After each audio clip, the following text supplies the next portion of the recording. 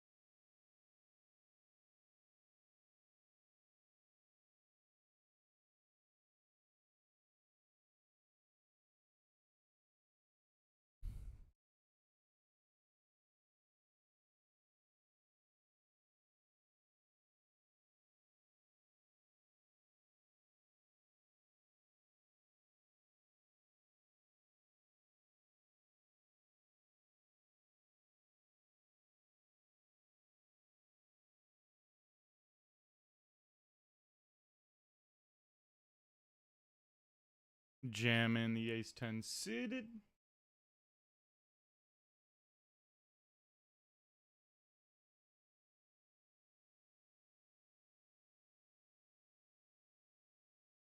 Whee! Hello, buddy.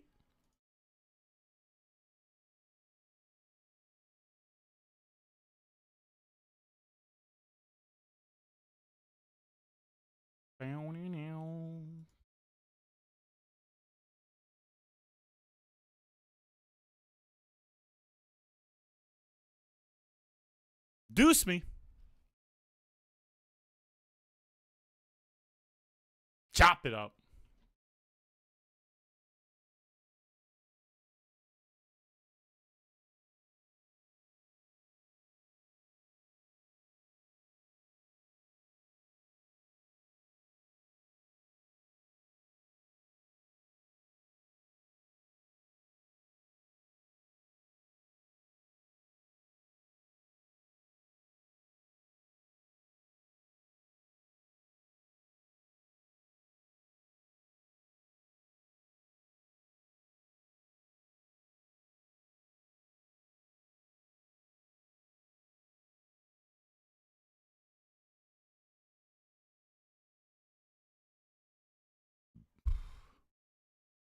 Okay. We got 2 pair.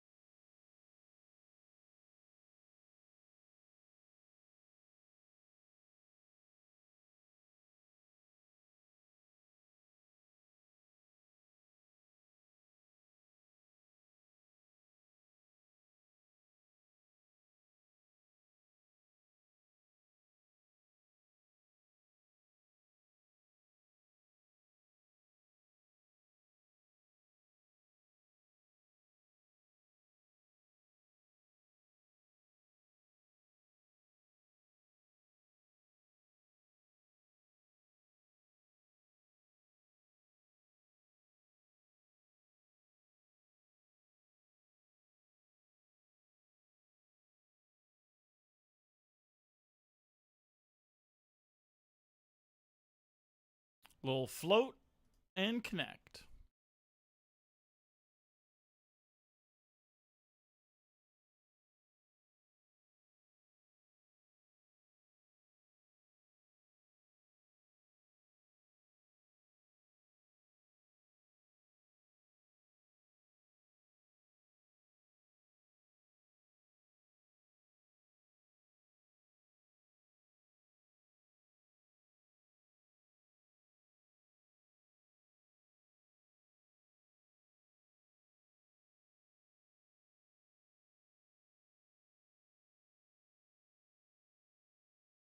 Bam, bam, bam, bam.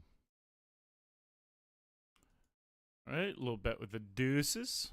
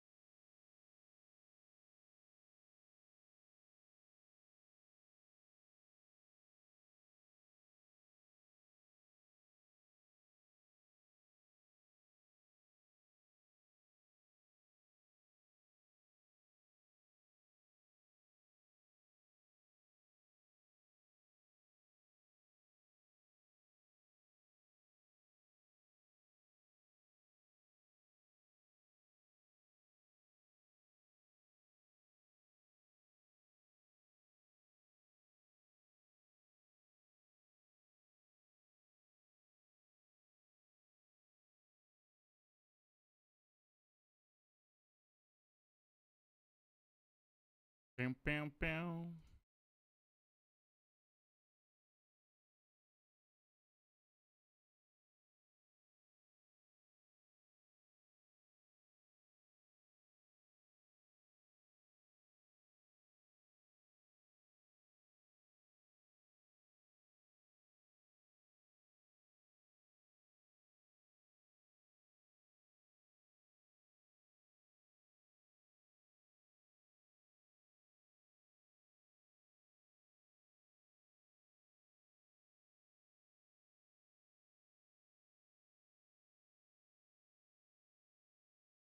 This guy's extremely recreational.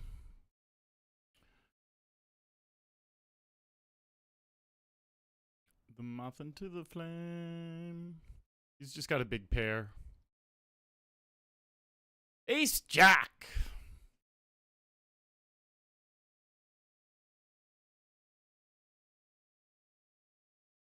It all in here.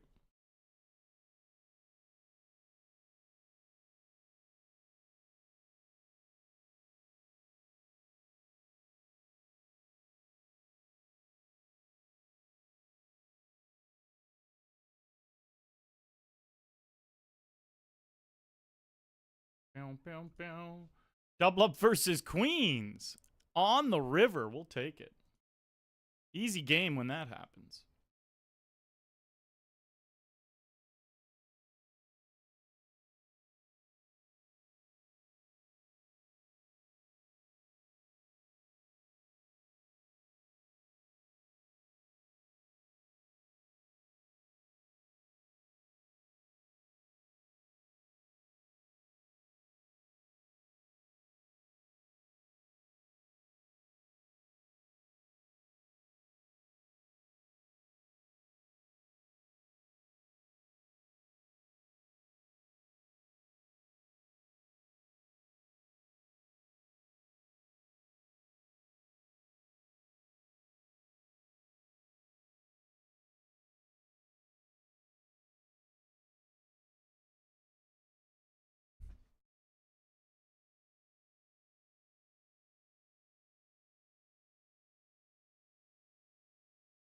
All right, GG there.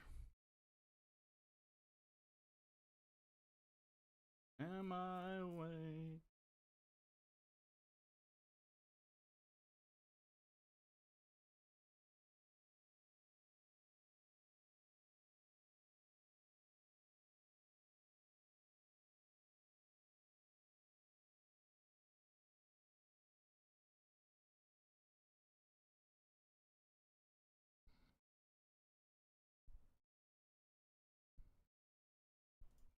Let's win a flip here. Got him.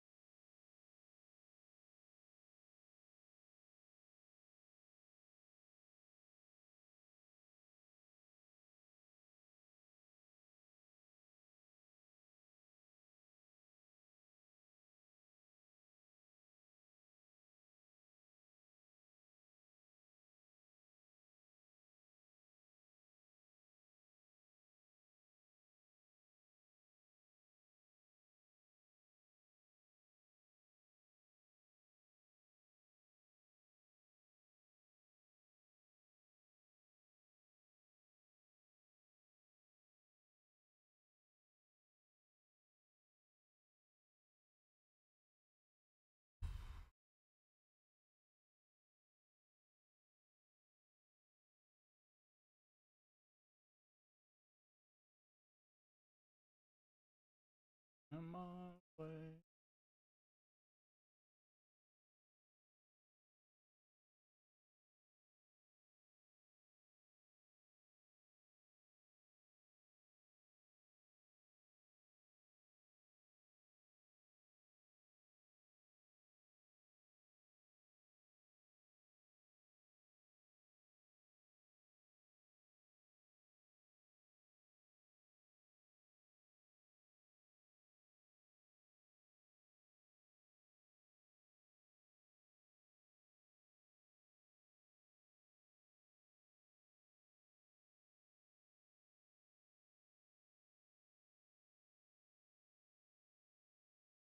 Damn.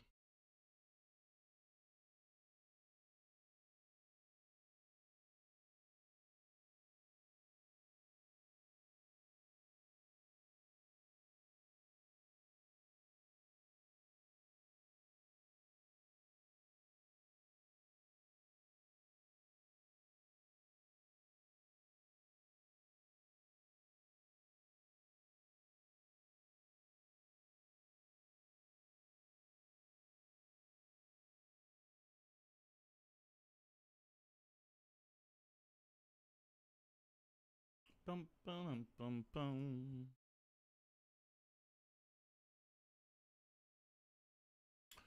Pocket queens. Little squeeze here.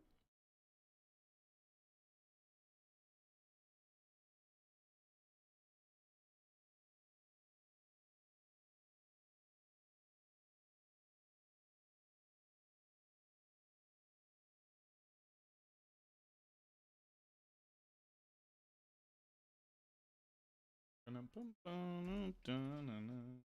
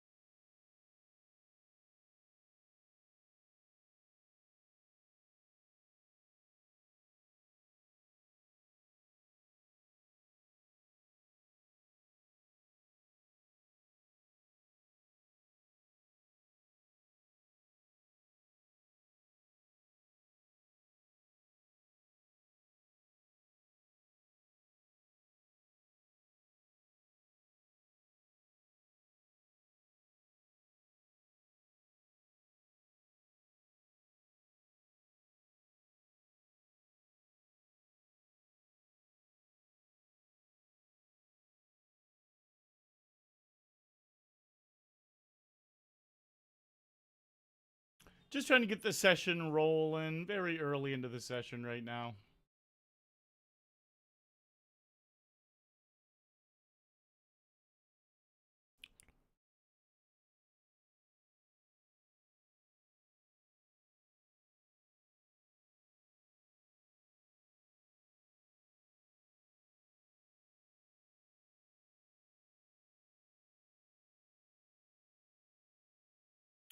We flop a king high flush.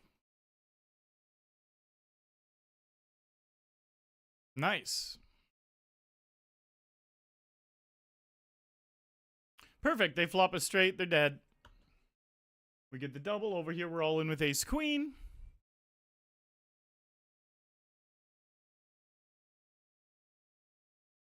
No king. We need a jack or an ace. That isn't a club. There it is.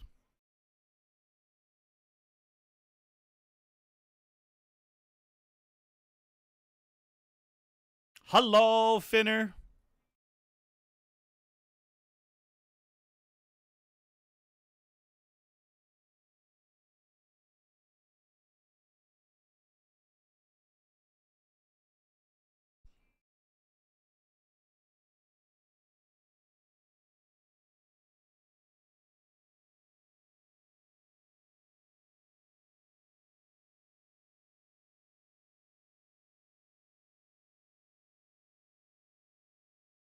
Oh, ace on the turn's the worst.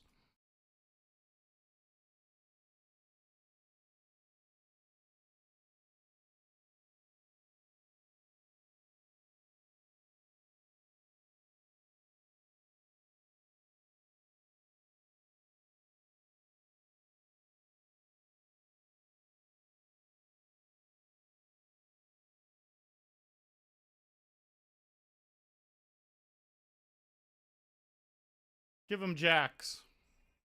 Two jacks. Jack of clubs, jack of diamonds.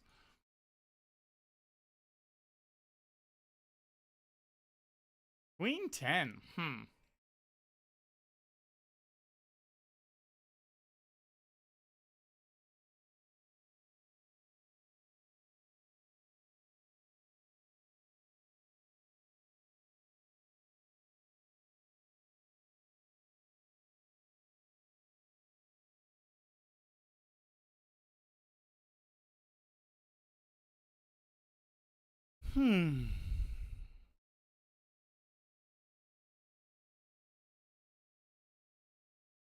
Hello, ship it.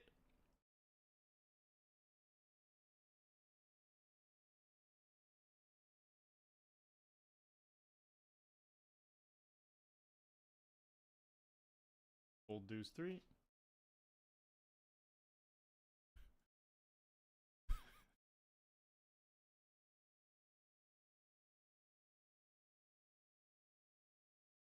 Little bluff here.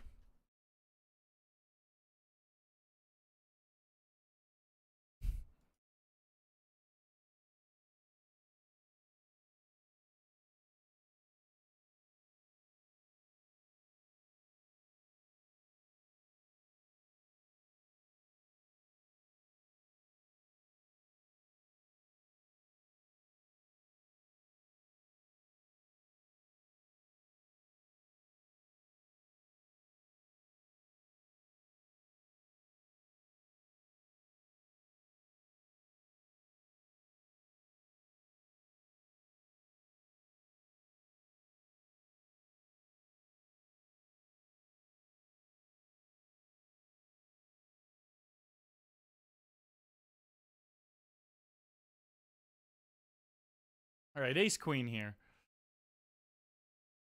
Nonce! How are you tonight, boss?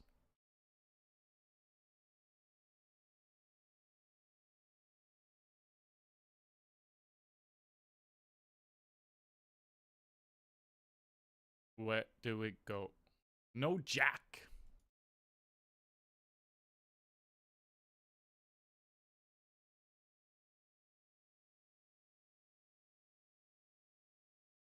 Oh, weird. A small overbet.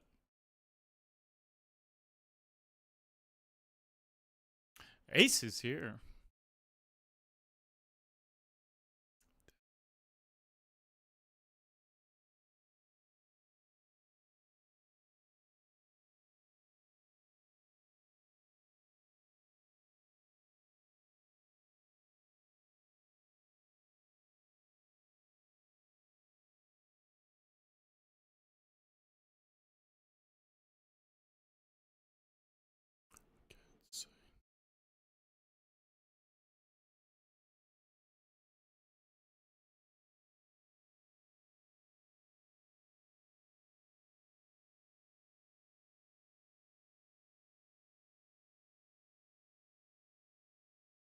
Perfect.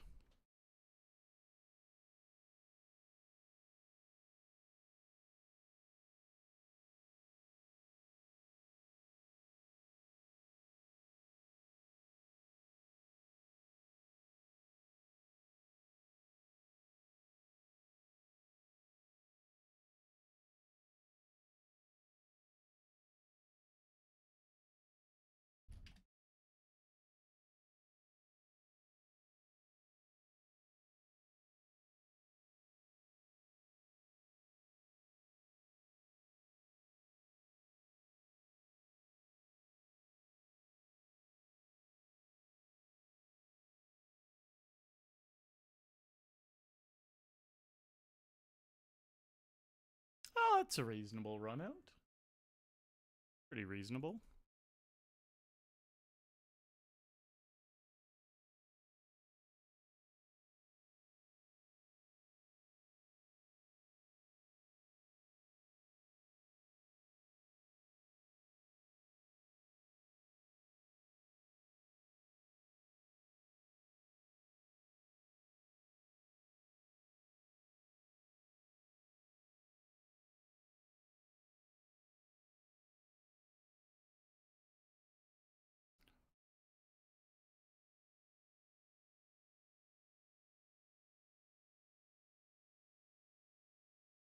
We're going to go all in up here.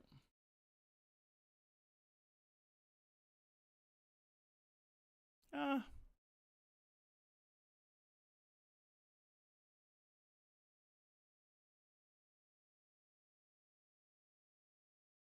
All right, GG.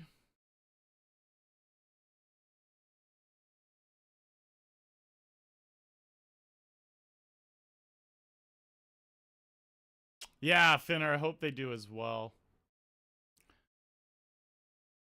It was fun, wasn't it, though?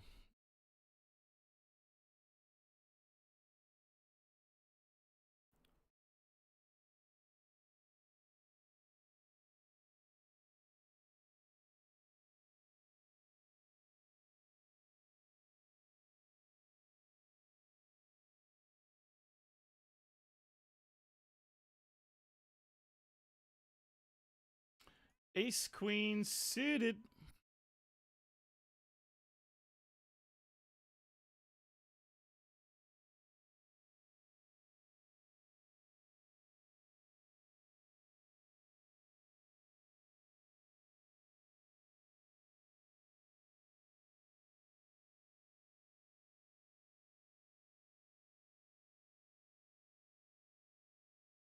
No.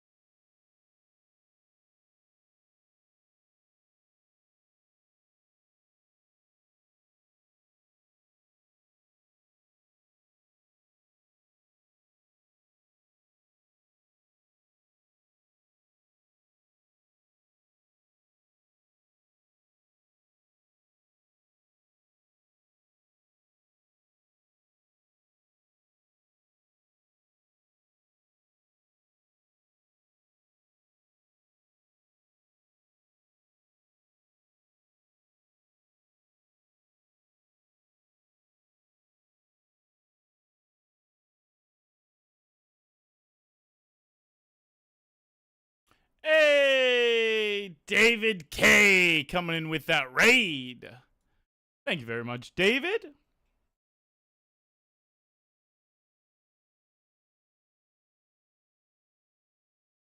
Have a great night, buddy.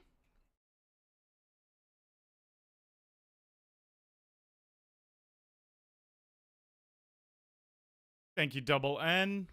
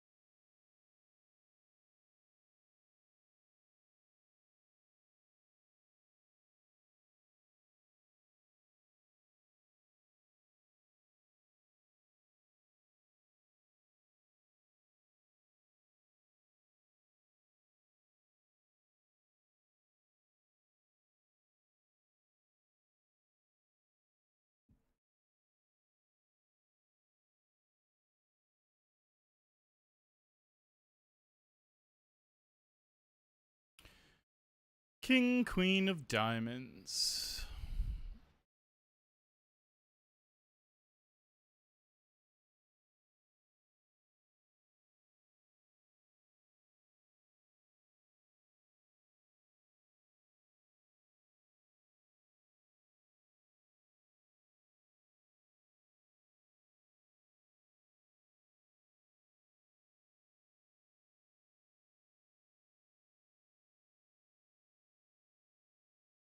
Oh, yeah.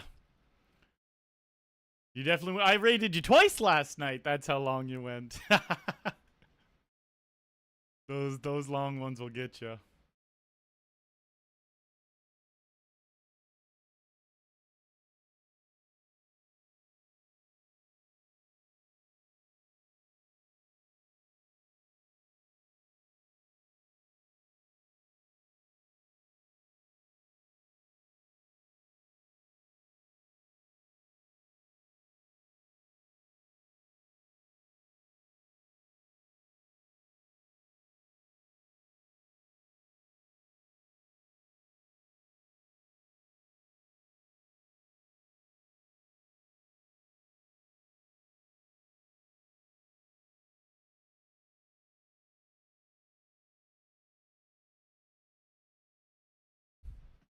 All right, no running straight or flush. Nice.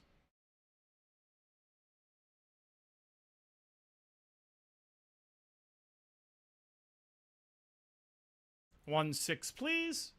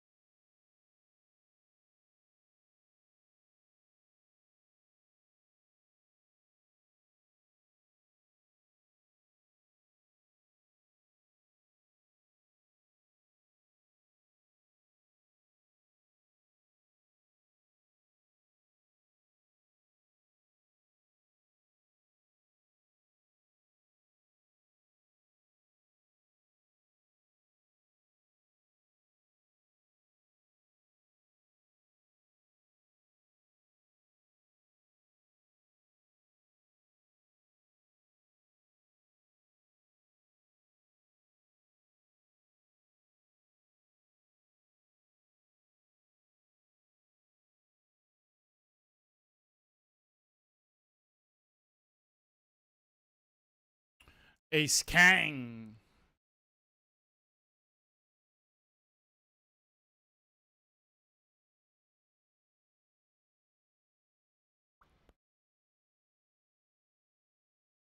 This guy's so wild. Put in a 3-bet.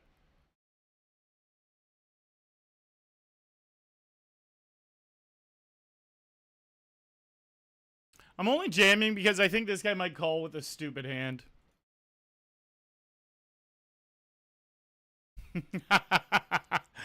Wow, how's that for a read?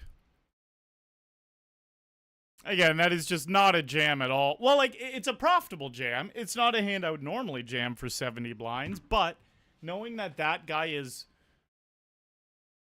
just insane with how he plays, fuck it, I'll do some insane stuff too, and I'll just tee off on him. All right, quick little break. Be right back.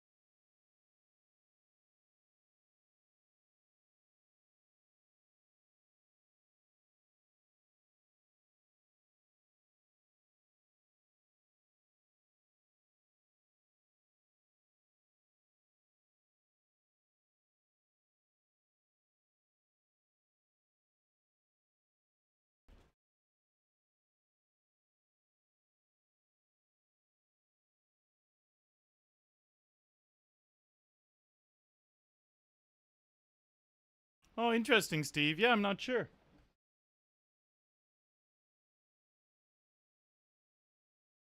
Ace is over easy. Exactly. You can only combat the insanity with more insanity. Hello, Metal Man. How are you in the YouTube comment section? Hope you're doing well, boss.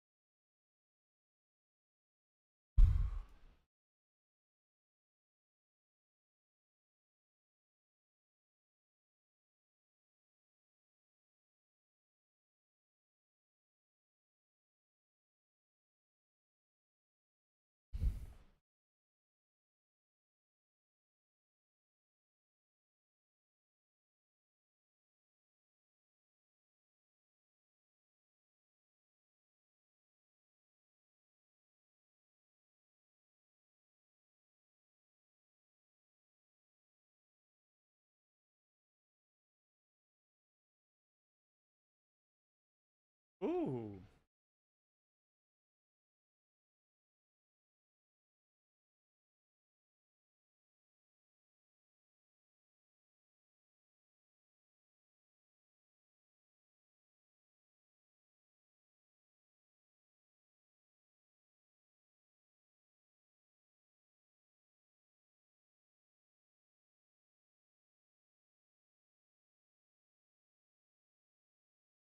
Okay.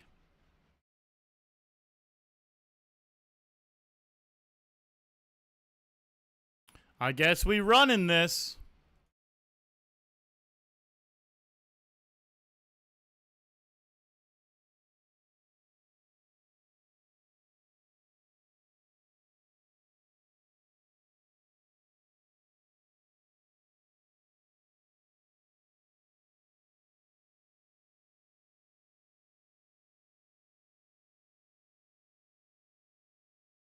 Got him.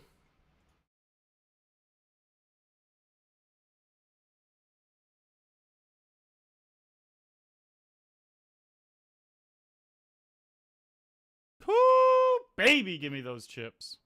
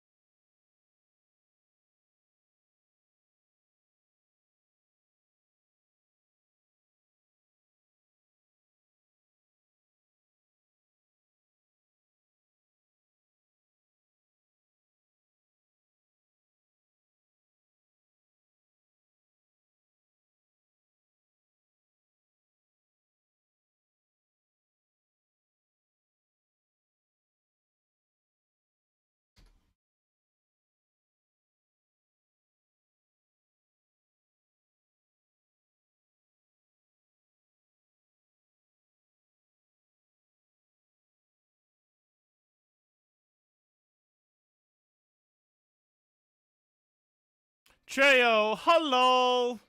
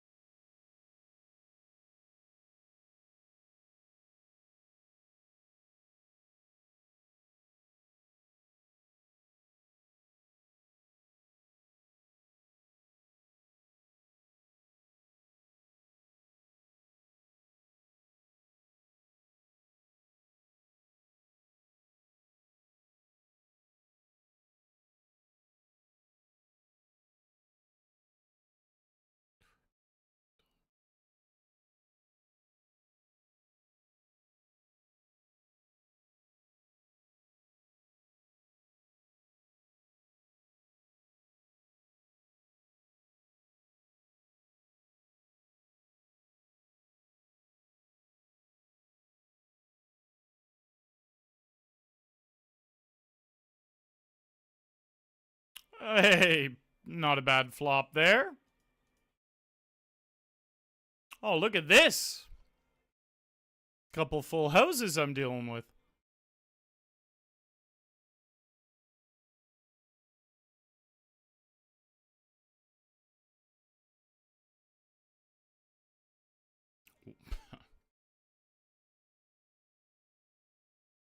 Both these turn cards are just so bad. I mean, turn and river.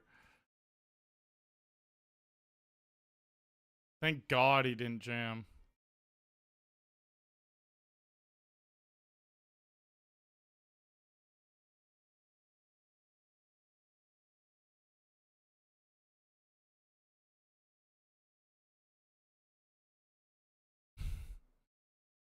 What a bad turn here.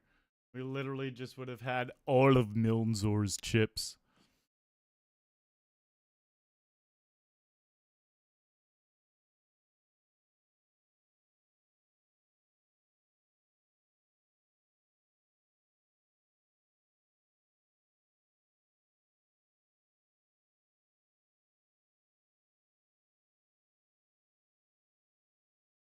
Yeah, they moved it around.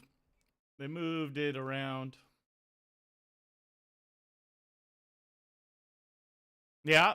They added a $50 turbo earlier. Definitely trying to get some more games added.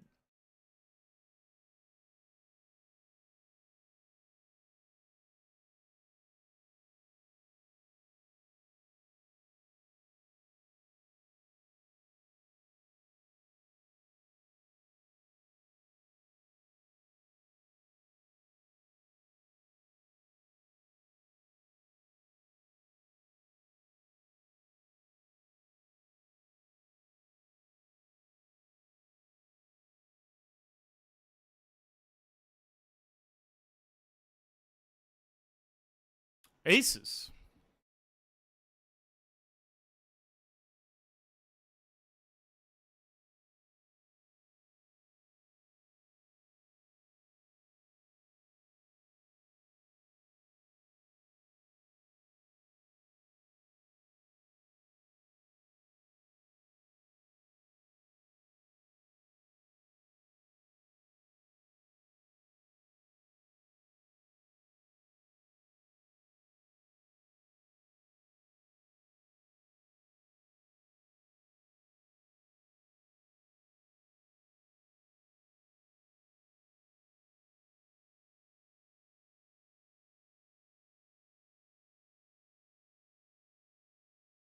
All right, let's dance.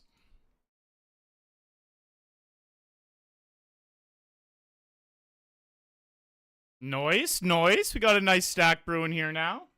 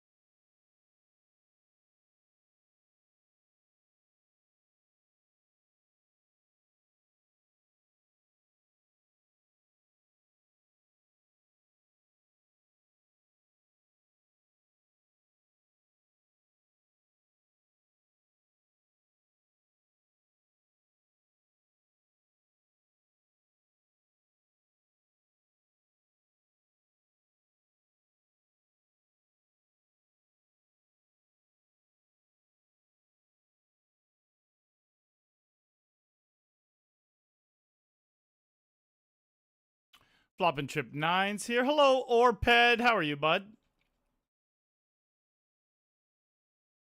Murr.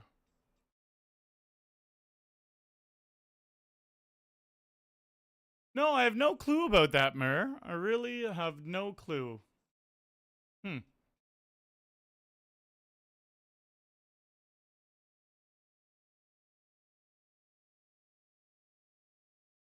Yeah. Bummer that it didn't start Milzor.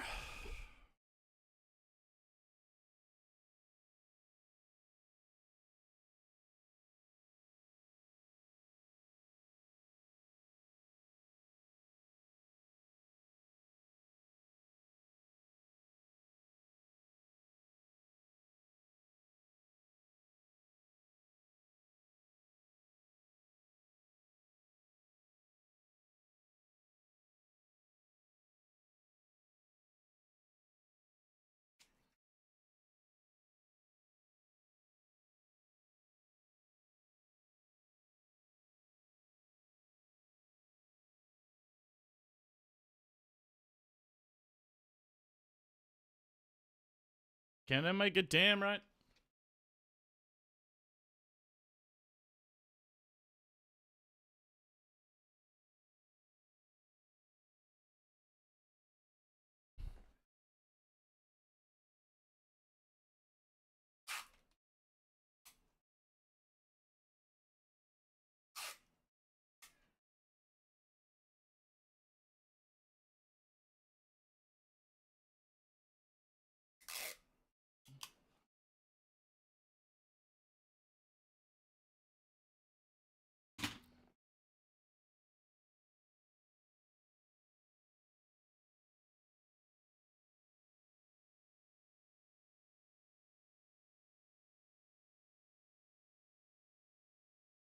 I was a failure.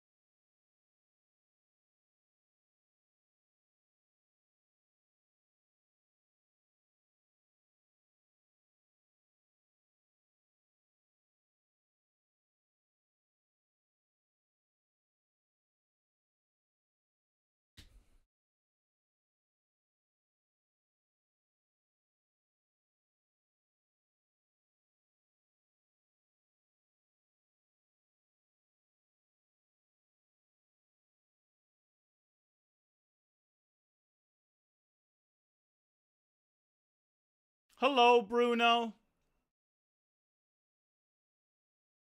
I didn't go for a check raise.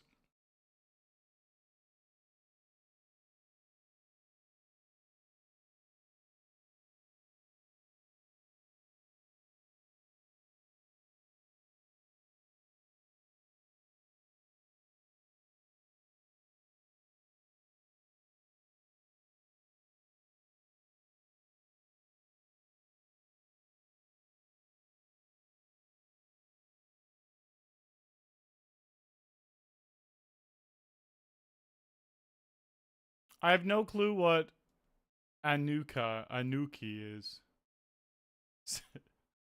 Sounds like you're enjoying yourself, though. I'm gonna Google it.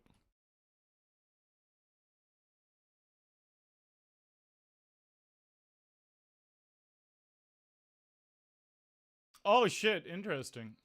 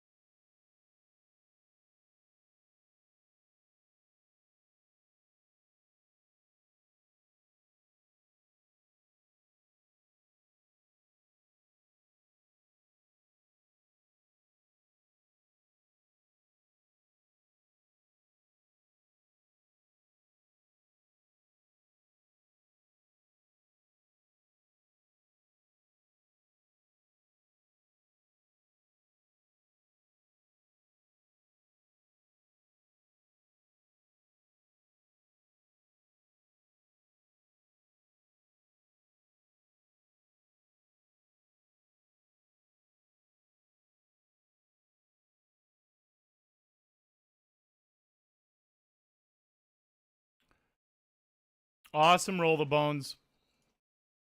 Yeah, that would yeah, I'm for sure trying to push for some games in that time slot. I agree, I agree. Anything would be nice there. A $50 deep stack would be beautiful.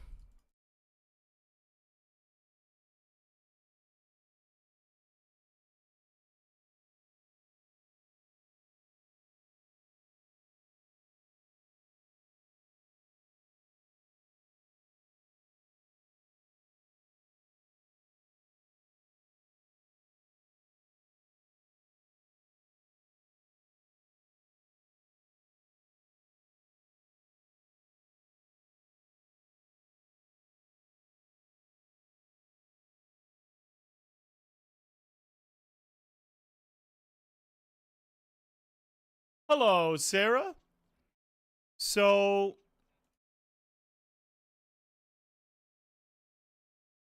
poker training programs are how you can really learn to take your poker game to the next level. I've learned a lot from one called BBZ. I've also got a good amount of one-on-one coaching from the founder of that program.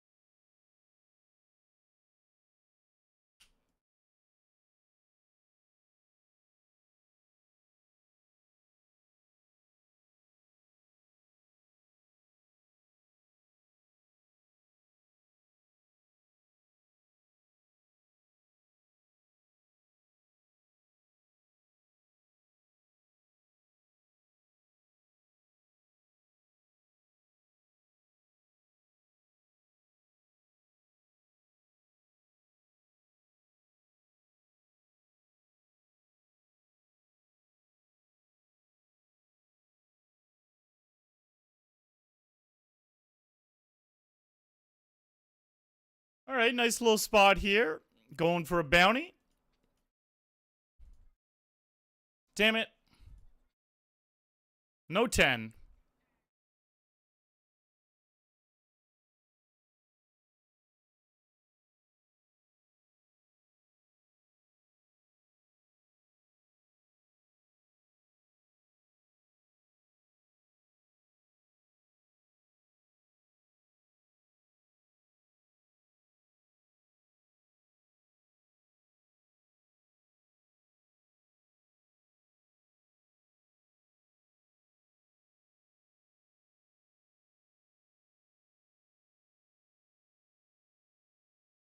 All right, ace king suited. Oh, this psycho. Please give him something. This guy loves punting. And we have a set. Yes. All right. Keep it clean. I want to see no straight cards come out. No straight cards. All right, as long as he didn't actually have 9-10. Perfect. Let's go all in here.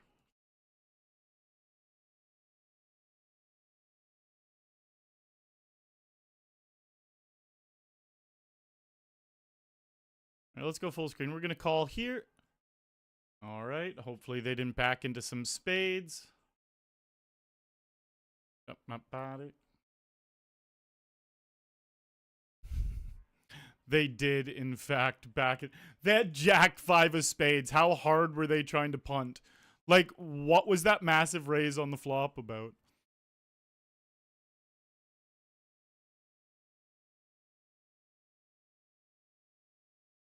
But we're back in for 30 more. We can't always beat them. That was that same person that called off with ace 7 of spades when I said I was going to do something wild.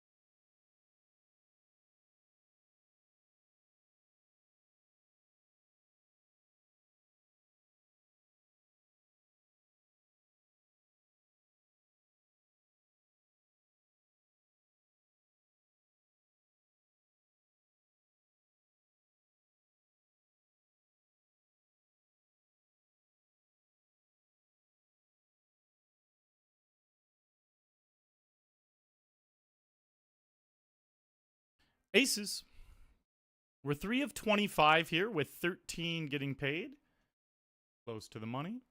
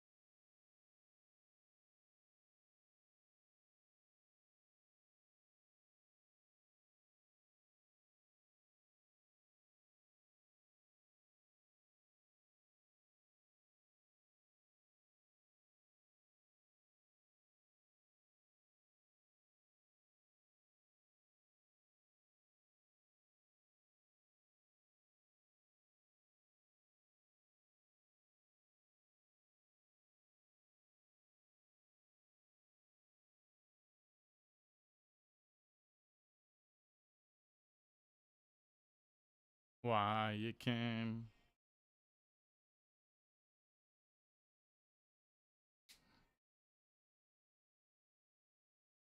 But I stayed up you all night.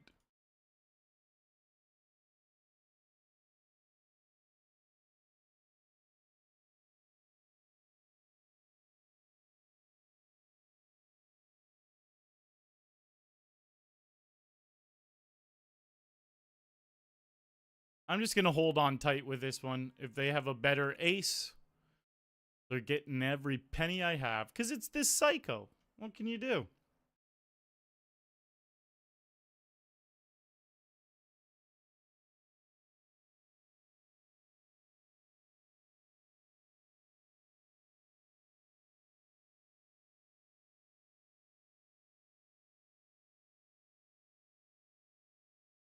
What can you do?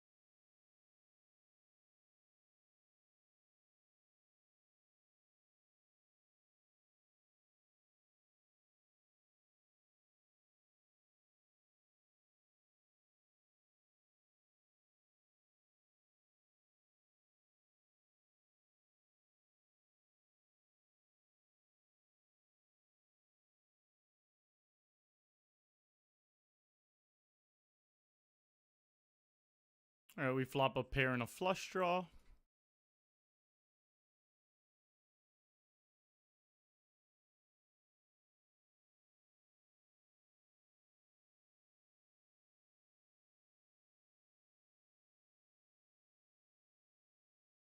We river the second nuts. As long as they don't have an ace-high flush, we're laughing.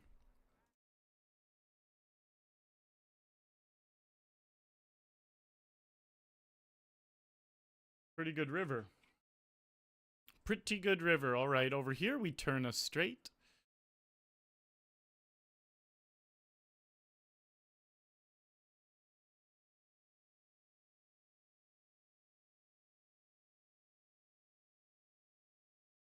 We have the best possible hand right now. Will we still have the best possible hand by the river is the question. No flush can come in. They could pair the board. Oh, we still have the best possible hand.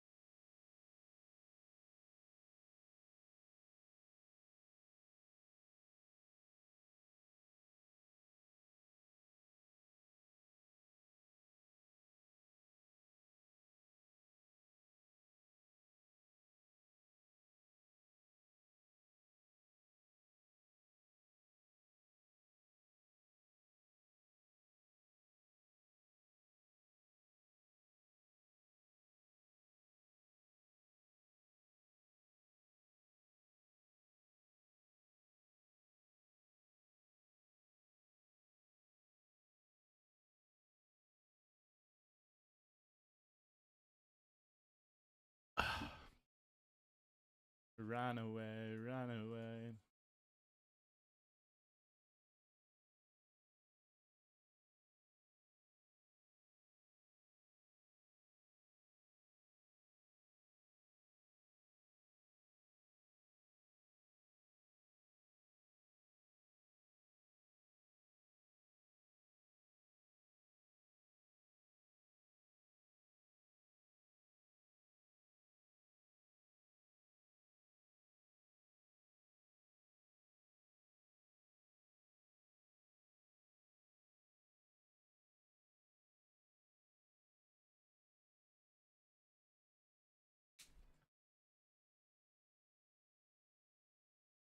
Hello, David. Good to see you. Or Dave. Good to see you, boss.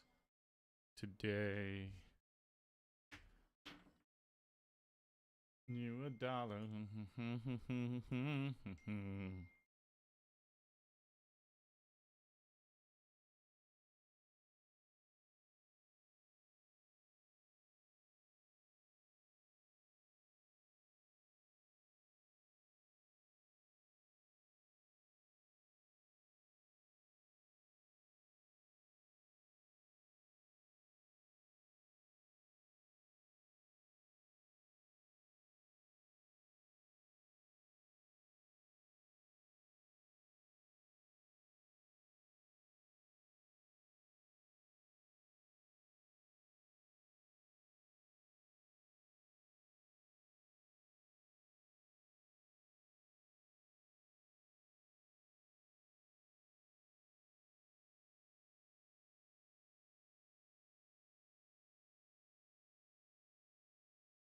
$60 free of weed for Dave.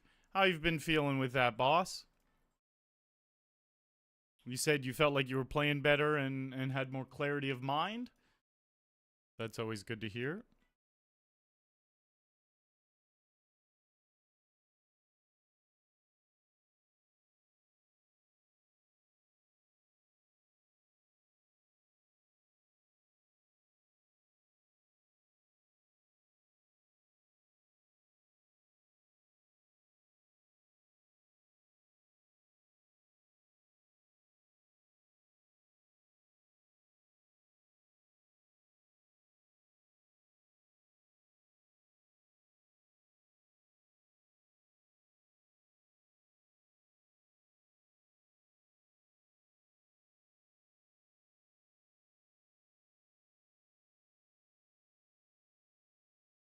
Let's connect up here. King, queen of hearts.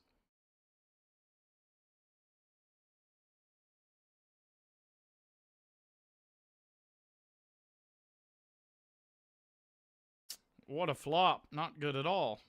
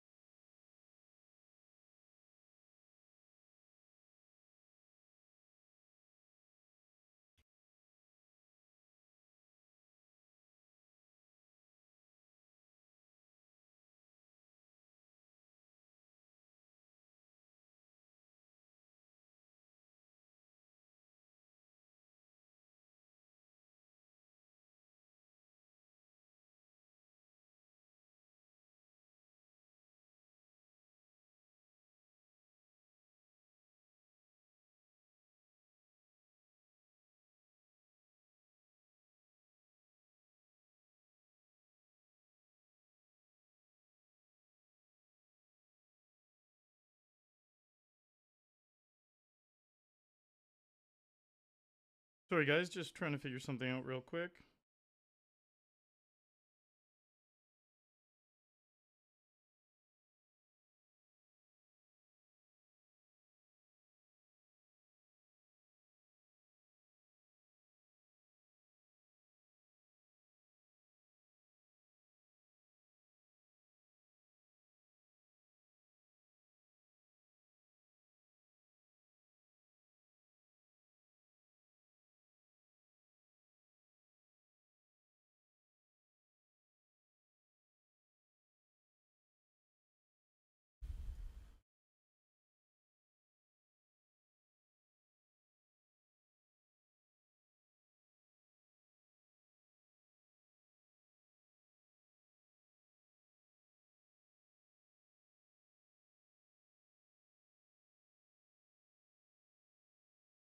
Mark.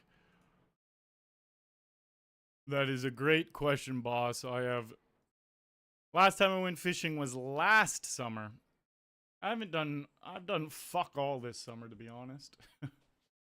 Just keeping to myself this summer.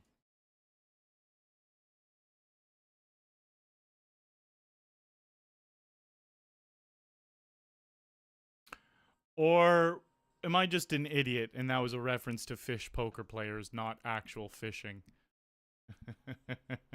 Fishing's going good. Actually, to be honest, the last month has been a little bit fucked up.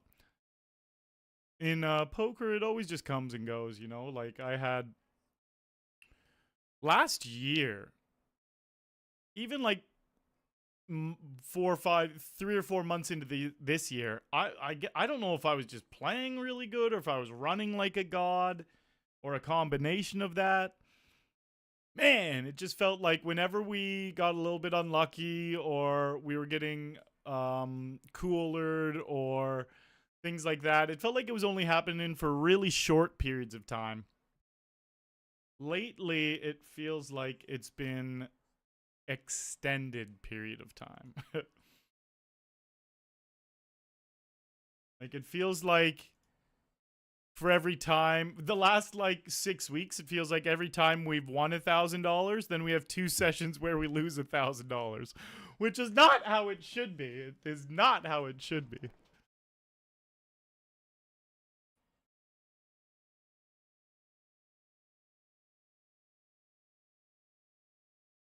All right, here we have 6 starting stacks, $11 in bounties.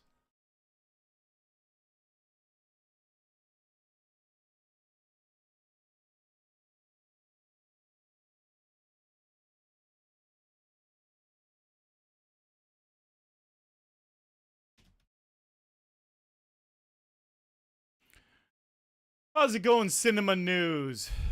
Welcome to the channel, bud.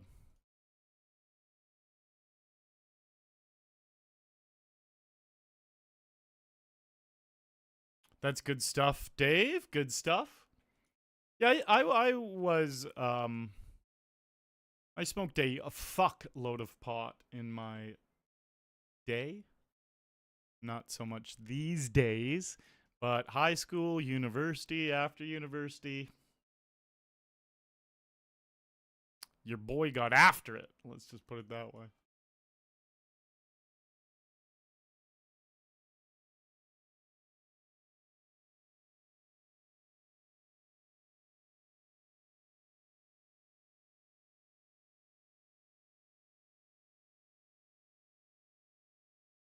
Ooh, we reverse set.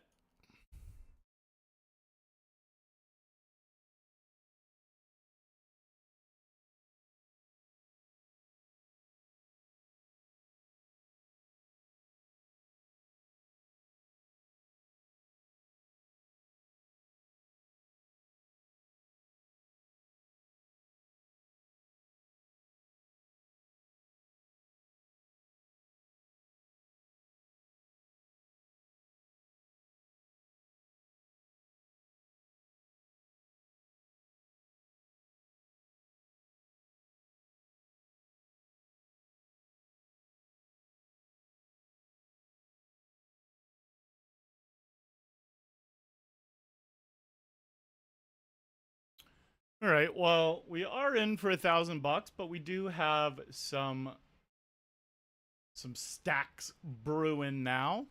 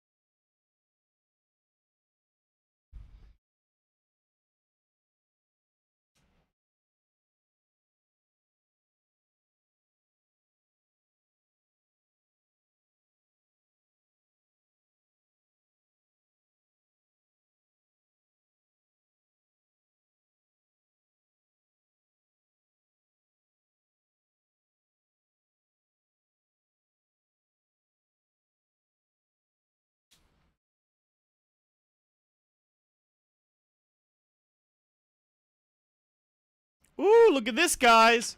We hit the nuts on a rainbow board. If we put in 7, there'll be 28 in the center, and they will have exactly 28. Let's put in 8. So it is slightly under stacked pot ratio for a river jam. Perfect. And we keep the stone cold nuts. They have 27.4. There's 30.7 in the center.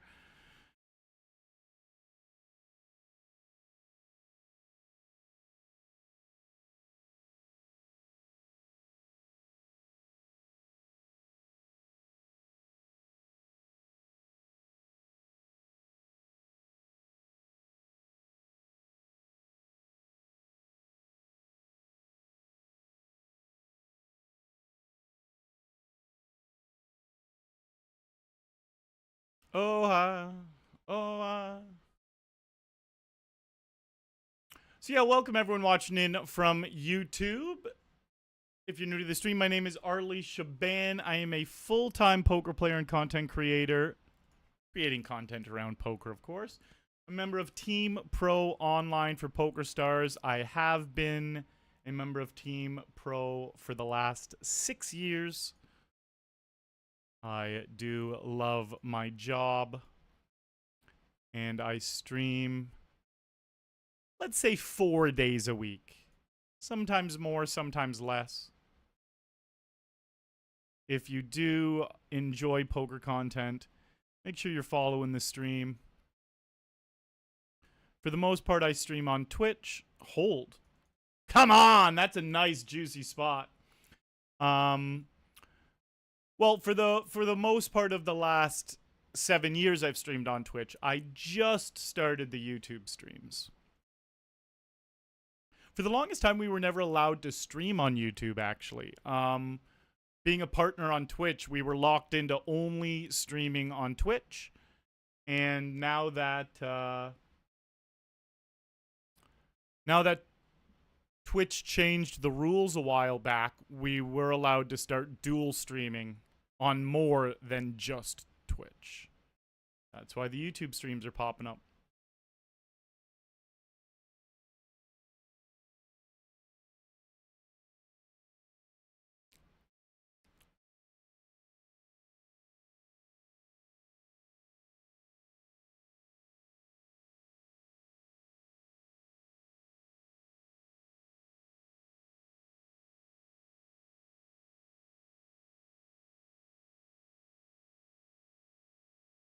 This guy loves making it 5x.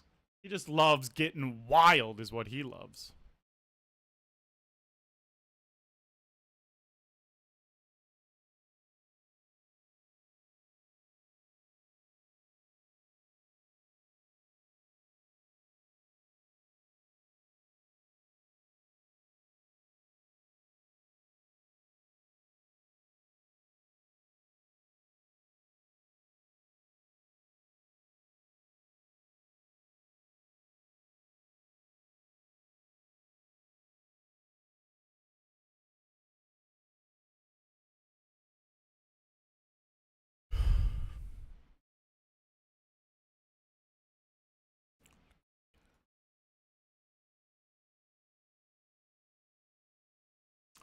I don't have any proof, but I run so bad on PokerStars it makes me think something's not right.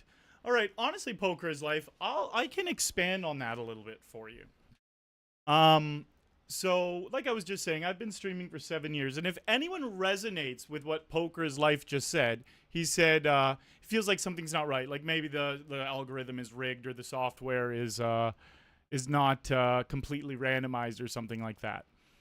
That is one of the most common things I hear that all my good buddies who are full-time poker players or content creators, we all have heard that from everyone. Now, the funny thing is, I have friends who are pros on all different sites. That gets said about every site. Like this gentleman in YouTube chat said that about PokerStars.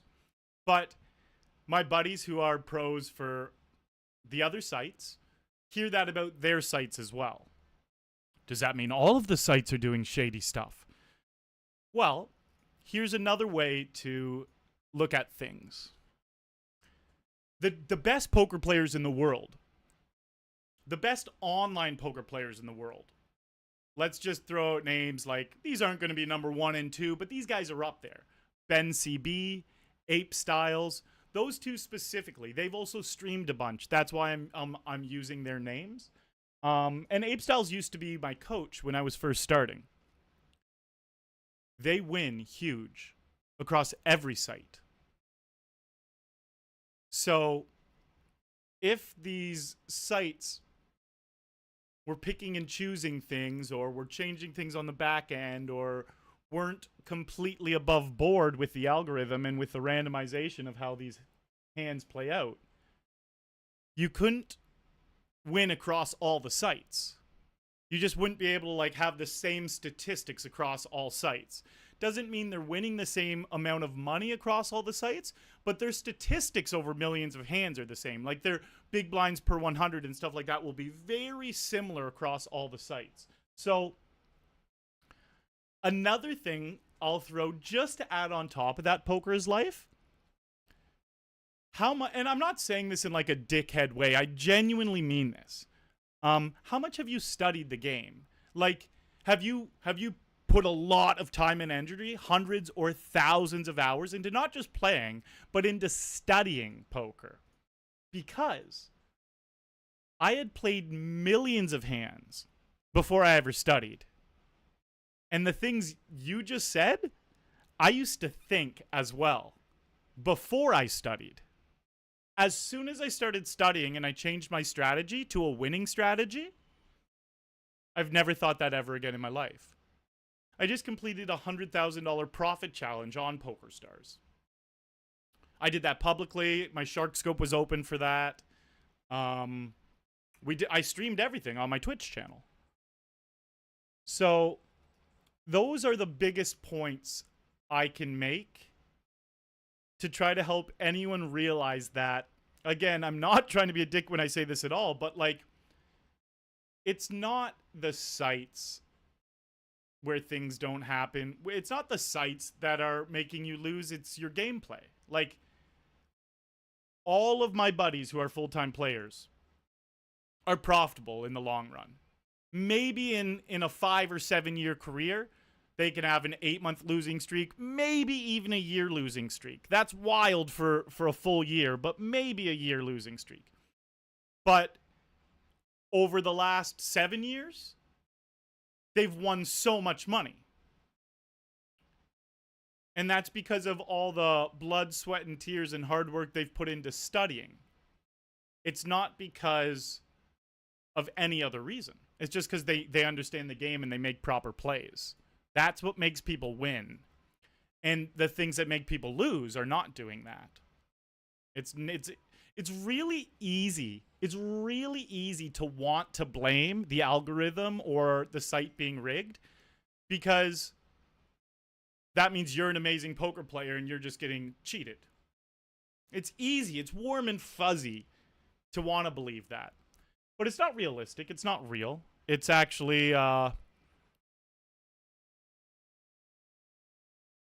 it's a horrible way to think, because you're not taking accountability for the lack of effort you've put into improving your poker game. And I can say all this very confidently because of my own personal experience, like I just explained. Played millions of hands as a losing to break-even player before studying. Please don't bet here. Please don't bet here. Yes, I'm not going to bet anymore. Yeah, so because of my personal experience, but then also I have dozens of friends who are professional or full-time poker players, and all of them are profitable across all the sites they play on. Again, that doesn't mean every single month they're going to win. That doesn't mean every 6-month block they're going to be up money. But if you look at years and years and millions of hands, they're all up. Every single one of them. I don't have one of my buddies who's a full-time poker player who's lost for 3 years straight. Not one. And this is across all sites, not just PokerStars. So that should genuinely give you something to think about. And it should prove, unless I'm lying, if what I'm saying is true, statistically that should prove everything.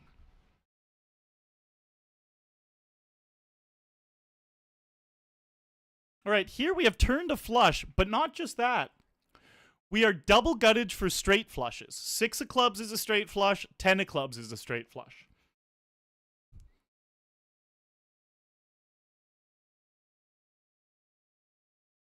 Damn it, I tried to use my psychic powers to summon the straight flush, but instead, I've been told it's going to be the 10 of diamonds on the river? That's boring.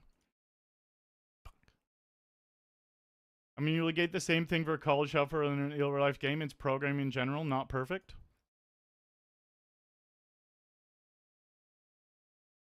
Yeah. Let's bet here.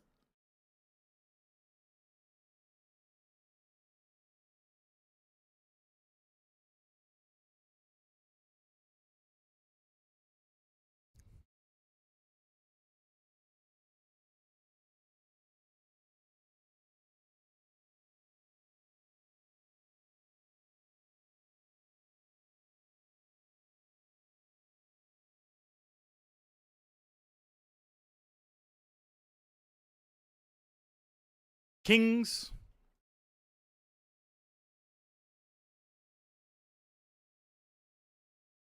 Dave says he's had a 6 or 7 week losing streak this year, which is very unusual, even more in the Ontario pool. So the Ontario pool is the softest pool I've ever played in. I completed the $100,000 profit challenge in this Ontario pool. I had a 4-month break-even stretch. 4 months during my $100,000 profit challenge. I had a 4-month period where I broke even. Now it wasn't straight up break even. I literally lost 10 grand and then won it back. But at the end of 4 months, because again, my shark scope was open and I was showing it all the time. At the end of 4 months, It went down and it went up, and I was exactly at the same point 4 months later that I was 4 months prior. And I remember how fucking frustrating that was because I'm doing a public profit challenge as well. But this is not my first year doing this full time, so I have definitely got used to things like that. It's always fucking annoying when it happens, but I've got way more used to it. When it was in my first year as a full time player, man, the swings were tough.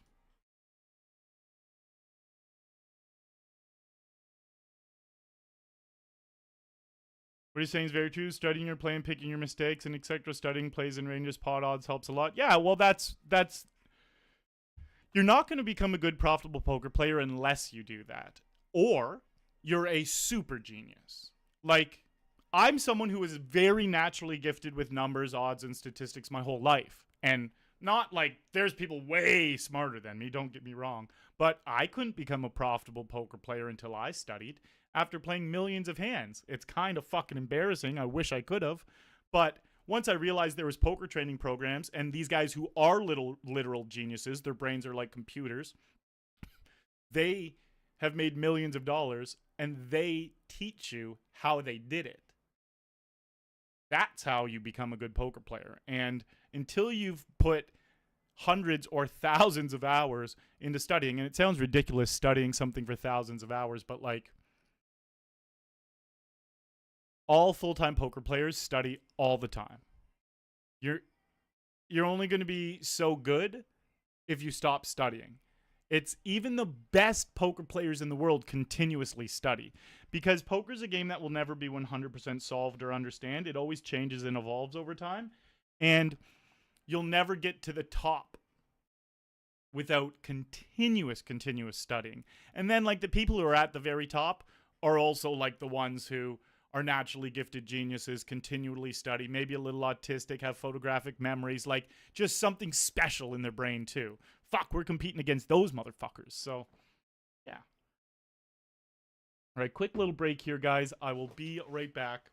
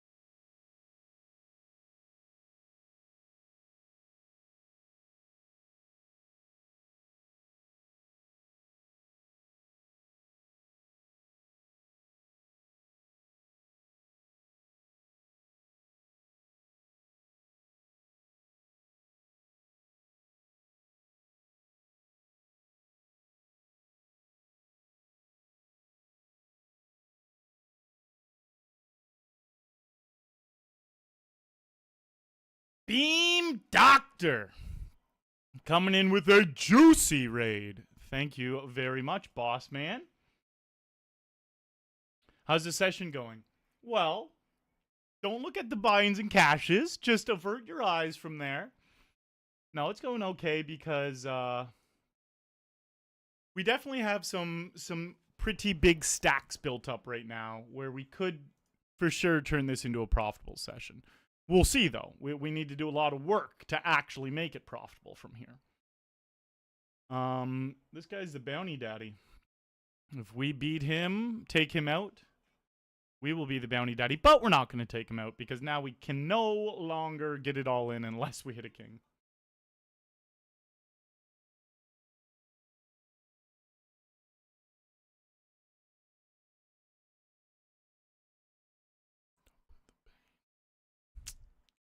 This run out just kept getting sillier and sillier. I was going to value bet the river. But one of the worst rivers in the deck. Making the flush get there and 4 to a straight. So we'll just check it down. All right, here we go. Wow, 3-way all in. Uh-oh. Actually, it's good. I was saying uh-oh too soon because I saw ace-king and ace-king and then just assumed he was going to have a pair. And I looked over and saw ace-queen and was like, oh, damn. Chips coming our way. Yes, I am in Ontario HP Trucking. I play tournaments.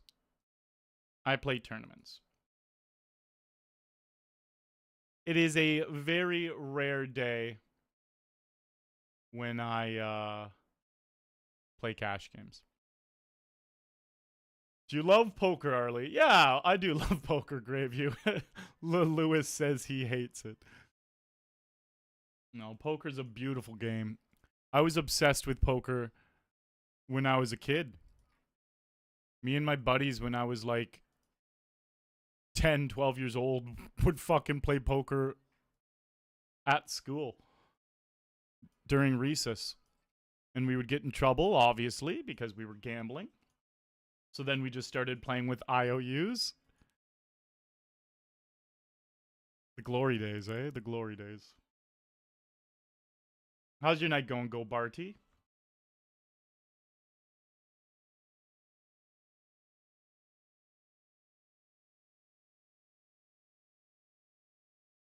Damn. All right, so we're one off the money here. First to 14 with 13 getting paid.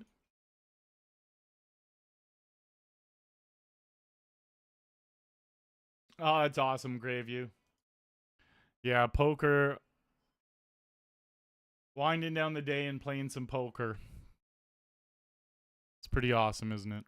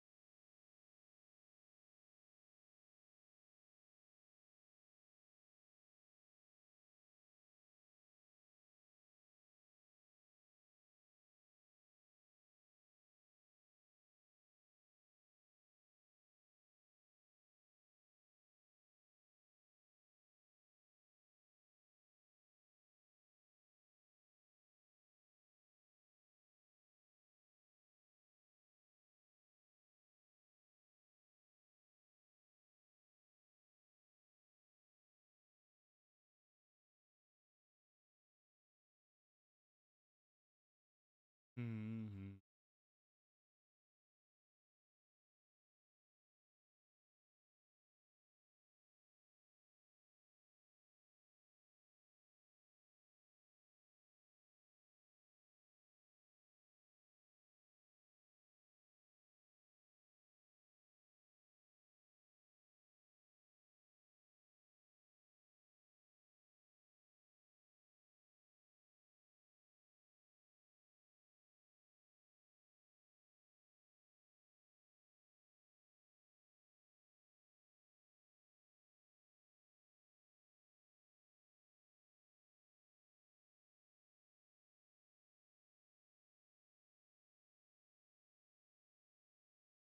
All right, we're open-ended.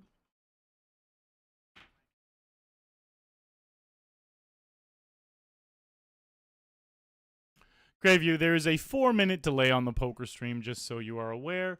I gotta have the delay because some of my opponents are playing in the same game as me.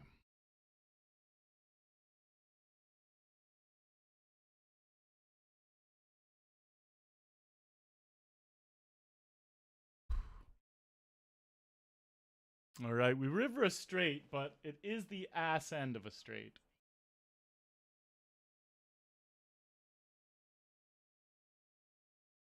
Ha ha ha! They did have it. They didn't get any extra out of me, thankfully.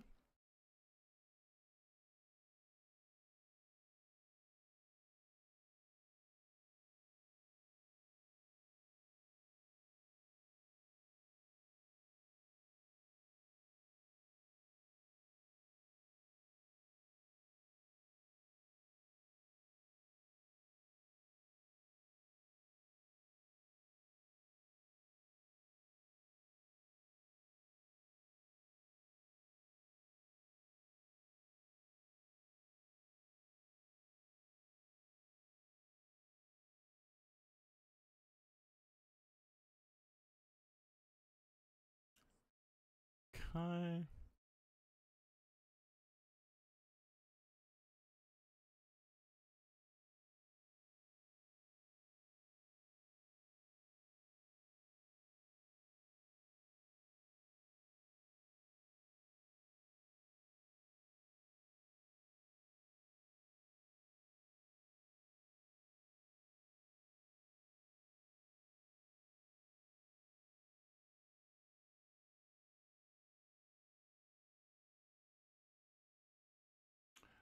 Bjorn asks, any upcoming live tournaments?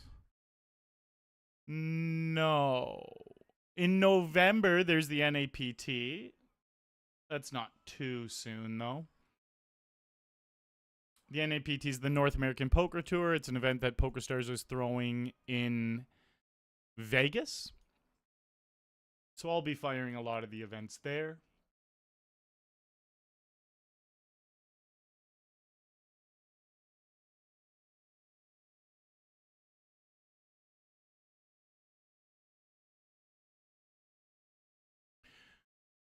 All right, we got a $75 Hyper PKO starting soon.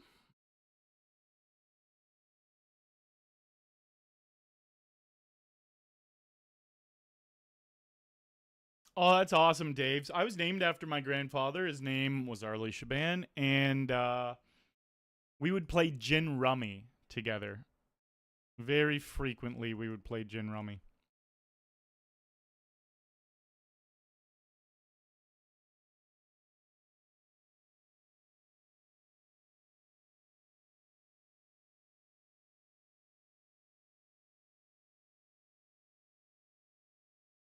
Open up 7-6 of clubs. We are still one away from the money here. On a monotone board like this, you want a continuation bet really small. Somewhere between 10 and 20% of the pot works pretty good. With any hand, not just 7-6 of clubs. If I flopped a flush, if I flopped a set, if I flopped two pair, I'm always going to be making it that small bet. Just giving up.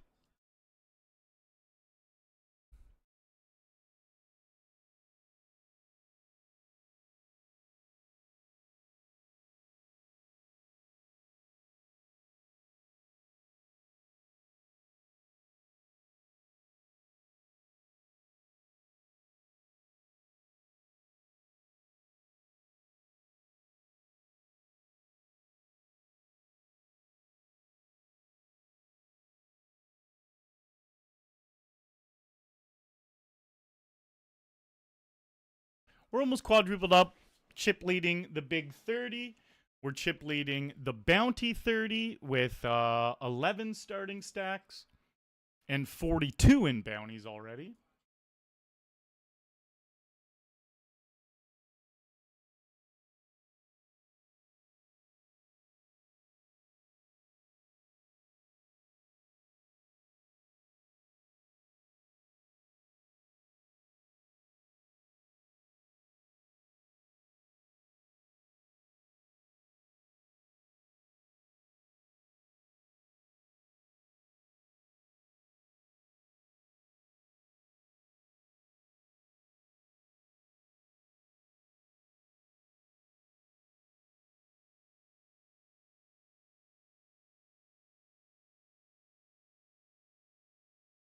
I can bet or check here. They bet really small. I'm going to raise really small.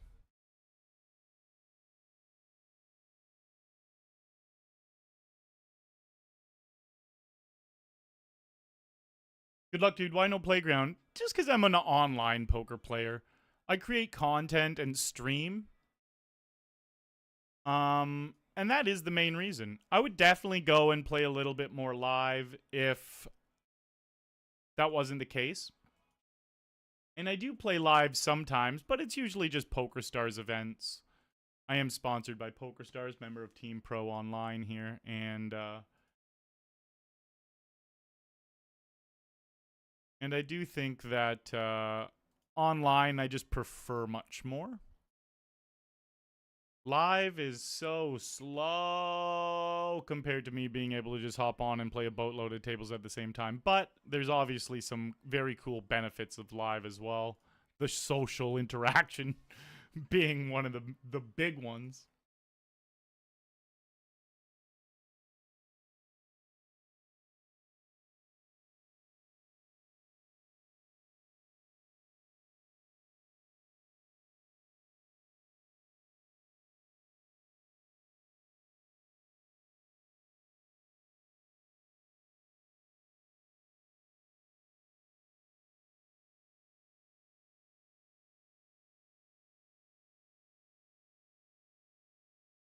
$75 hyper just started.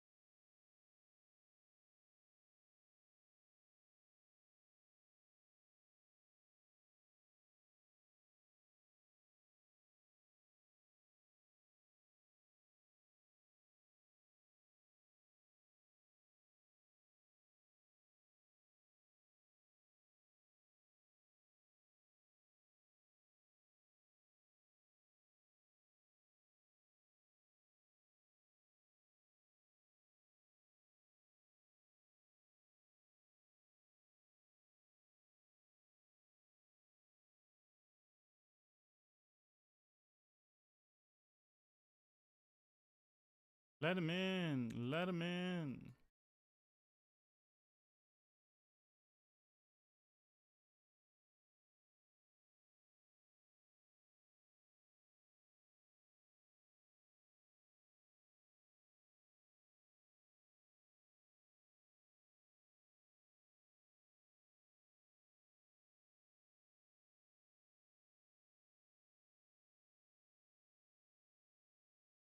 Trips, and we are super short. Hopefully, we get a full double.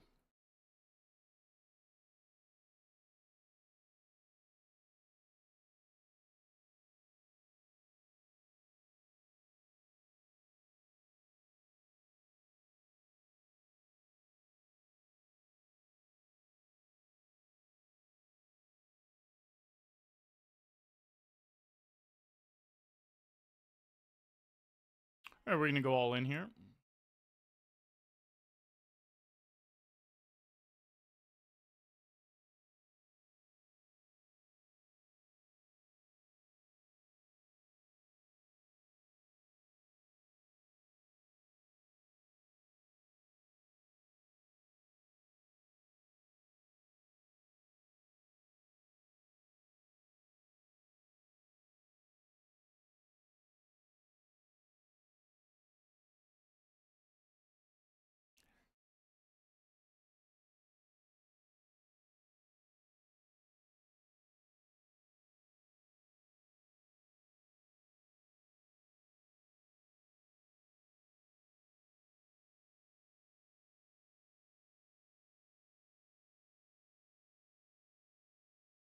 Turn barrel gets it through.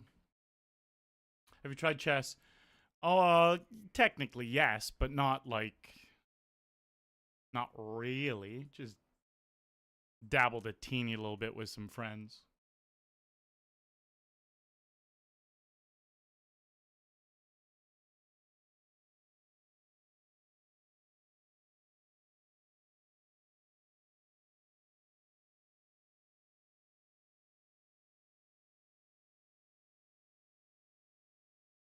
Ouch. Not a kind river there.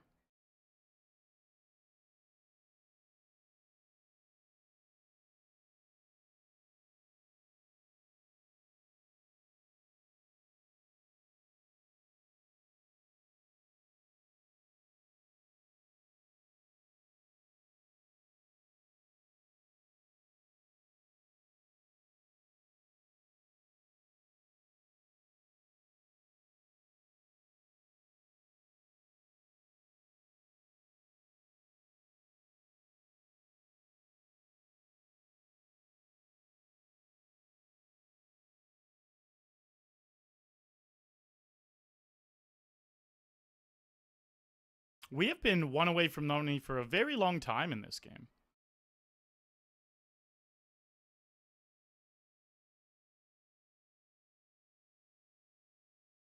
Oh, let's take out Blonde Girly. $22 bounty.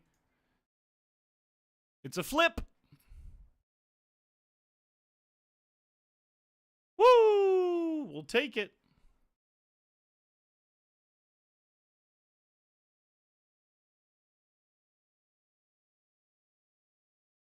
Wow. They flopped quad nines. I wasn't in hand, but crazy to see.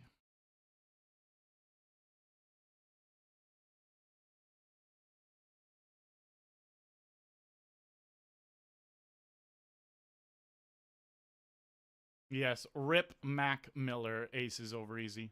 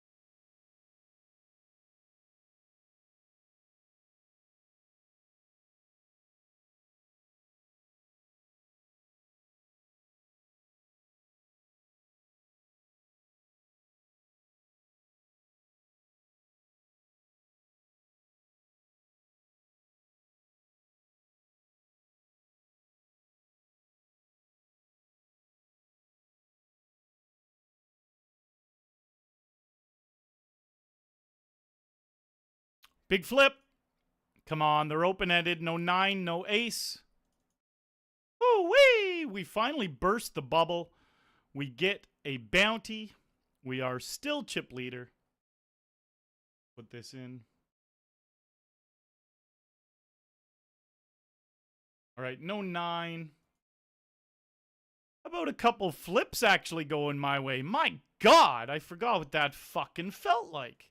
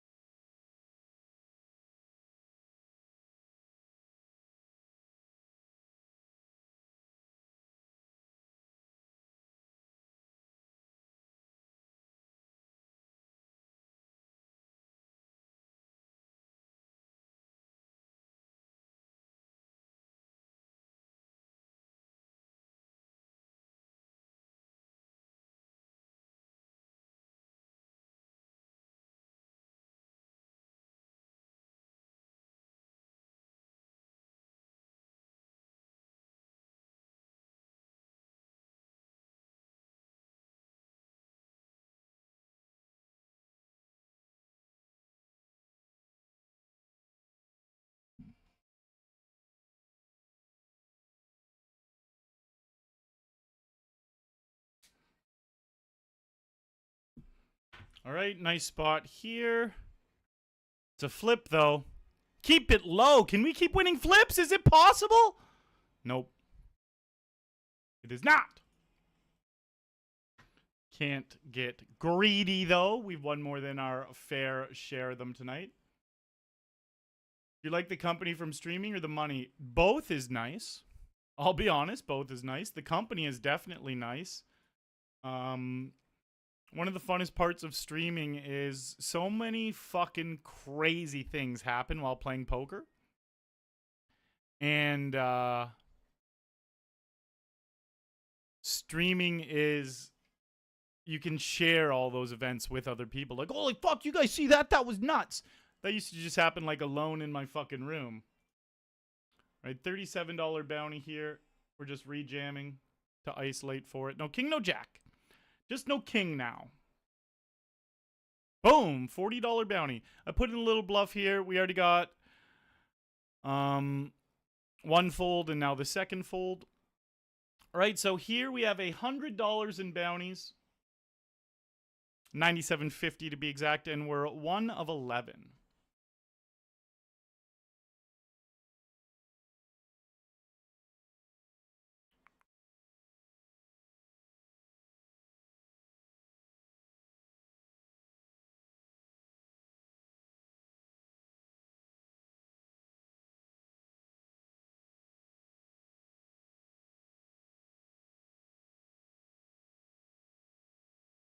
No jack.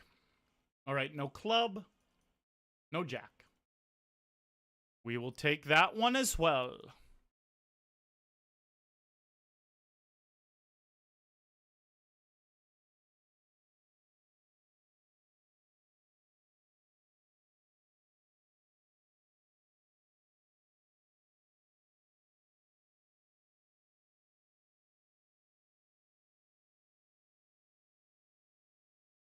Oh, that's awesome, Graveview. It's always nice to make it back on your last game.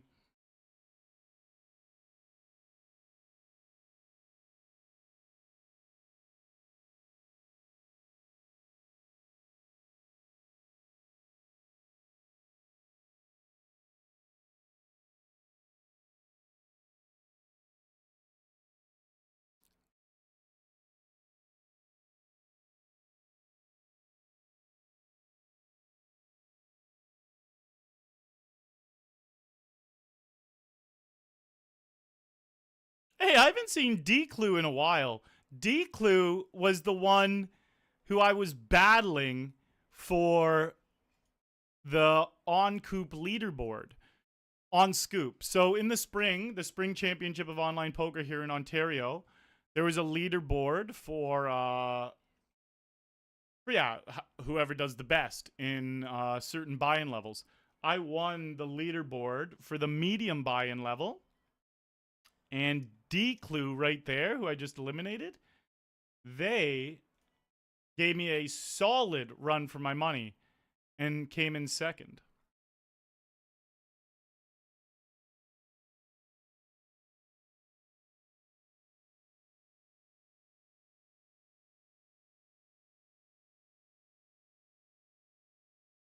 Wow, we got a little lucky on that one.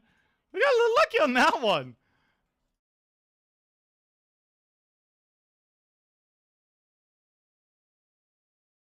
Give him ace king. Nice. The deuce on the river.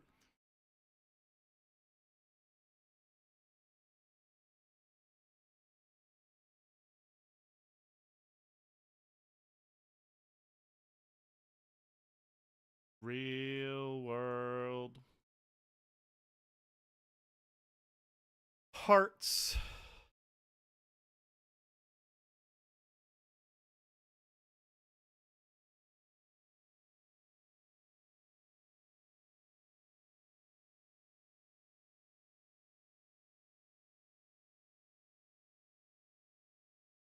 Damn.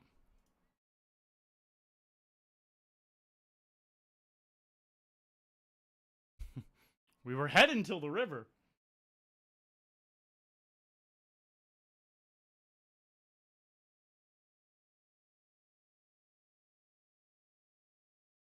Grave View, that's always a good strategy, sticking to a buy-in range with a lot of players you feel you are superior then. I'm going to flat here and hope this guy squeezes. I can definitely 3-bet this as well. Just being a little sneaky. I know this is a good reg and he's going to have a lot of 3-bets out of the big blind there.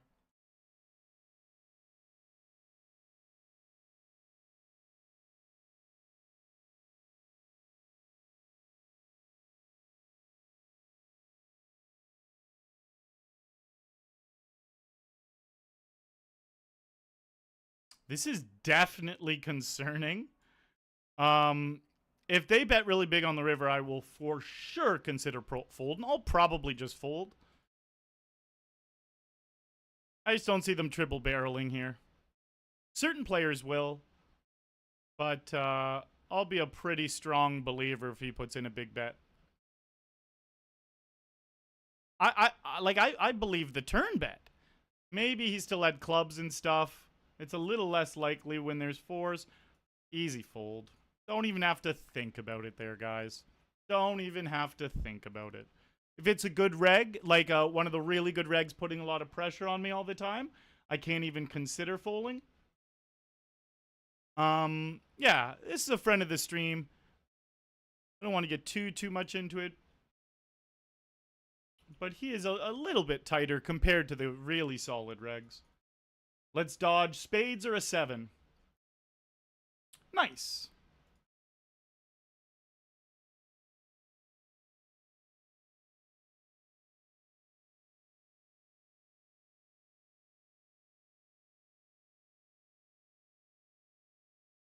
FSC. They have not announced it yet. Big Herbs, I played so much StarCraft 2 to this Pendulum album. Oh, that's cool. Nice.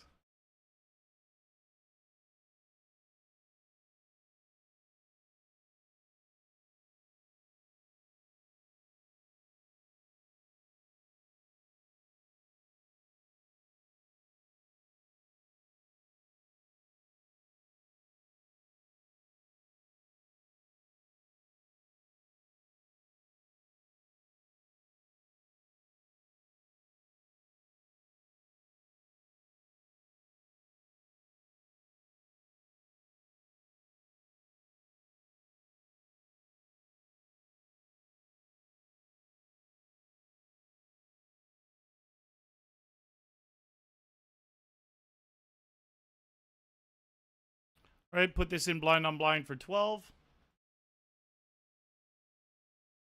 Damn it. No queen, no jack.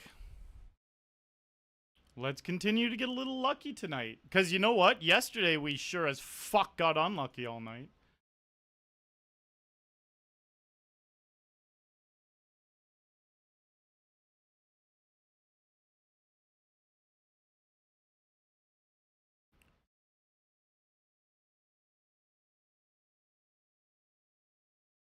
Hermit Crab says the level of play really goes up with the buy-in level. 100% Hermit. That is very real. Very, very real.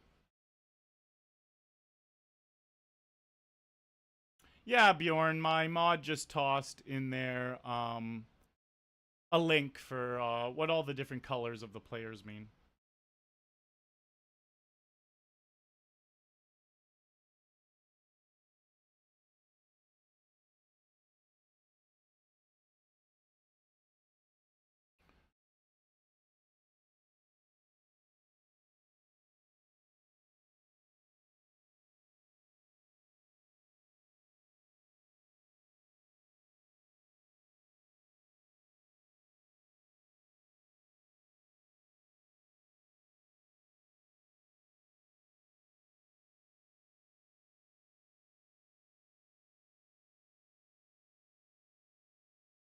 We got some aces.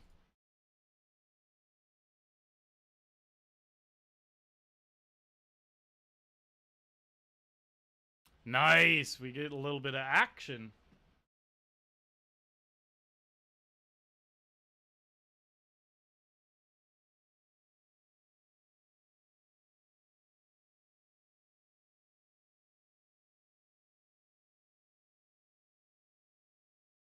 Blast Benoit popping in chat with good luck. No king here. No club, no king. Got him. We get a bounty. We get some chips here in the $75 hyper. We are definitely building some stacks, guys. How do you reckon I should get into studying if people already have these thousands of hours in? So the only reason you should study is if you want to get better at poker and you want to be able to compete.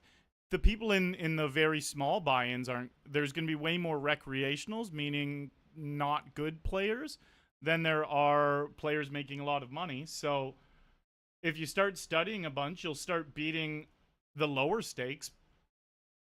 And then let's hold here. Nice. Yeah. So if you start studying a bunch, you'll start beating the lower stakes. The players who are putting in thousands of hours, or who have put in thousands of hours, they're making like tens of thousands or 100,000 plus. They can even make $1 million in a year, stuff like that. So you don't have to immediately start comparing yourself to them and trying to beat players like that. You put in a few hundred hours of study and you get pretty decent at poker, you're gonna be beating the smallest stakes online, and you can slowly start making money like that.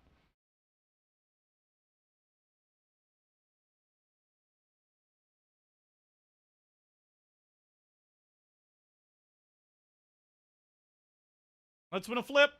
Come on. What about the river, though? Woo!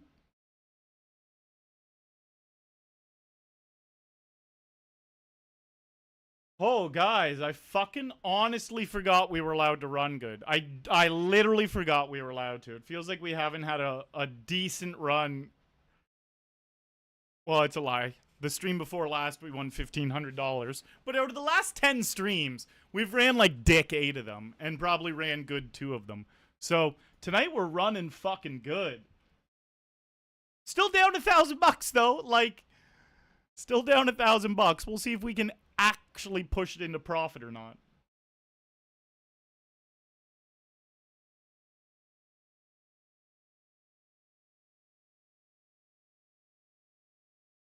Croxus, how you doing tonight, buddy? Michael Swan says, did you seriously just fold that? And I snap folded it, and I didn't even have to think about it, Michael. So here's the thing. You have to deviate your gameplay based off the players you're playing against. And I very clearly said there's certain players I would never fold that against, and it would be a massive, massive losing play to fold that against certain players. Then there's other players who it's a massive losing play if you don't fold those tens. You can't just play the same way against everyone. Like, I have played 7,000 hands. 7,000 hands with this player. And through those 7,000 hands, I didn't think they were triple barrel bluffing on a 3-4 board.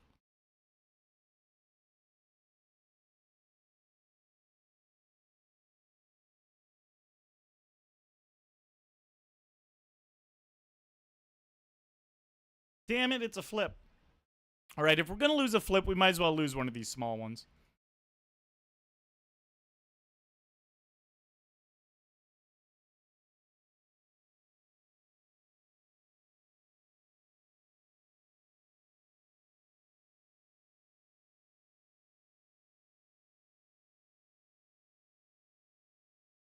So here we're 4 of 19 with 15 getting paid. Hopefully this guy puts it in. He does not.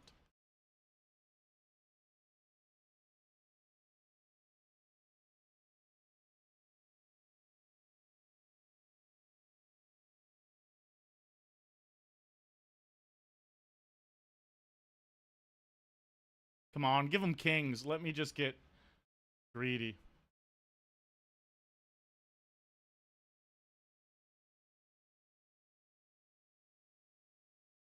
Like, you watch and you tell people are good, but then you win a Saturday or something, you get to play in one, and you have to adapt so much.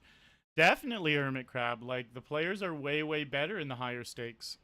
Way, way better.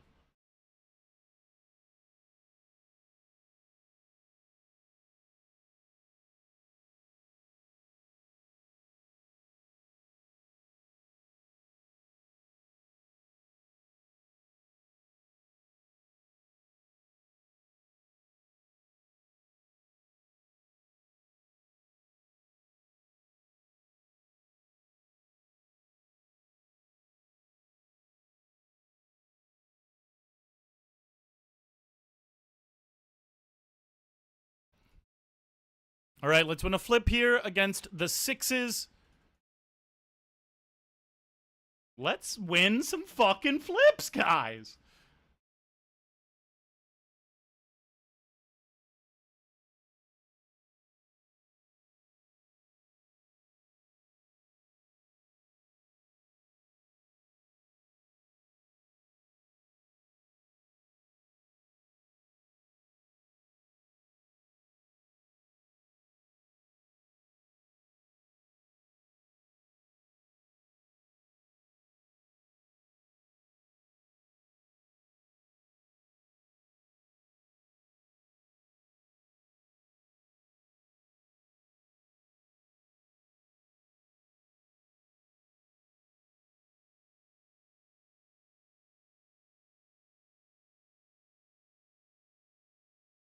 Glad to hear it, big man.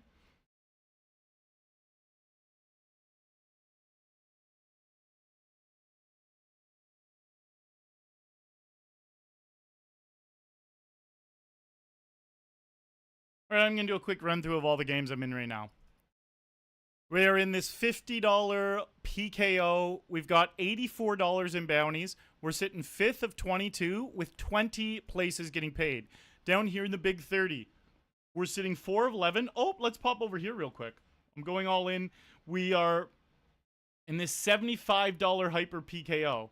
Come on, let me have this one. Give him ace queen. No! What a bummer. That's a huge pot. That's a huge pot in this game. But we just did that exact same thing to someone else in a smaller buy-in, but whatever. All right, let's keep running through the games. I did just make the final table of the Bounty 30, so we get out the final table tie. All right, so down here, we're 4 of 11 in the big 30 with only 4 places getting paid. In this $30 Fast Monday, we are 9 of 29, 11 places get paid. We are 3 of 9 in this Bounty 30. Up here in this $20 Turbo PKO, we are 3 of 17 with 15 getting paid. I'm going to go all in here. This is the $75 Hyper. Give me hearts. All right, we're going to chop that.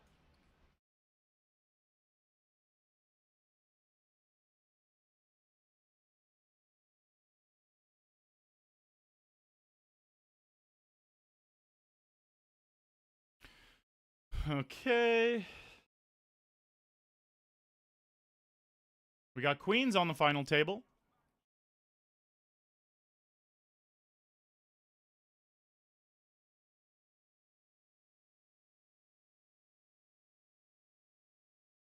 I did a squeeze here with deuces. I'll try and show both these hands. Looking for a fold here. Yes.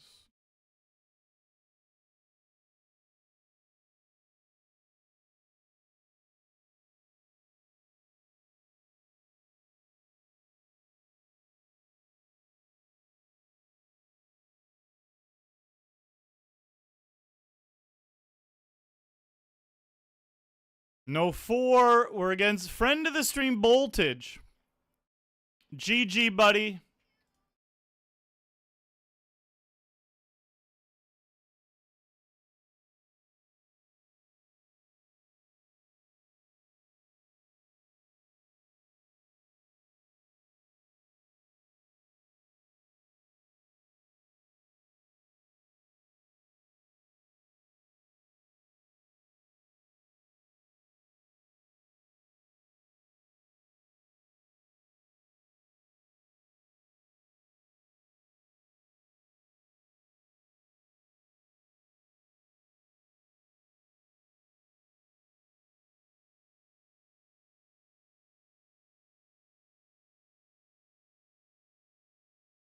Just looking for a call. We don't want to see a raise.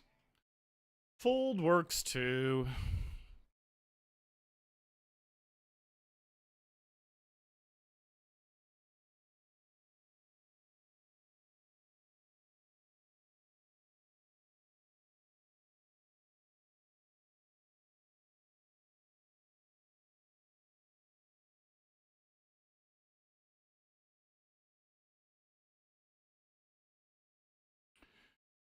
You should have called 10-10. Yeah, it wasn't even considering it. Not even close.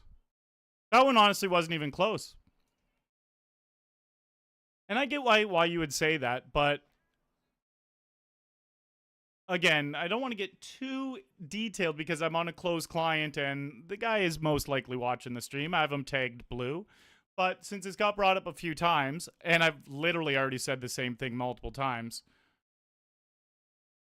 you can only call there if the guy has bluffs as well. And that is not a spot I believe that, I'm actually just repeating the same thing. That's not a spot I believe that player is going to triple barrel bluff. That's a spot most players aren't going to triple barrel bluff, let alone someone I've played 7,000 hands with and they're on the tighter side. So I didn't even have to think about it. It did even have to think about it. And if you're calling there against tighter opponents, what do you think they have? Genuinely, you tell me what you think is in their hand if you're calling. And you don't just put them on a specific hand. Like, what's their range? What do you think their range is? I think it was aces, kings, queens, jacks, tens, maybe nines. So maybe I beat one hand, but I don't even think they're going to play their nines and their eights like that, to be honest. I think they're going to slow down with those types of hands. And that's my read on that situation.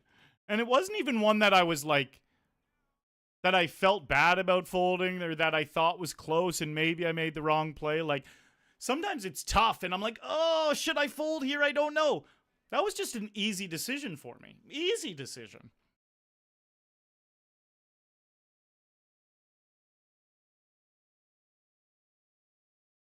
Plus, this is the same game. I'm chip leading this game with 6 people left. Like, I made that fold and I am still chip leading this game with 6 people left. I love the fold. If I called, I would have been one of the small, and if I called and I was wrong, I would have been one of the smallest stacks in the game. Very, very, very happy with my fold.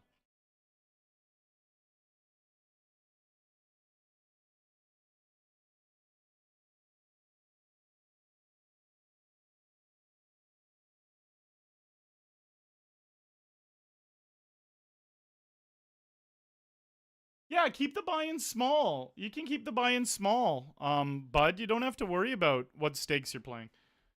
When I first went through a lot of studying and was trying to really improve my game, one of the biggest things that they talked about in the training programs I was going through was game selection and bankroll management. So I did not play one game over $16.50 for over a year. Not even one game. All right, second barrel here. Second bet gets through. And for me, it wasn't about the thrill of trying to like win a bunch of money when I was getting good. It was about plugging all the leaks in my game and confidently beating the stakes that I was playing. So the easiest way to beat the stakes I was playing was to lower the stakes as much as possible because I was learning. I wasn't trying to print money. I was trying to get my game good enough so that I could print money in the higher stakes.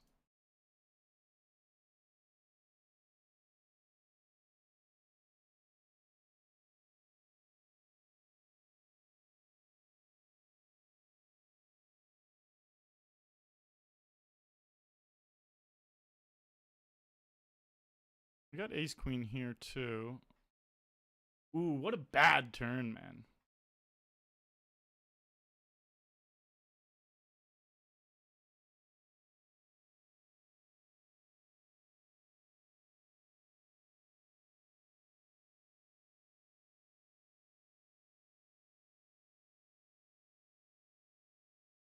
All right, got a couple nice spots to show you guys.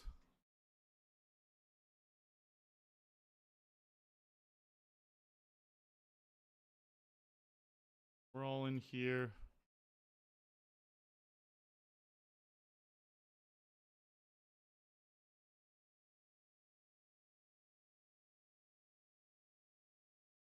Nice.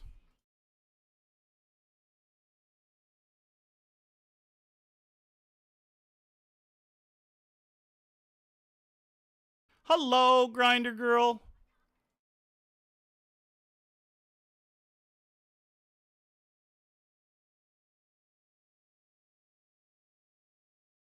Feeling pretty damn good about my hand, unless they literally have a 7.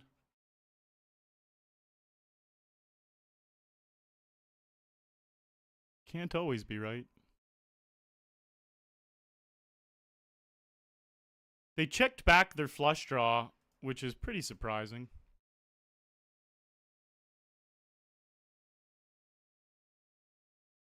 I'm going to leave that note on them.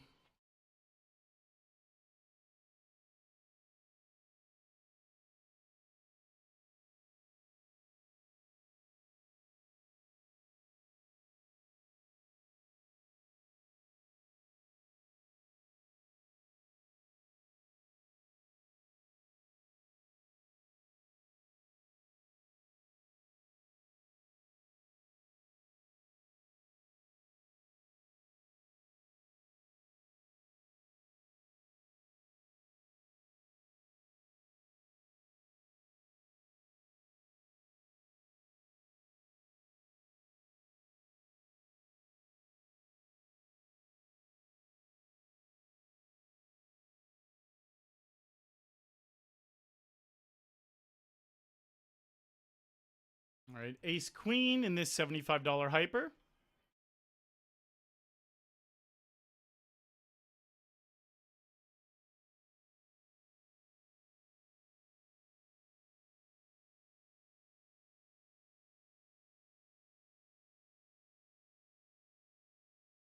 No jack. I saw the jack first. Nice. Ooh.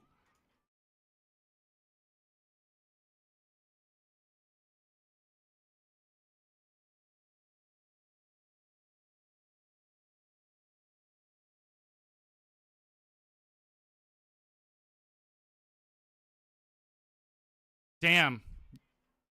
No club. Fair play. GG. Ooh, we hit a set here.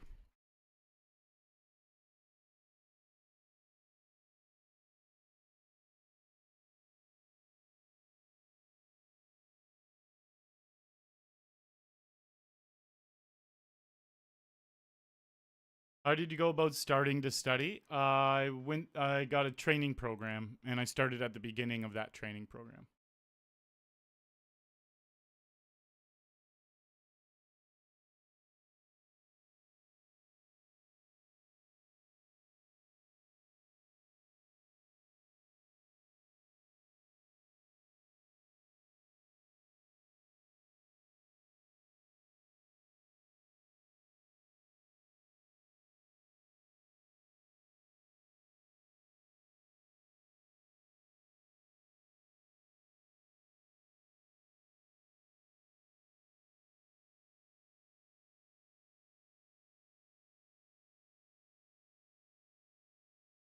Groovy. Yeah, well, it's all about balancing all those spots.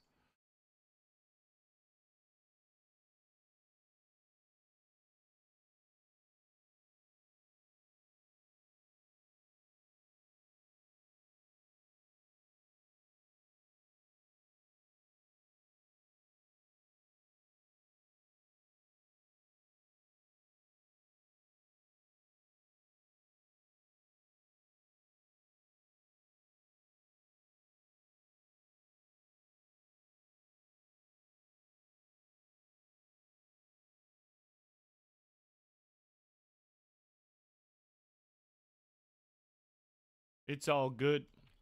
Aces.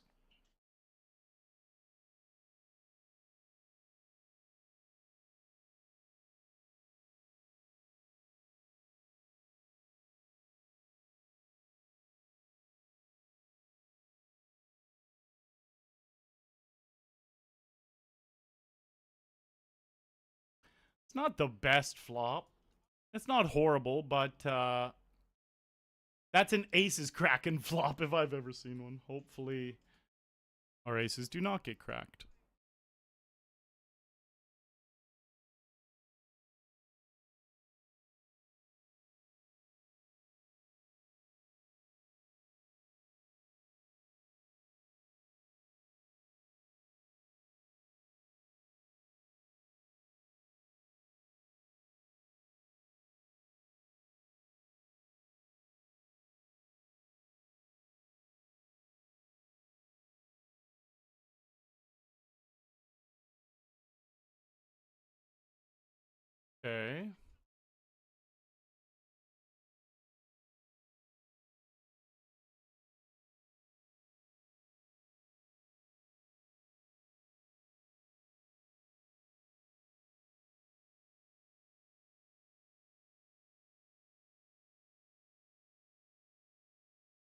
All right, we get to keep jamming over this guy's limps. He has a 46 VPIP, meaning he's playing almost 50% of hands, and he really likes limping a lot. So we do make a lot of money when we jam over those limps.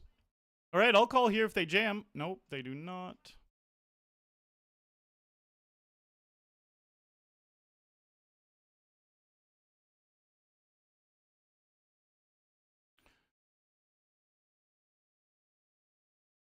All right, over here. Let's dance.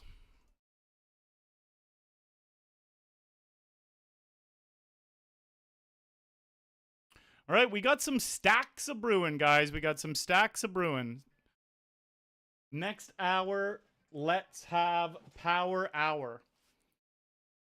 Oh, quick little break. Oh, I will be right back.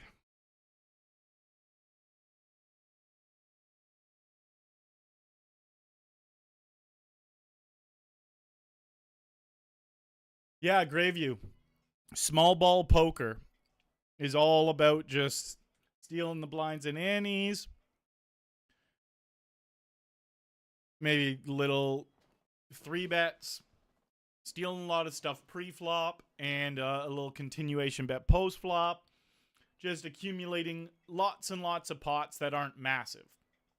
Daniel Negreanu, I remember watching a whole YouTube series he did on small ball poker before I was full-time. It was pretty helpful. Right, be right back.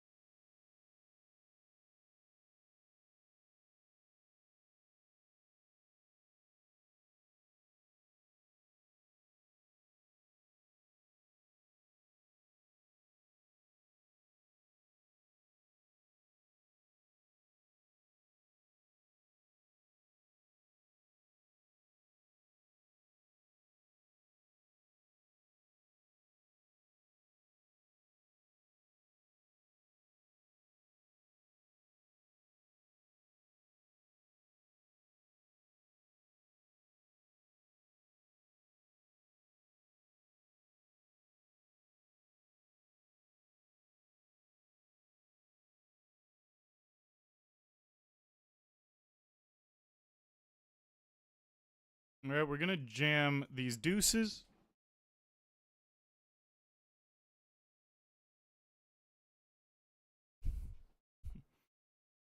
Can't win them all, guys. $52, our first money on the board. Those hypers are wild. That jam's super profitable. I could min raise and then call. The only other way that hand was going to go is if I min raised it and he jammed, I would have called.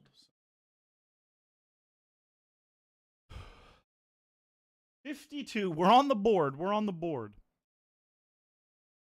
Hey, Baroni coming in with the 9 months. What is up, my man? I just saw you had a big ship today. I was actually just peeking on Twitter. Congrats, my dude.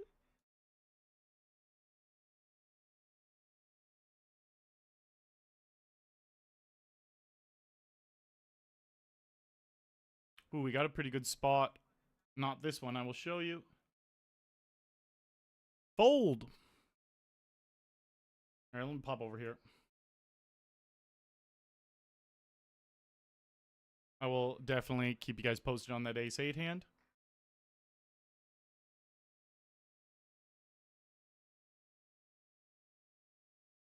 No 8, no diamond. Oh, God. All right.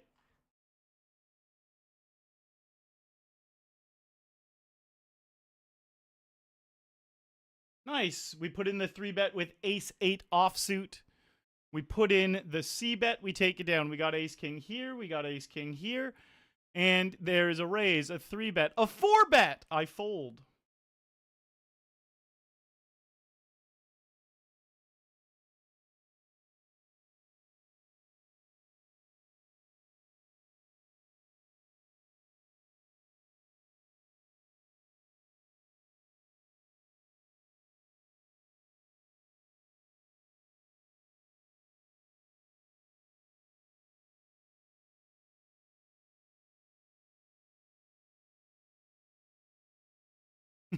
Grind for 8 hours, then had to take out the trash, wash different dishes.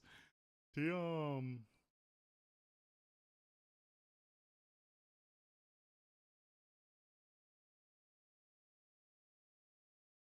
I'm going to be a believer if he bets again, that's for sure.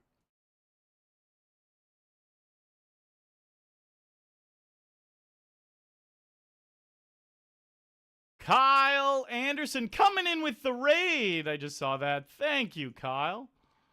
Thank you, thank you, thank you, Kyle. Let me drop some Baroni emotes as well. Very top of my list. Never have to search far for you. Damn.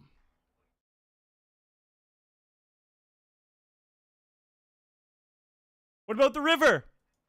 Boo. We're 5 away from the money there.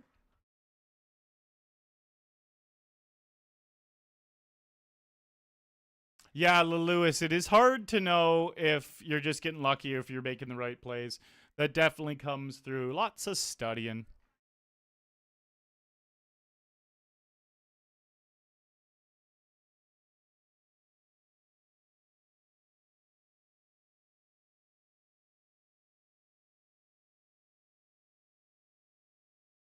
All right, ace jack of diamonds. Are they going to limp again? No.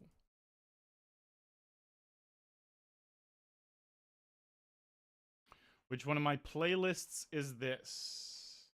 This is playlist 7. Playlist 7 is 13 hours long.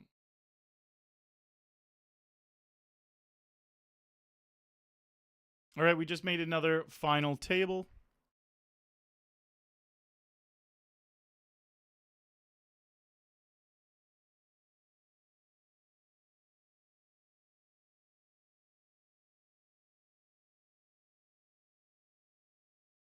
All right. For a $28 bounty, we're just putting this in.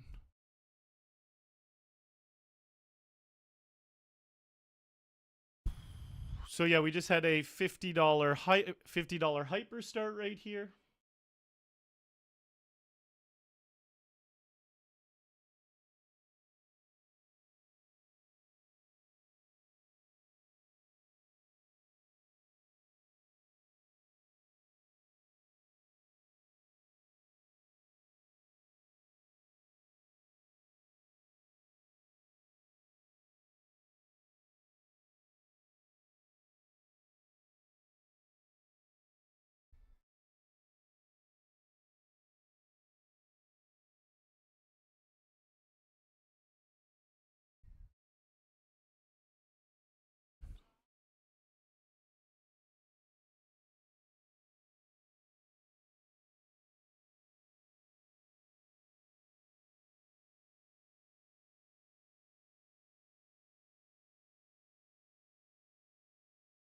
King Jeremy the Wicked coming in with the 5-month resub.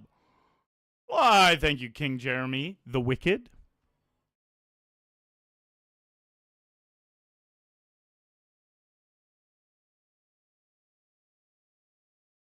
Here.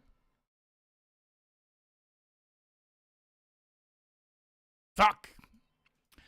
Not fuck. More just like, it's actually good we hit something. But an 8 or a queen gives us a monster. This just puts us in a tough spot. Damn it!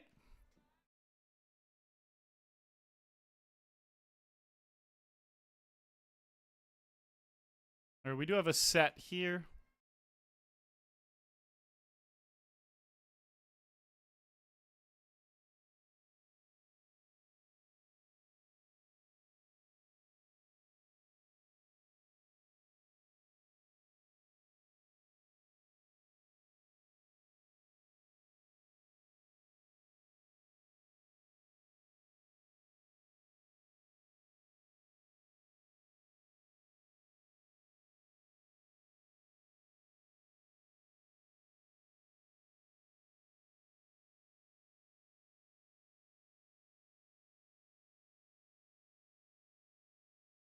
All right, we get to go all in.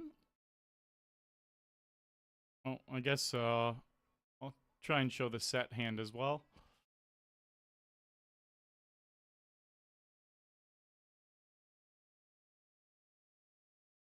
Oh, God, on the bubble of this game. Back to what things used to feel like lately. Damn it, man.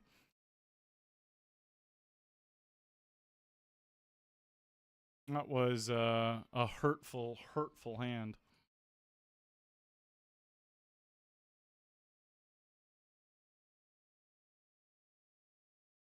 Ah, that's cool, Trejo.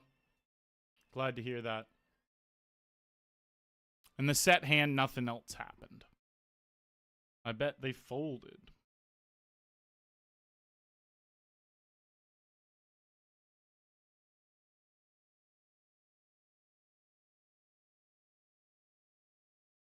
Better lucky than good. Yeah.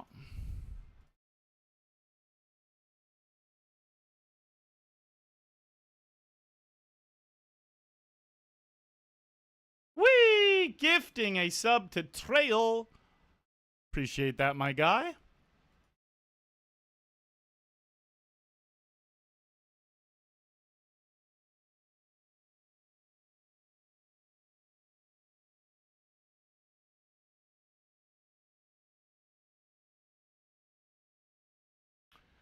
The funny thing is, since I folded those 10s and I talked about it,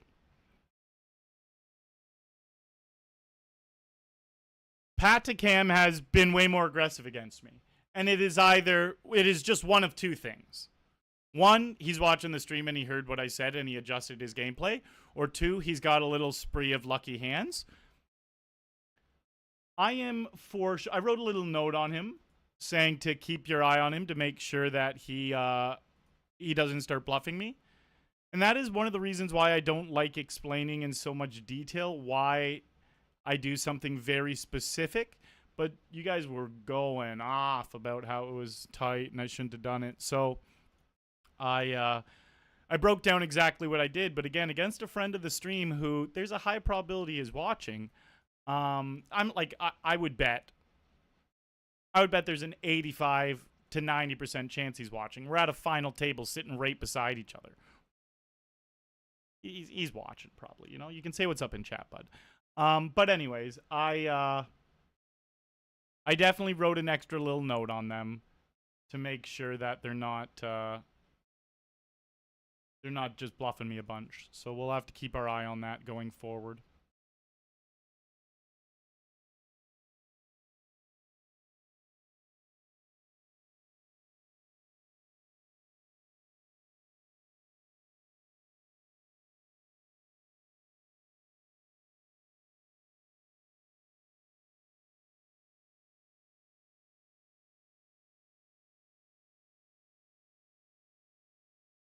What about a shiny 5 on the flop? Well, it is a 4 high flop, and we have pocket 5s. That always means we will have an open ender.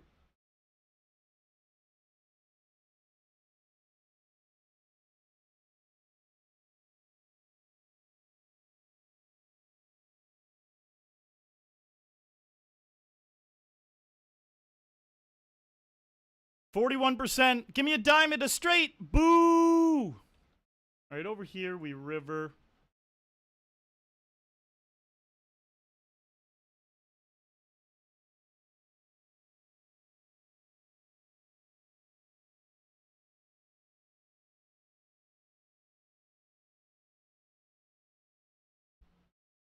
And like in a spot like that, there was 0% chance in my mind he didn't have a massive hand. Like he's always just gonna have a big pair there, or he's gonna have the flush draw. Nothing else. He will never ever have anything but a big pair or a flush draw when he jams into the three of us after min raising off of like 11 blinds. So even if he showed me kings, I'm still just gonna click the call button with those 5s, or do my jam. Yeah, I was just definitely getting the right odds and price, especially with the bounty on his head, and I had 41%. It was almost a coin flip. But it's not like I think he's jamming ace king into 3 people there. He just won't be doing that.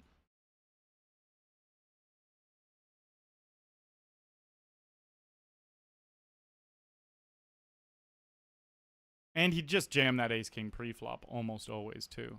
So sometimes you know you're not going to be ahead, but you still have to make the call because you're getting the right price.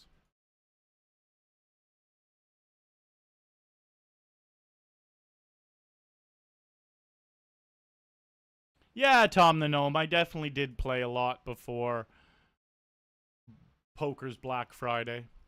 I definitely wasn't a full-time player back then. I remember when Black Friday happened and my money got frozen. I was playing on a site, the site I played on the most back then. I played on a bunch of different sites, but the site I played on the most was Absolute Poker. PokerStars was probably the second most I played on. But Absolute Poker was one that that I had the most money on when it got frozen. I remember just being like, fuck.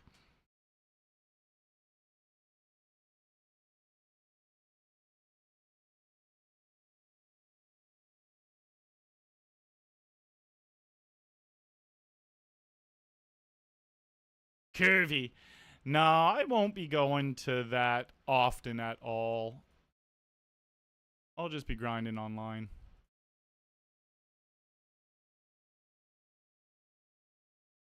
Give him an ace.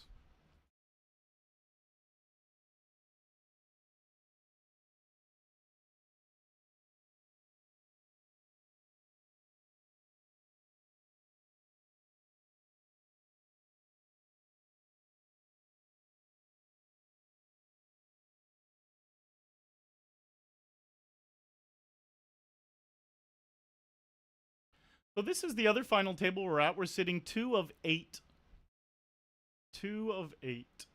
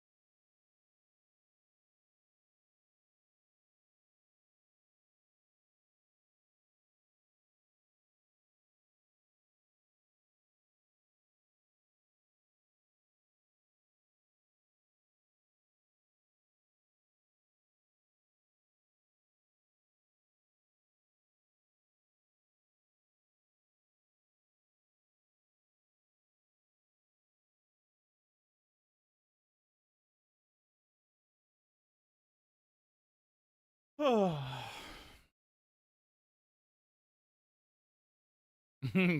the Gnome, them Canucks know how to party.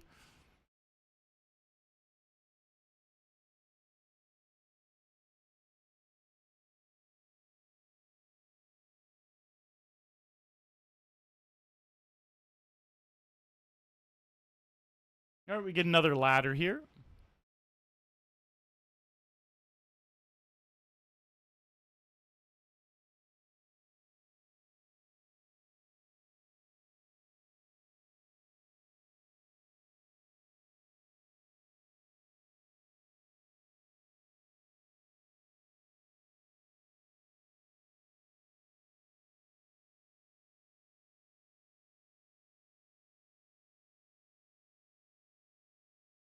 Here's the other final table.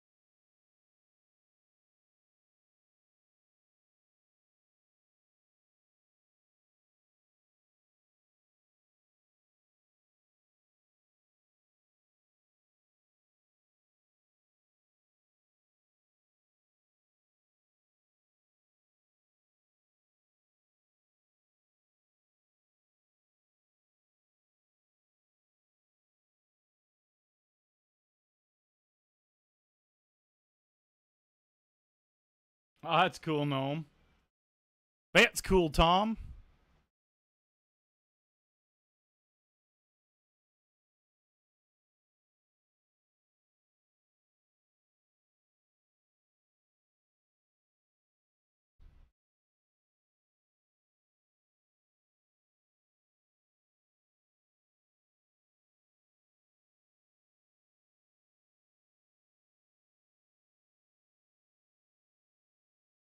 Well, they got a big old stack now, don't they?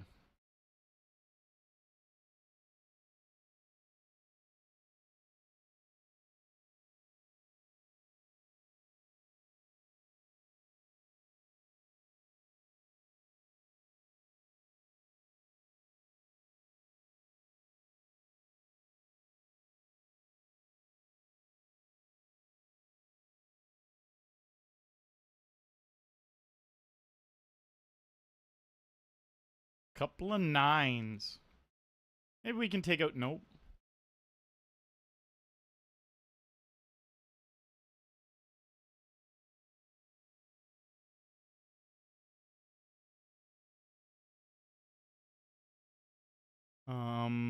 It's normally wouldn't just be a jam blind on blind. Again, without getting into too many specifics, because it's a friend of the stream, I have the reason why I want to jam. But I am fully aware that this hand would normally not just jam.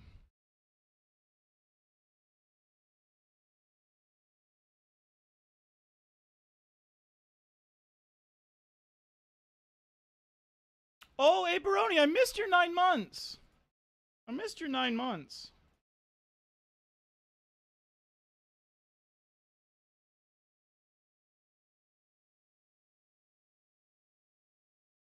Your message was, let's see what your message was.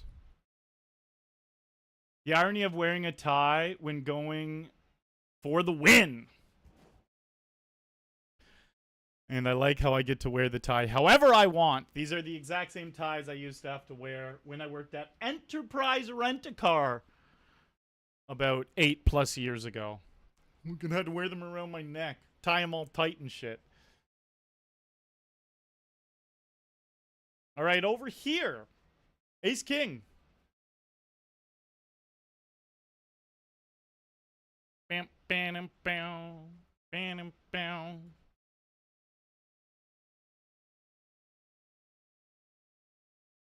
All right, they have a $38 bounty on their head. We're going after it. We barely have them covered, but we do. Call with ace queen.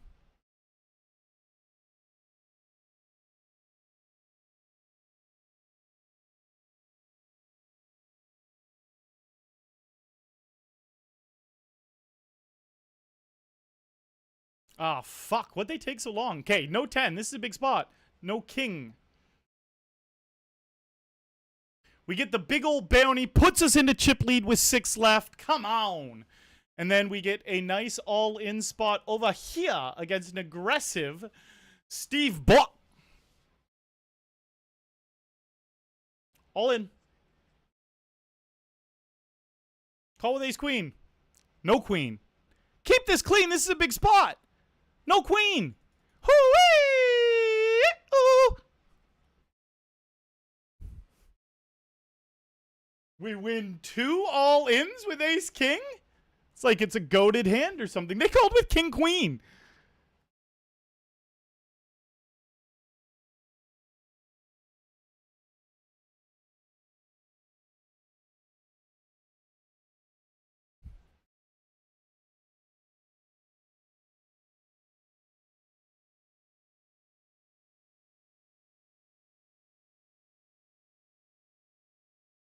All right, well, those 2 hands were definitely pushing some momentum in my direction, and now we get ace clang.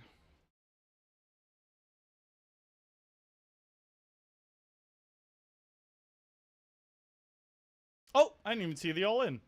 All right. Going after a $28 bounty, and if we win this hand, we will have an even bigger chip lead. Come on. Give him ace queen. I literally, my mind thinks that every time I have ace king. No club. We did that one in style. It's always so dickbag when they hit the 10 on the flop and you're like, fuck, and then you hit the king and you have to fade the river. Poker's making us feel stuff tonight.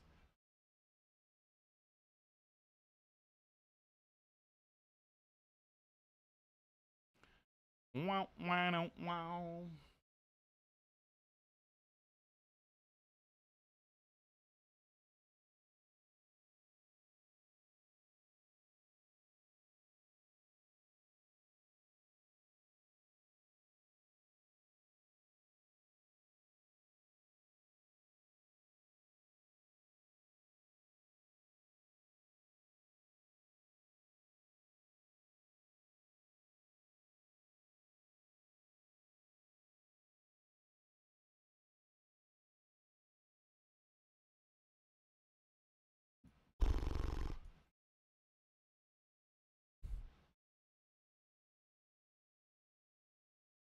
T4S turn to tree.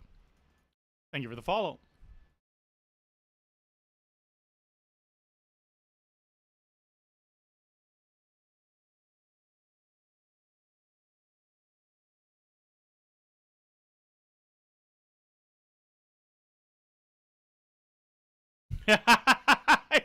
Guys, watch this. This is a bluff.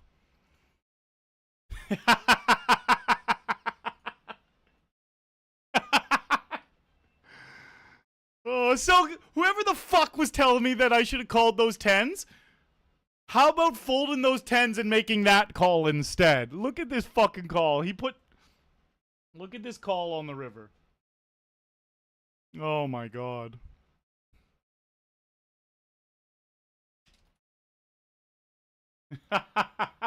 And I very confidently called it a bluff before I called.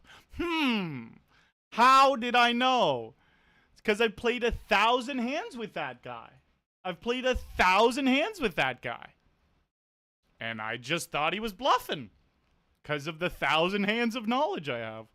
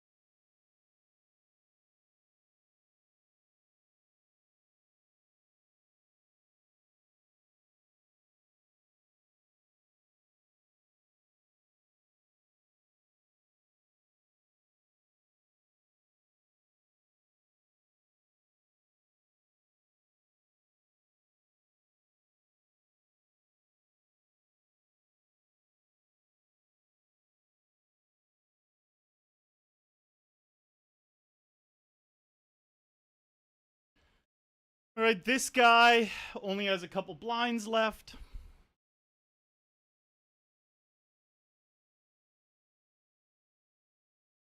That's so funny. That guy bluffed. 25 blinds in the center. He puts in 25 blinds on the river, and he was bluffing.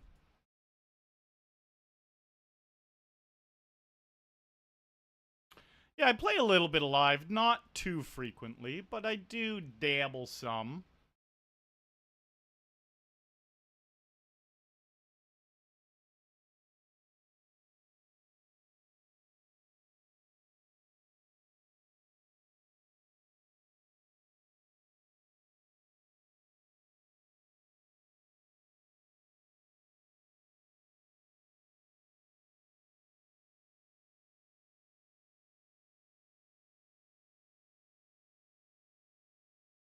Couple of eights, looking at this bounty.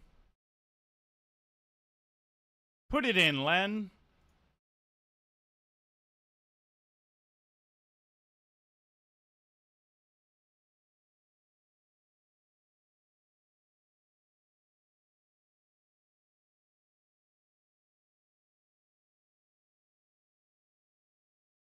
Gotta win your flips. We do not win that flip, but that's okay.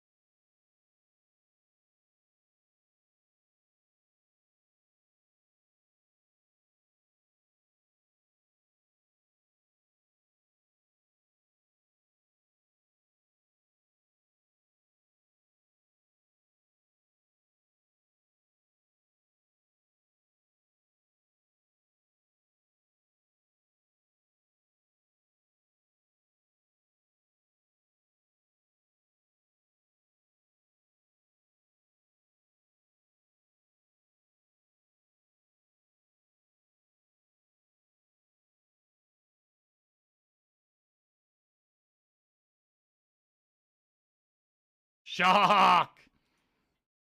Very nice to see you, bud.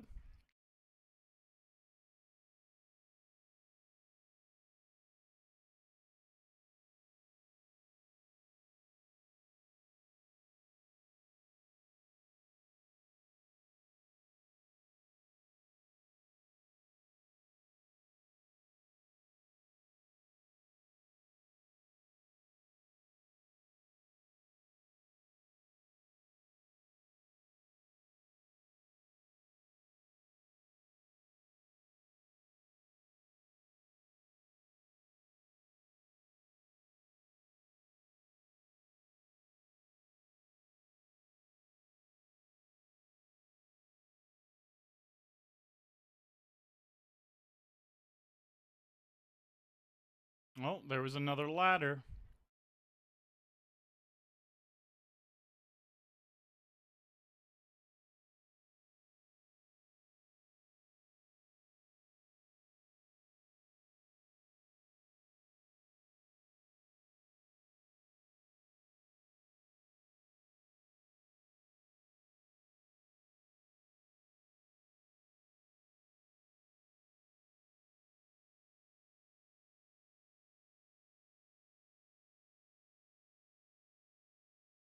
Wonder why they're 3xing it. Let me see if I have any good notes on them.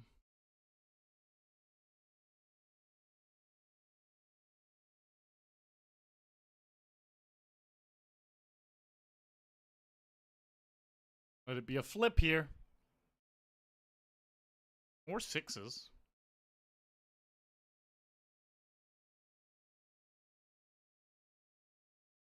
Oh, it's eights. Pair the board twice.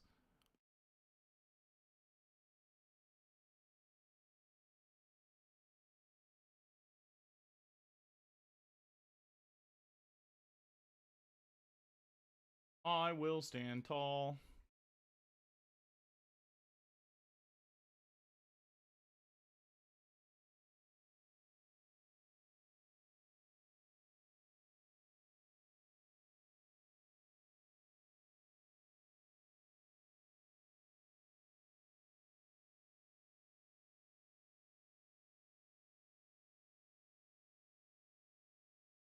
Chop, chop.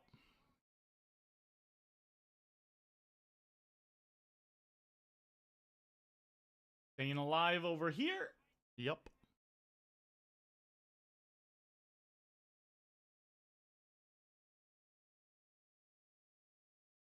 All right, he is all in.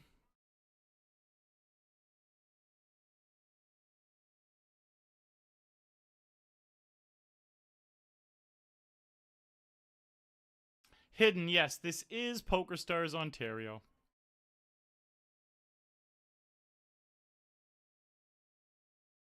Oh, we're final three up here now.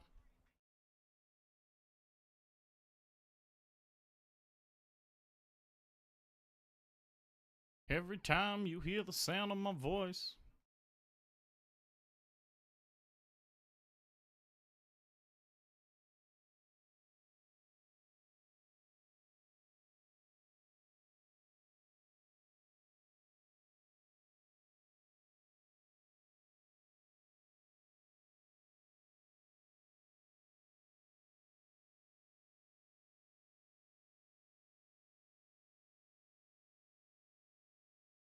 Let's see a shiny 6, 7, 8 on the flop.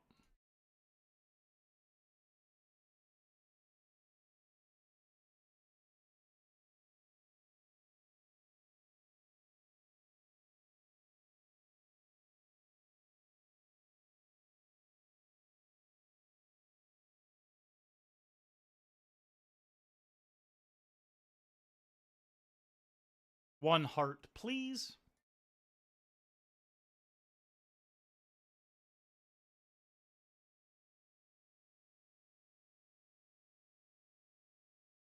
Damn.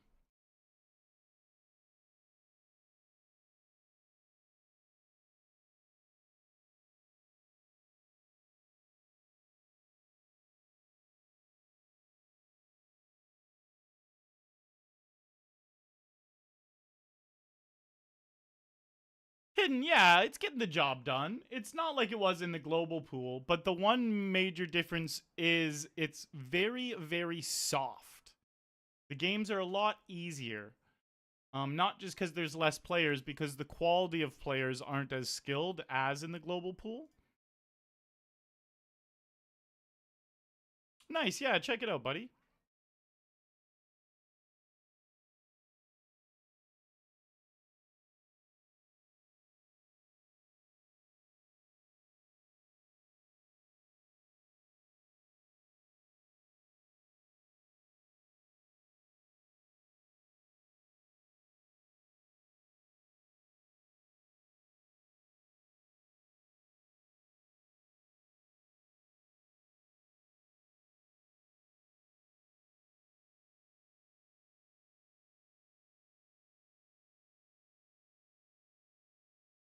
Just give them busted clubs.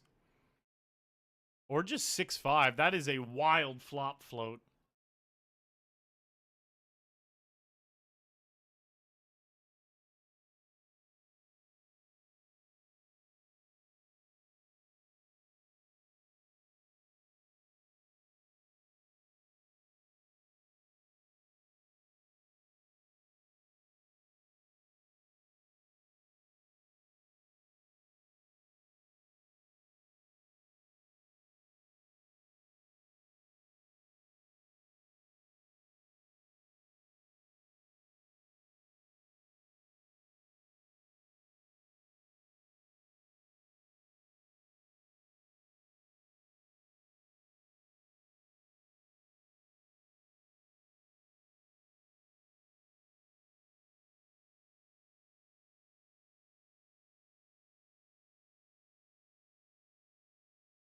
Smile back.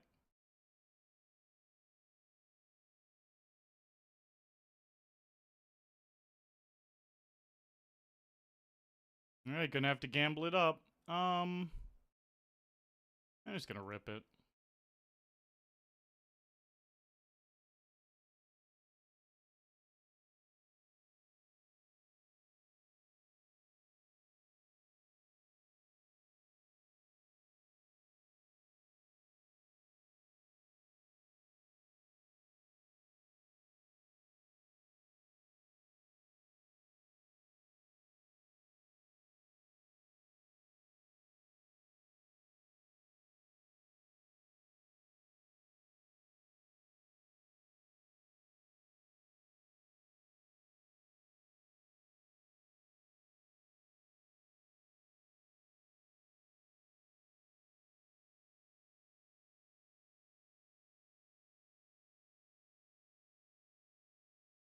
No 5.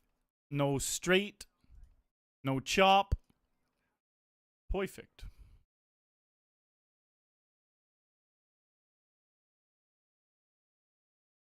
Please stay with me.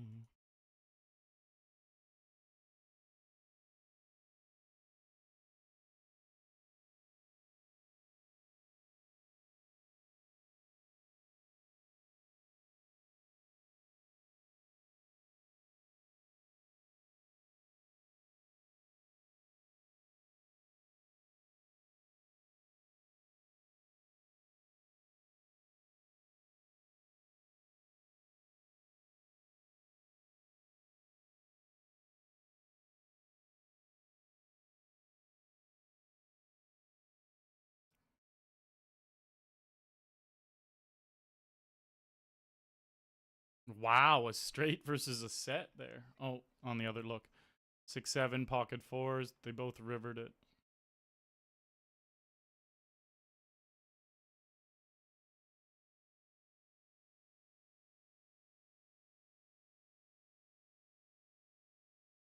No, don't let him do that to me. What about the river? It's a shame.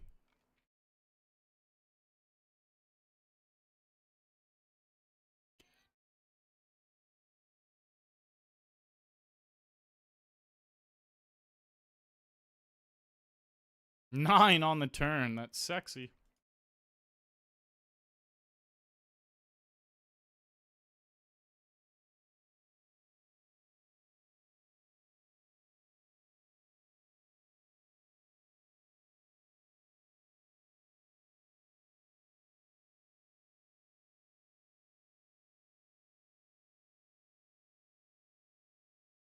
All right, we're all in here, even if they raise. All in.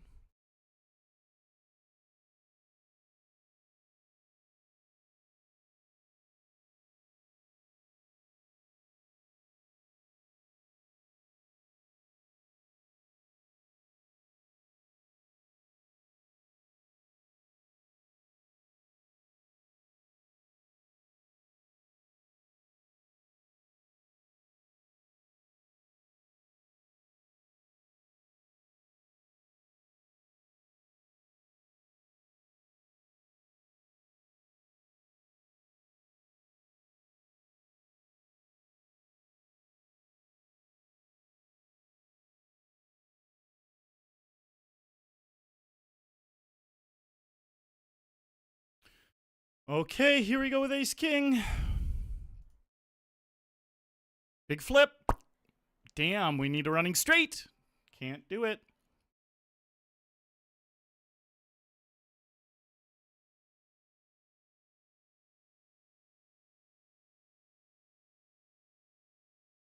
You're cooler than me.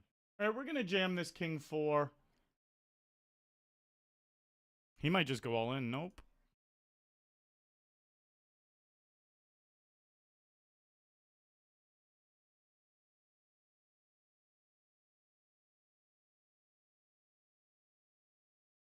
No 9. Hey, look at us getting lucky.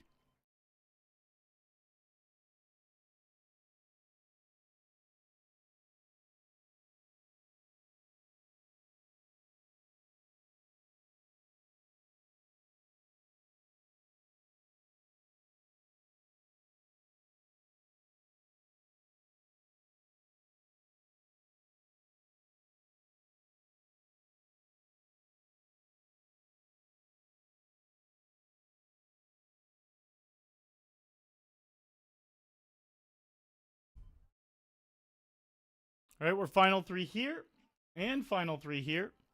Going after this $33 bounty.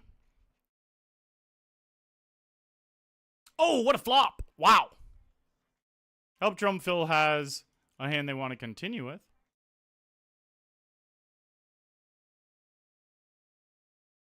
Jam. Raise. Gonna go full screen. We got hands everywhere. Bottom right. Bottom left. Boom. We get the bounty up top. We're all in down here. All right. Heads up. We go.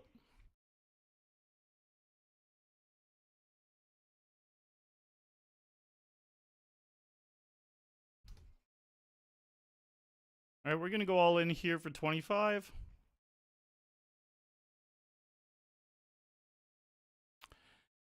We ran into queens, unfortunately. 5! All right, so we get third there for 227.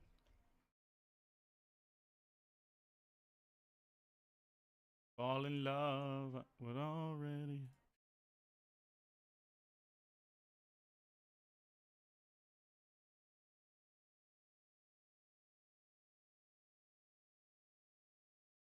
Ah, they rivered it. Nice hand. Hello, Stavros. Watching from Greece. That's very cool, bud.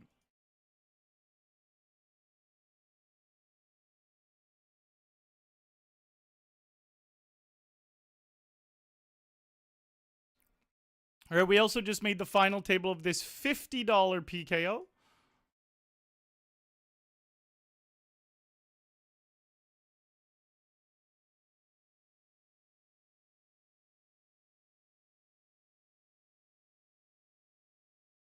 Mr. Bass. The setups definitely happen sometimes.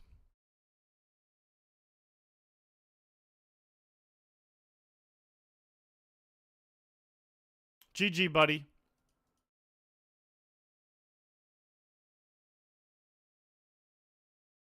All right, good luck, King 10.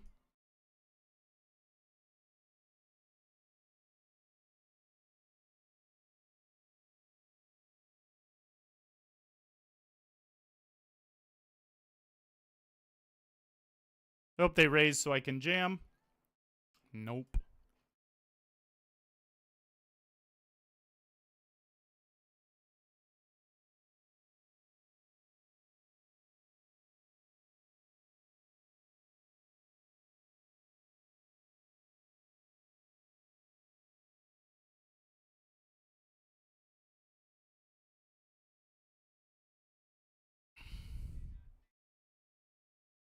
Don't do it.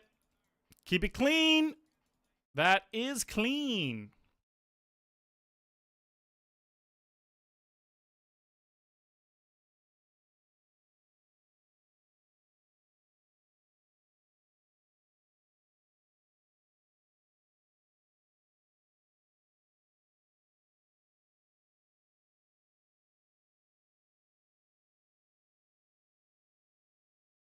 Like a movie.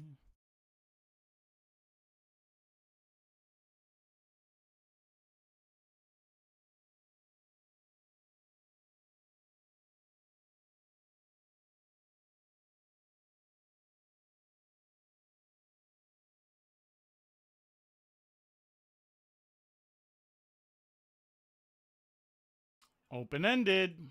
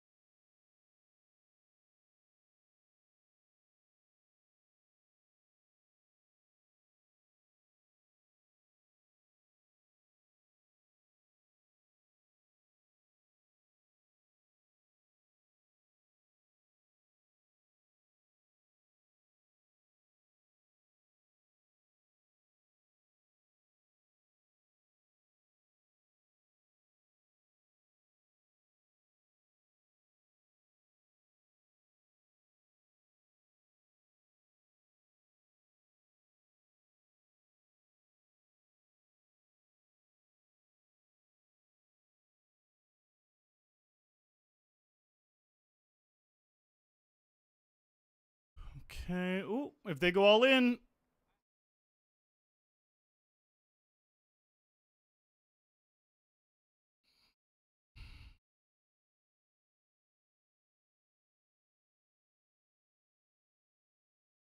Nice hand. Nice game, drum fill. A little bit of a setup there. Heads up. Ace queen suited versus ace king suited. But that's just how she goes sometimes. Big spot on the final table. No ace. Fuck me, man. Yes! Woo! Big hand my way. I think it was about $100 in bounties. We'll take it. We got a second. We got a third. And we're going to get a first here.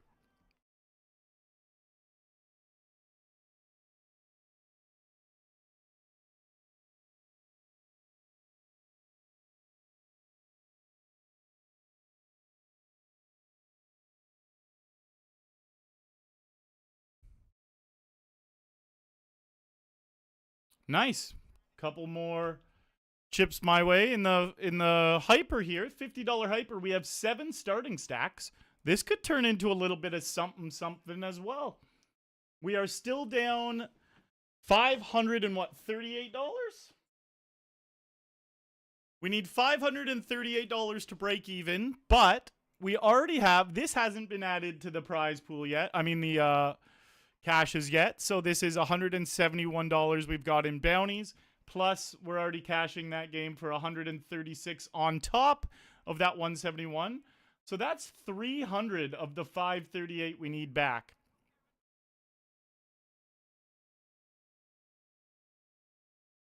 Yeah, hidden. It's a Wi-Fi dongle, and it's like $20 or something on Amazon.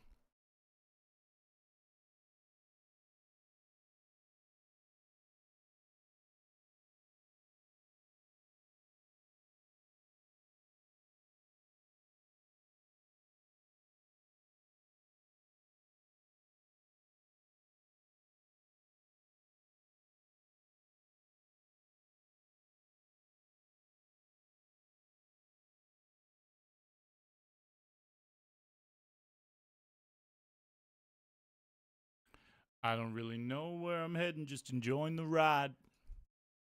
And right till I die.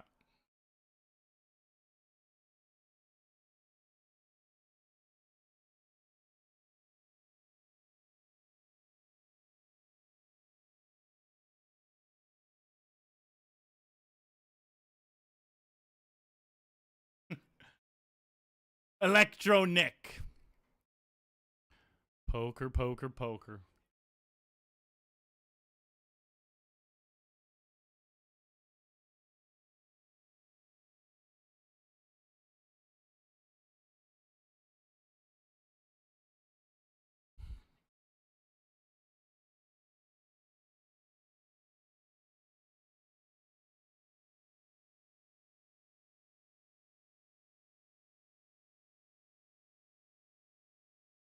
Do it!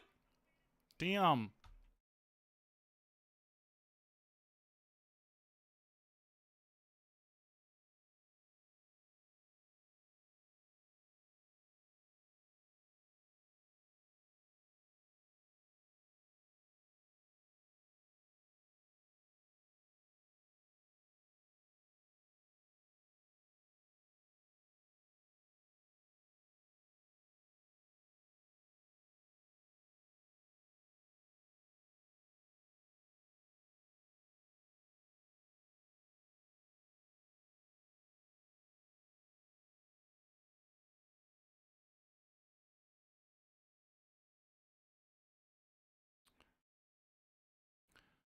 Don't bet big. Oh, hold on. Know where I'm heading, just enjoying the ride. And drop till I die. I'm living life in the fast lane. Life in the fast lane.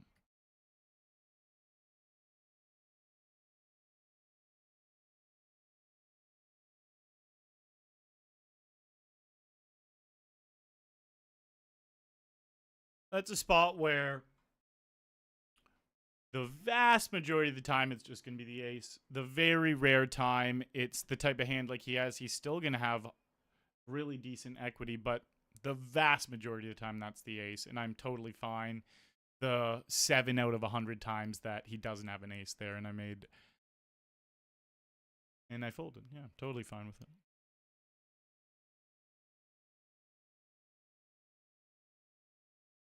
We got ace 9 of spades here.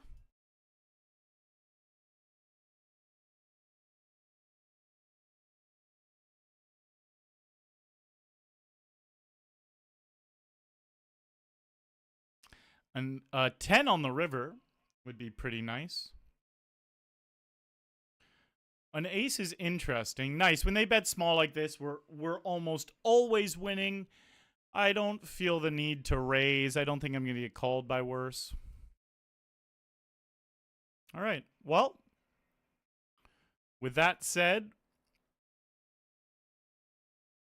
we are sitting with 8 starting stacks, 7 away from the money in this $50 Hyper Turbo. We are 2 of 8 up here in this $50 PKO. This PKO has 728 for first, plus there's going to be about... There could easily be another $700, $800, $900 in bounties. Let's see what we do after break. I will be right back, guys. Let's push it into profit. We actually have a really, really decent chance of pushing it into profit tonight.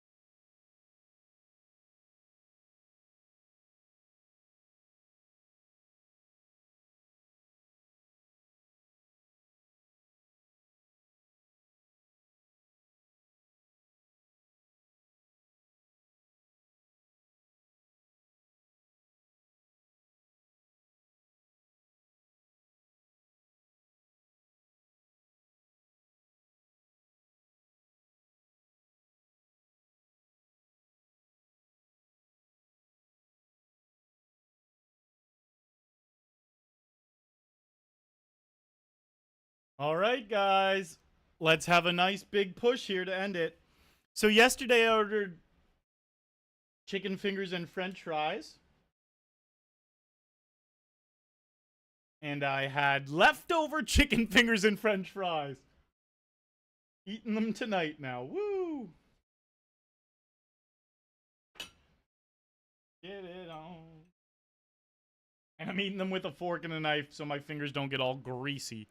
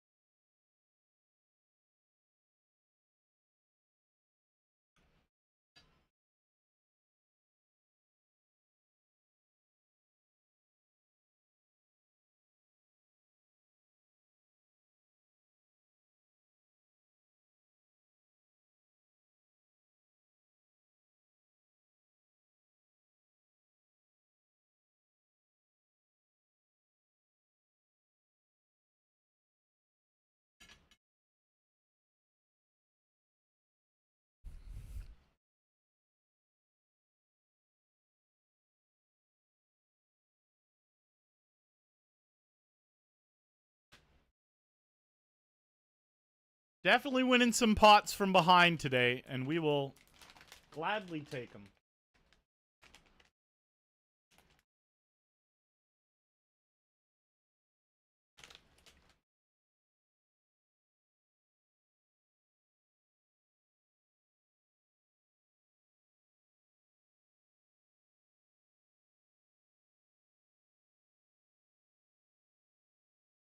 Four away from the money down here. Getting really, really close. The min cash in this game is 121. And it's a little over 1,000 for first.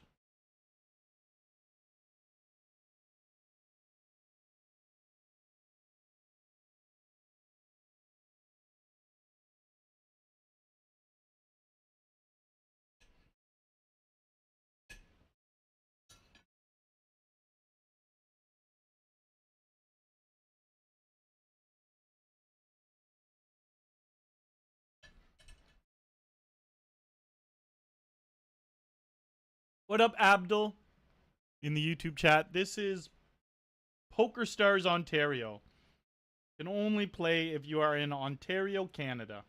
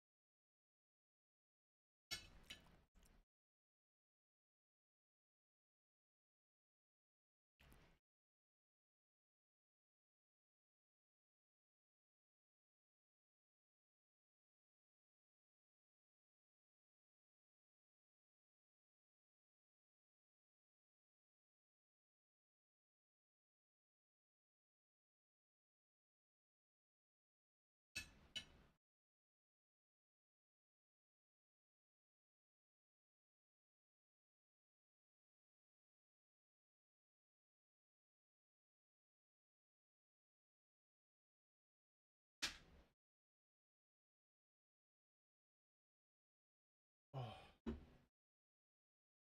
Wow, queens on the final table. Okay.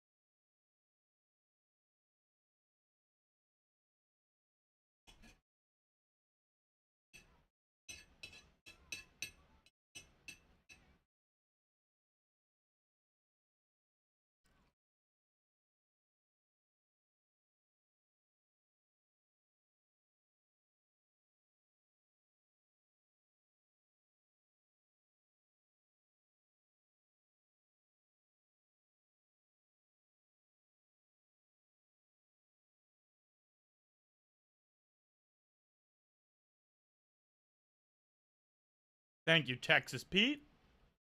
Hey, Siri.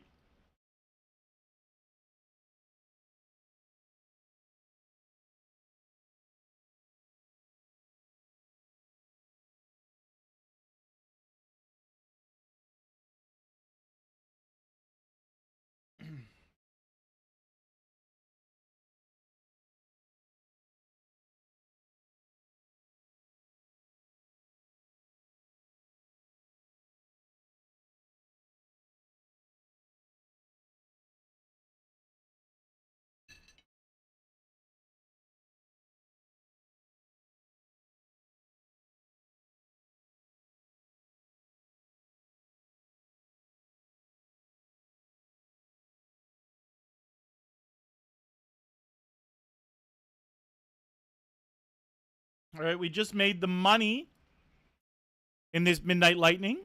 Oh, we are 4 of 11, with 11 getting paid. And look, we get Ace King up here.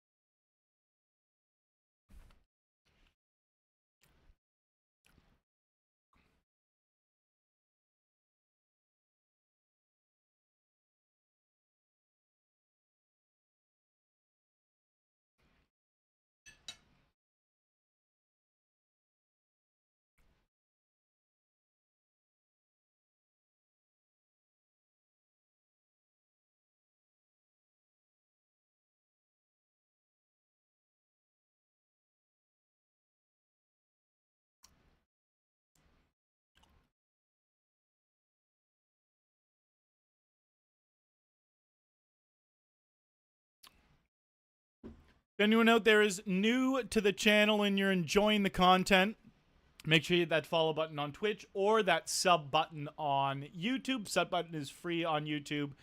I'm a full-time poker player, content creator. I have been doing this 7 years. Member of Team Pro Online for PokerStars for 6 of those years. Just started the YouTube streams, so any support over on YouTube goes a long way. Hitting that little thumbs up and that sub button is very appreciated.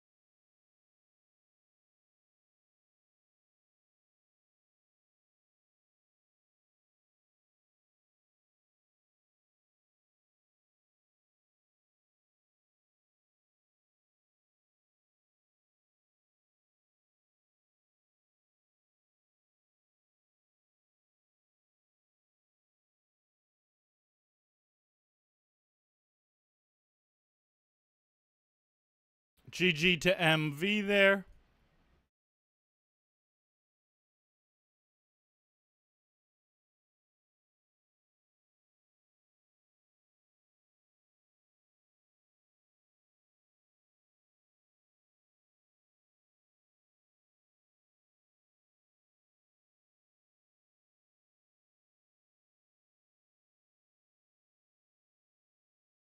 What a flop.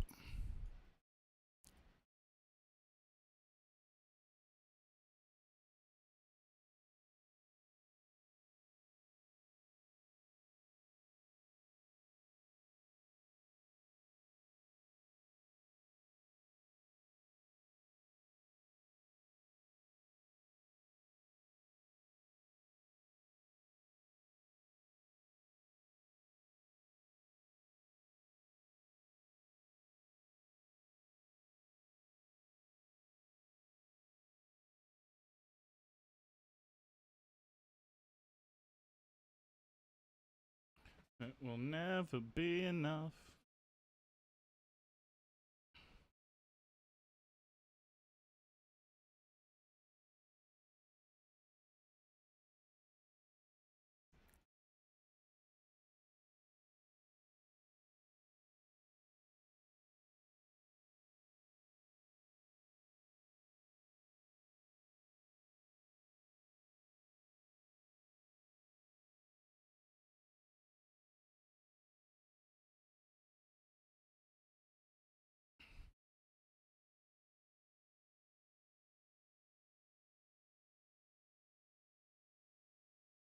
Hello, Taylor is OP. How are you doing tonight? Thank you for the follow there, Hidden.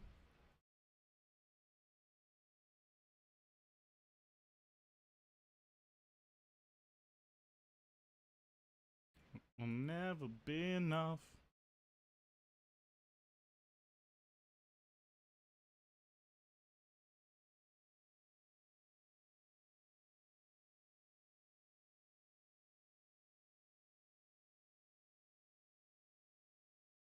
Oh, we're at a different file table. Let me update this title on YouTube.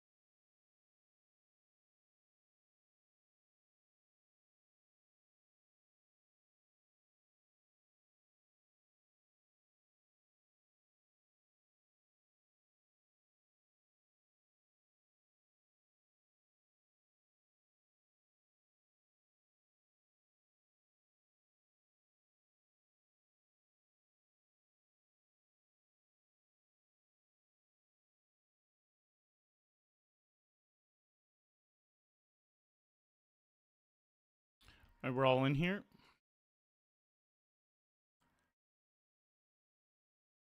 All right. Well, we final table bubble this one. We cannot complain too much considering we get $158 for it, and we're still on this final table.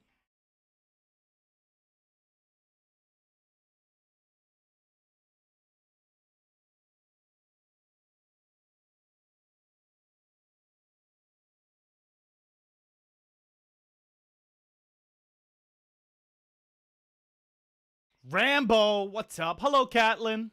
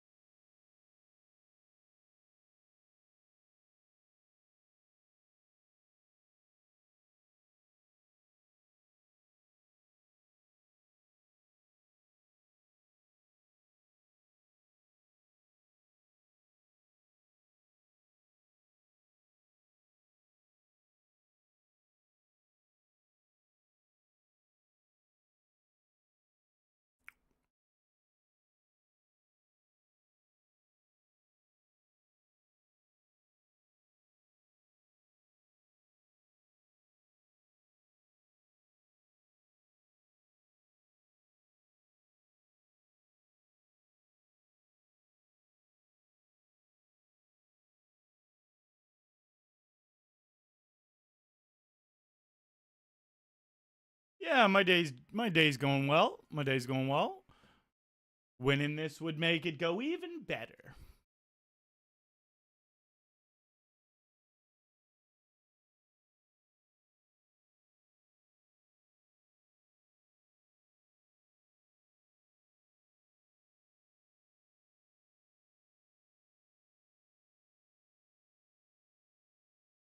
All right, this guy right here is almost eliminated. They've been sitting out for a little bit. They have 2 hands left, and they're gone.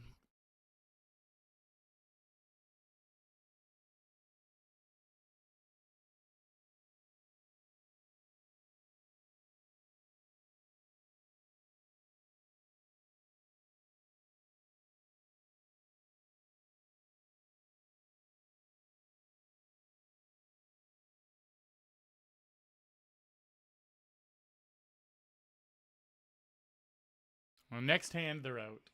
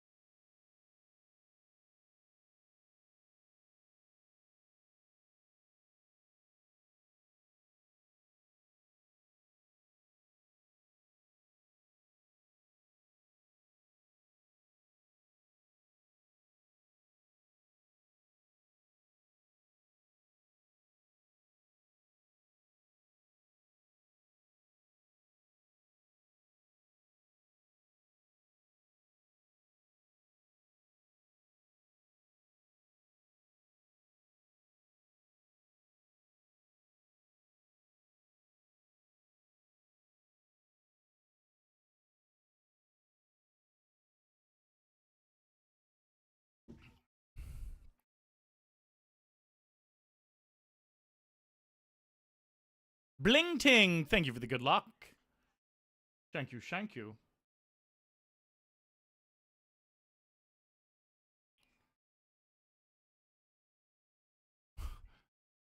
The monster, 4 deuce.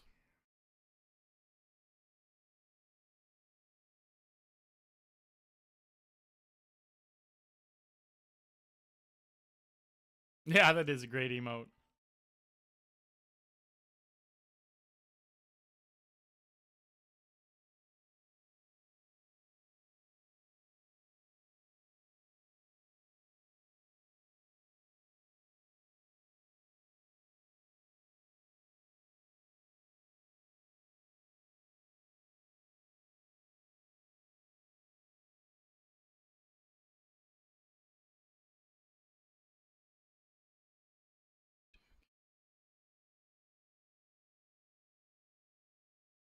He should have just jammed that pre-flop, but this guy doesn't like 3-betting. That's why I raised a hand like Jack 5 offsuit. I can get away with it more against players that don't 3-bet bluff. Or that don't 3-bet properly. That's not even a 3-bet bluff, those pocket threes. It would just be a proper 3-bet all in, blind on blind for like around 20 blinds.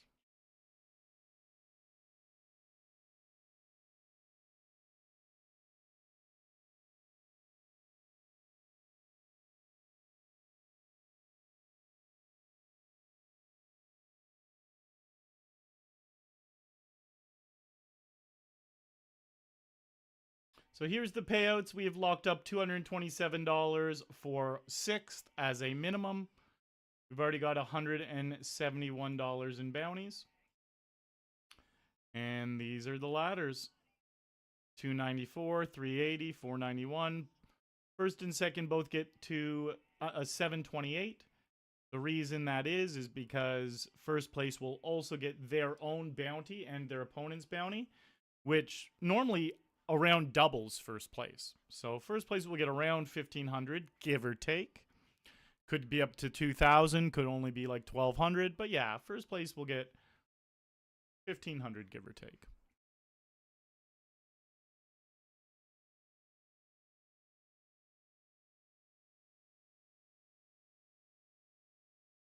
This is going to be a chop most of the time.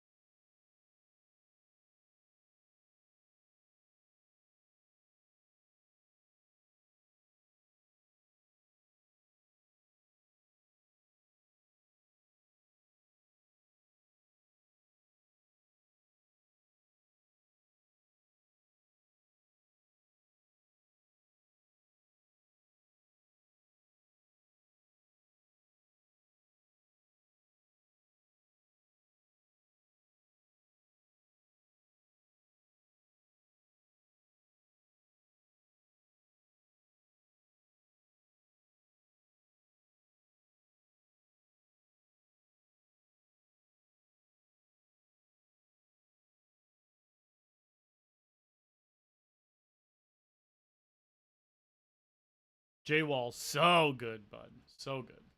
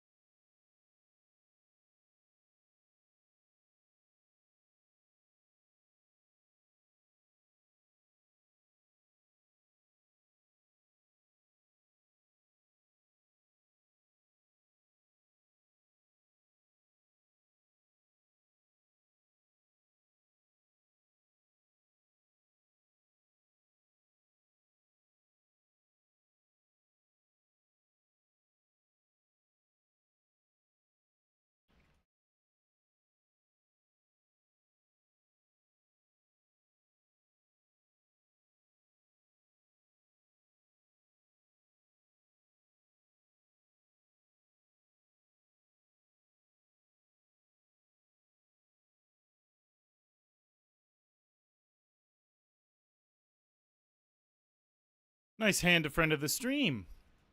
Sneaks a double up.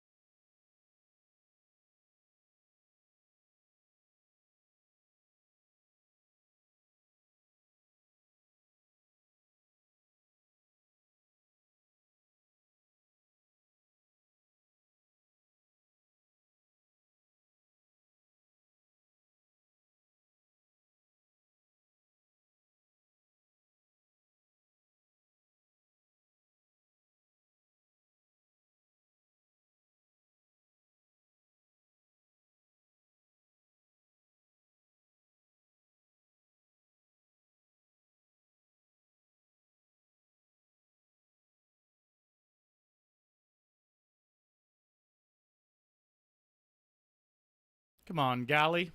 There you go, boss. Nice hand. $121 bounty here.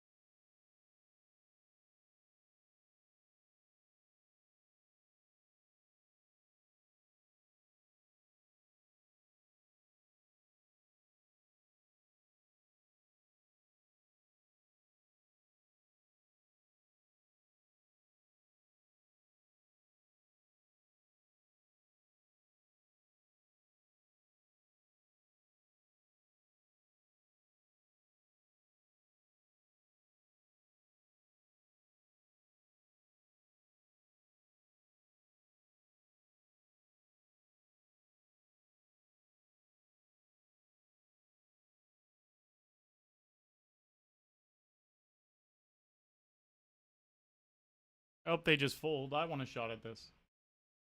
Nice.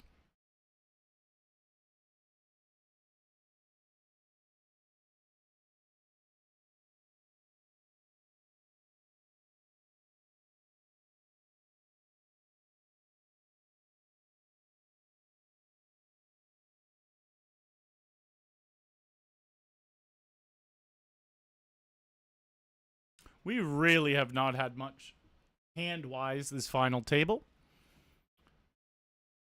We're staying patient.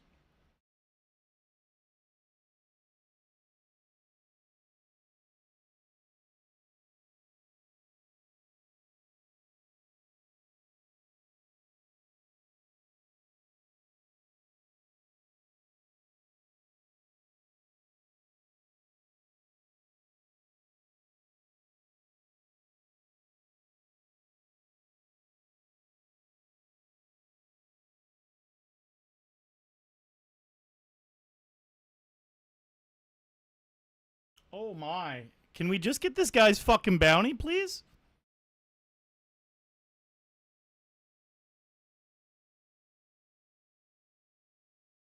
Nope. Not this hand, at least.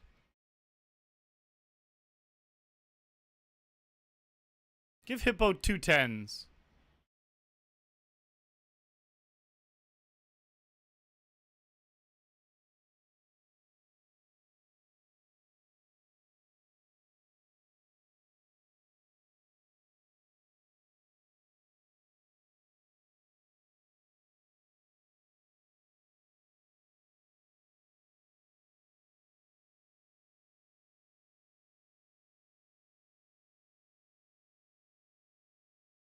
Ace 9.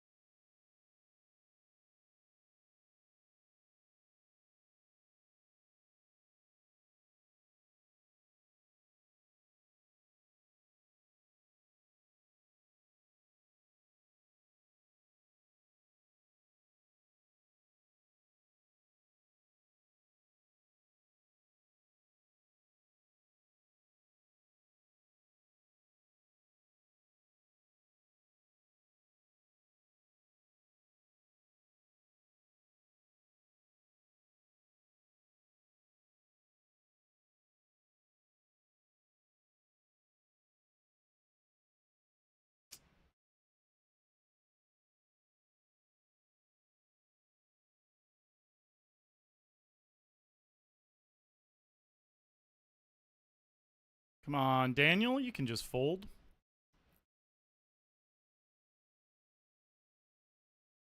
Bam, bam, bam.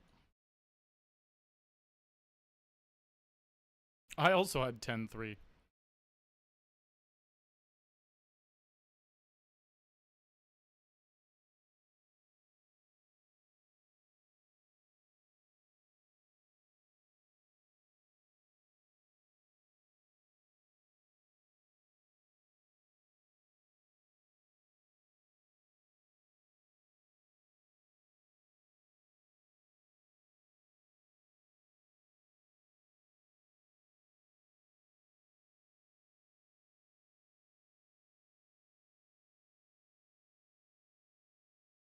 That's such a big hand.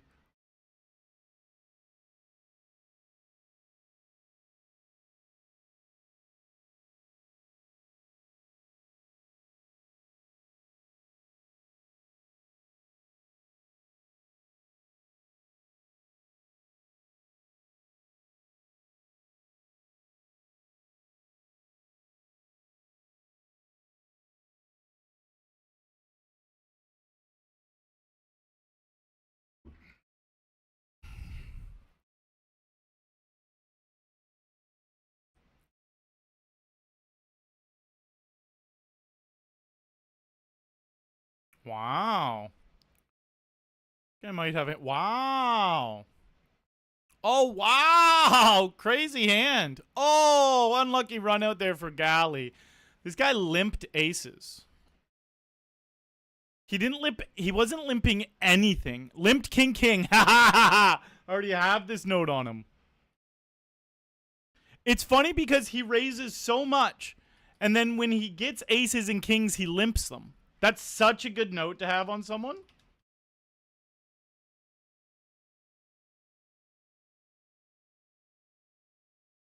All right, we're final four. We're final four, so we have a minimum of 380 we are getting. Plus, we still have the 171 we've already received from bounties. That is pushed us into profit, guys. We are in Profitsville.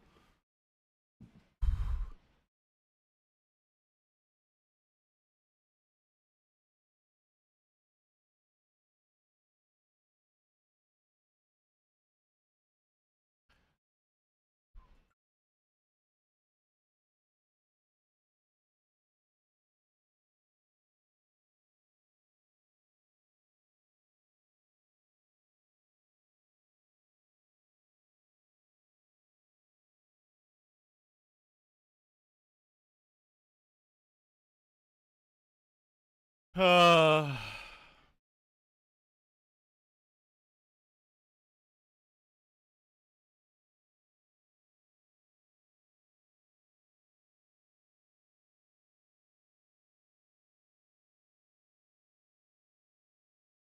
they folded a better hand. Oh, baby. Oh, they folded Jack 10. That's great. That is great stuff. I'm glad they showed too. Makes me feel all warm and fuzzy inside.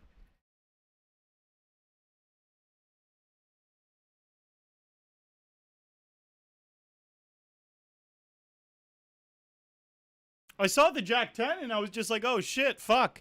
And then I realized they had folded. Ha! Ha!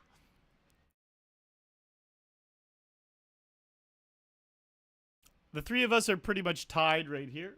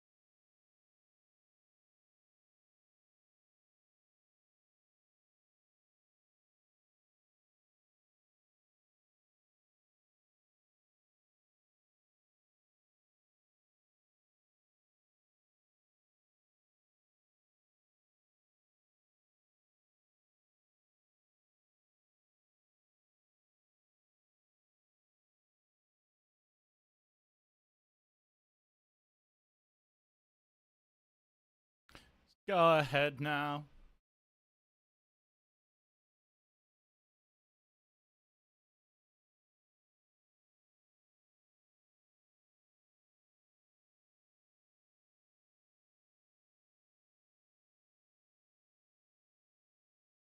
So this guy thinks I hit trips on him.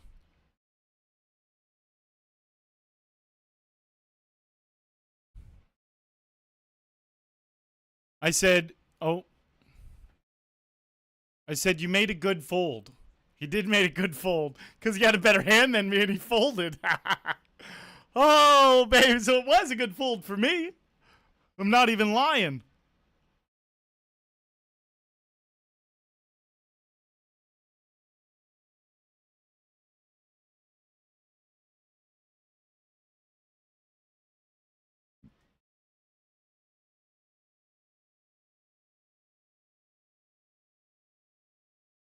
Treo. Well, the thing that makes it the biggest mistake in my mind is this guy is very aggressive and he raises all the time. You want to mix in your aces and kings to those raises. That's what makes it so difficult. If you just start limping them, then it's like, okay, yeah, now you've differentiated your big massive pairs with your all your other crazy raises that you're doing.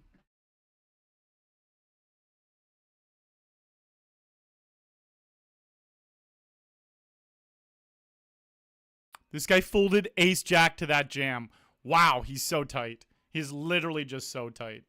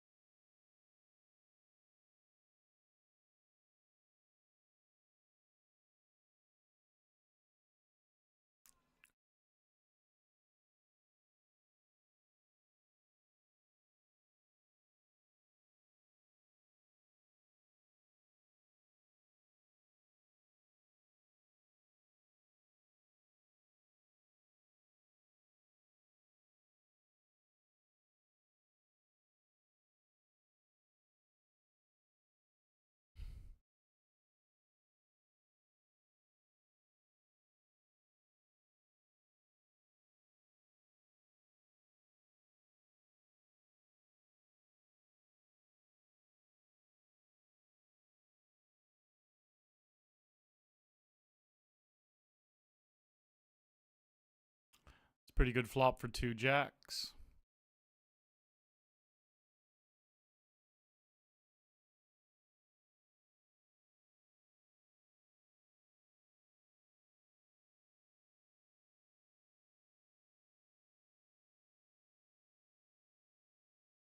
Come on, Stevie.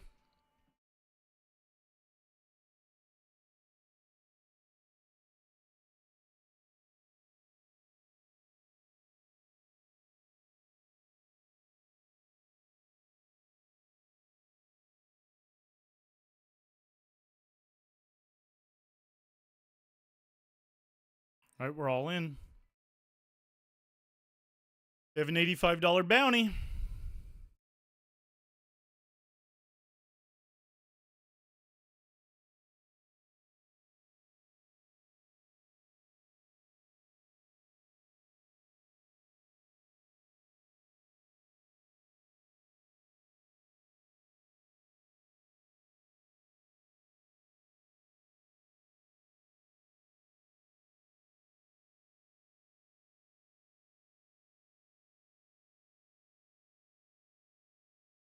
Now he's going to make me make a really tight fold. This guy has not been... This guy is tight. He's a really tight player, and he's not been making any moves. Ugh.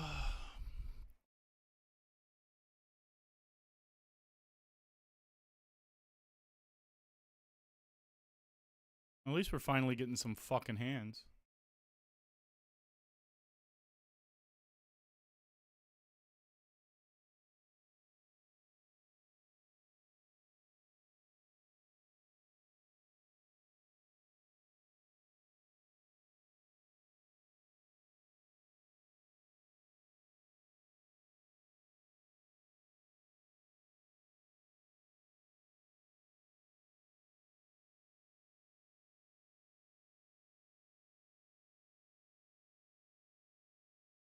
This guy likes donk betting, which means betting into the pre-flop raiser.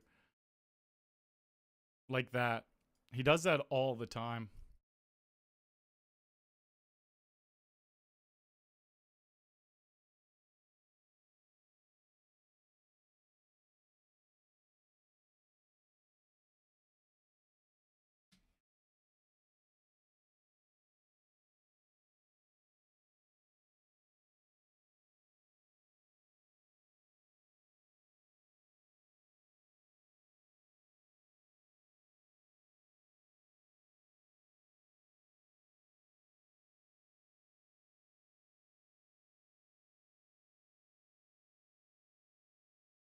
This tourney's gone a long time tonight. This tournament literally just goes this long. Ever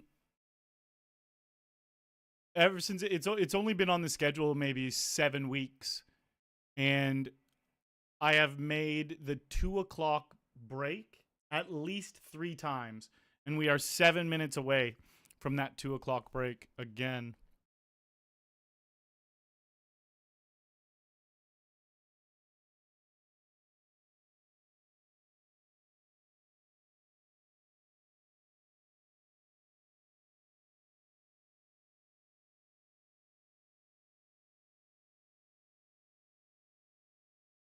I hope Hippo doesn't find an all-in. They do not.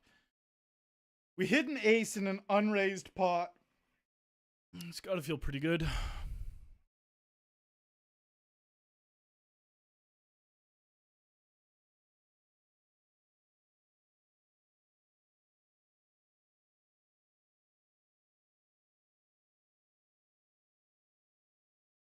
Pretty much just don't have 10-8. That's the only hand in the deck I'm worried about. And it's like very unlikely they're going to have 10-8.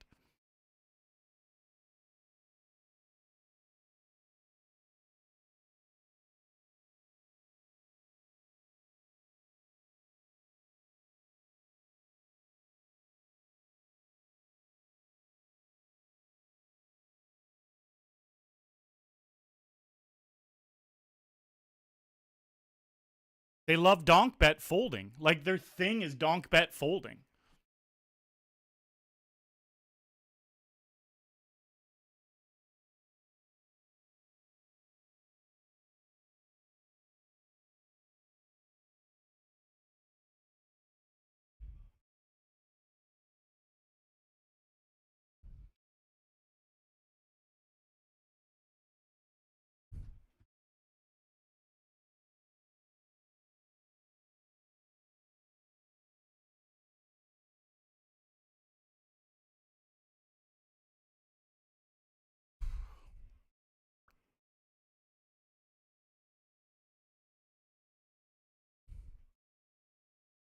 We went so card dead for so long. It was actually so frustrating. But finally, the last like 20 hands or so, we've got a good amount of solid hands.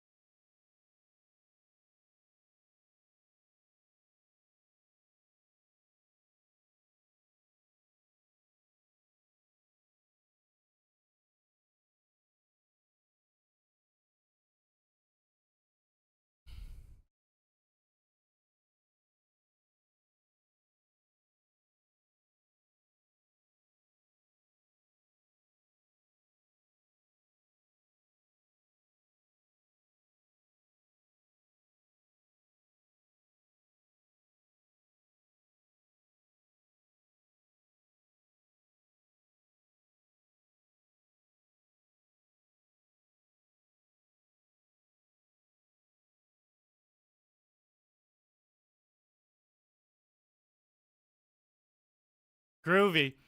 No, he should, as a big stack, you're definitely supposed to put a lot of pressure on. He just doesn't know how to do it properly. But you definitely shouldn't just chill when you're a big stack Final Four. You definitely should not just chill.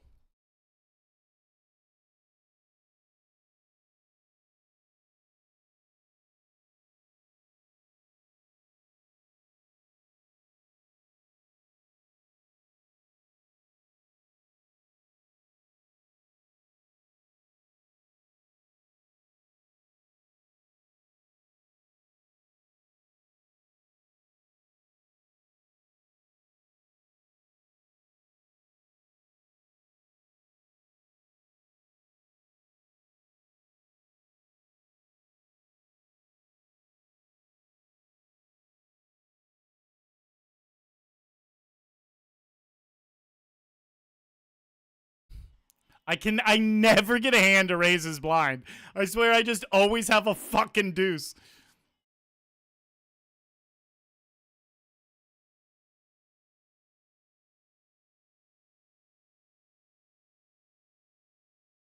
Whew.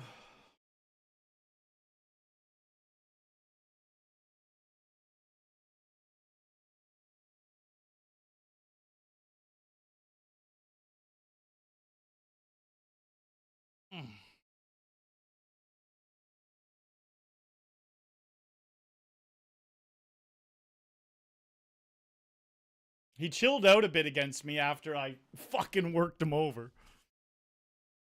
All right, maybe we get Hippo's bounty here. Nope.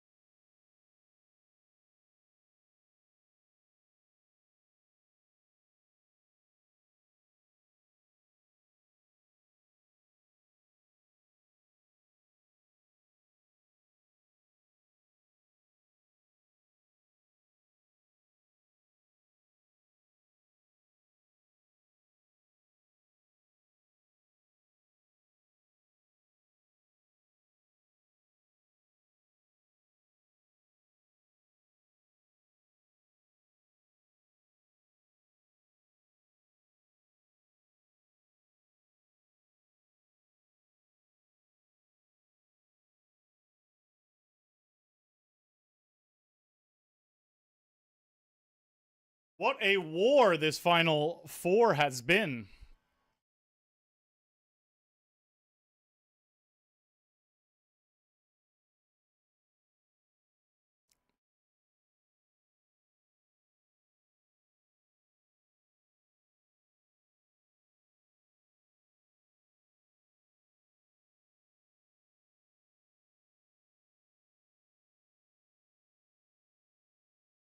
I want to double up the shorty.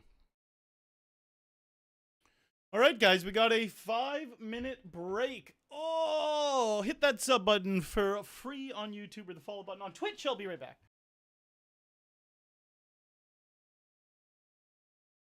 The funny thing, too, is I actually hate even asking, But it's so funny because the difference between when I ask and don't ask is so night and day. We're all kind of muscled into just politely asking once in a while.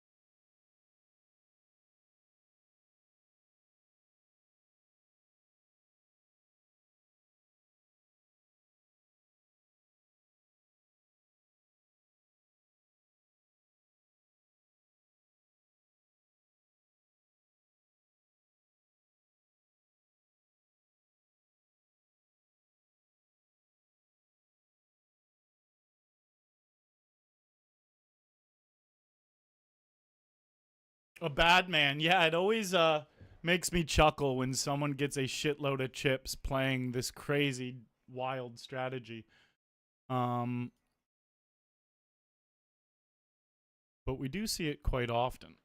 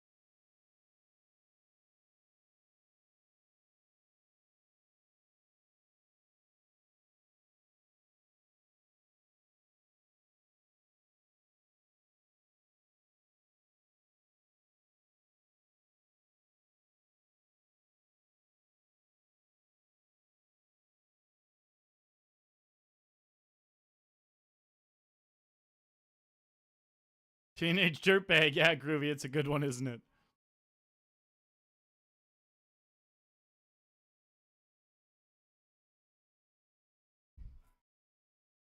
Bum.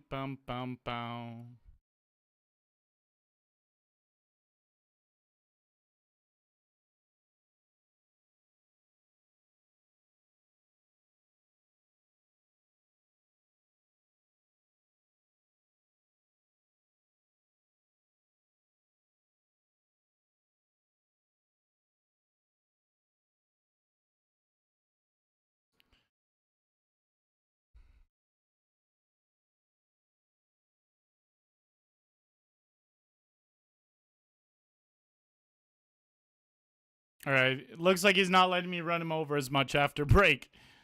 He's decided to take a stand.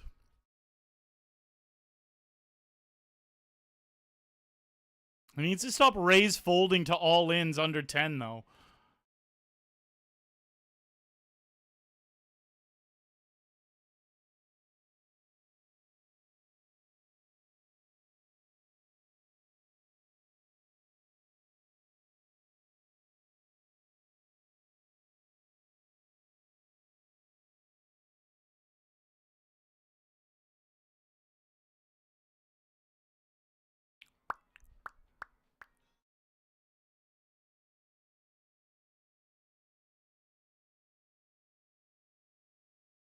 Maybe we get this hippo bounty this hand.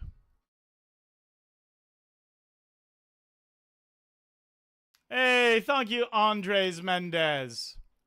All right, if Steve Bo folds, we call. Let's just be ahead. Oh my god. 5 blinds and they have jacks. Give me 4th place. That's what I deserve.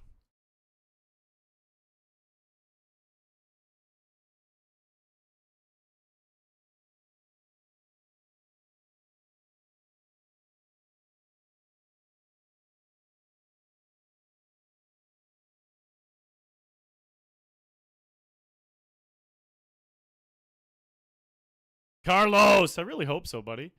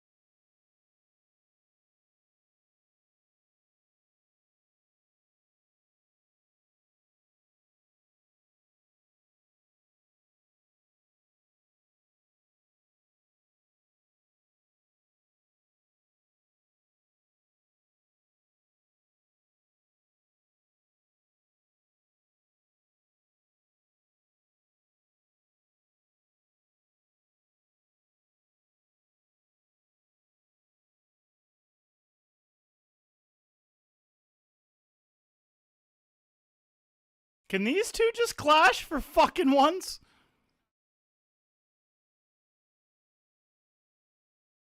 Don't fold. At least call. Go all in. Something.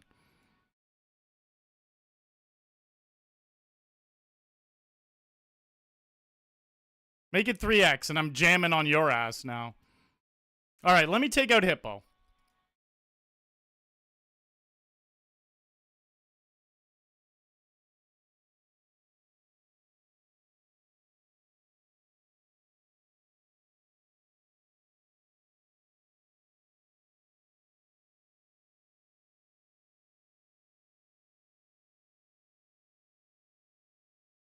Big hand.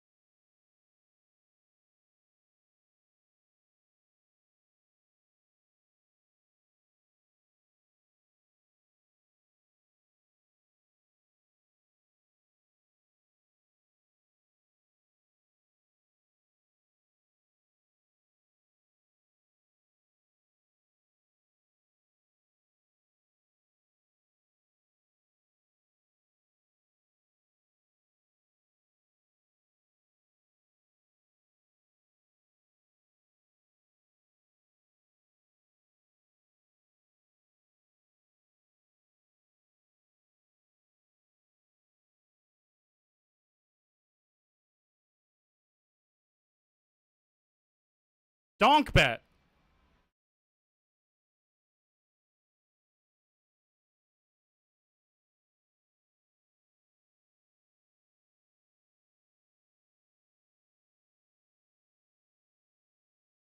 I'm trying to think if I should raise or not.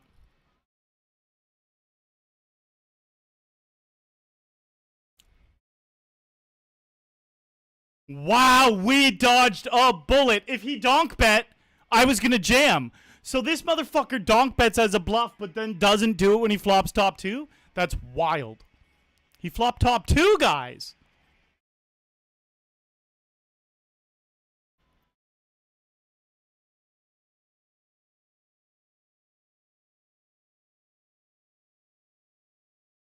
I can't believe he had king queen there. I was deciding if I should raise or not because I was so sure I had the best hand. Wow. We dodged a bullet there.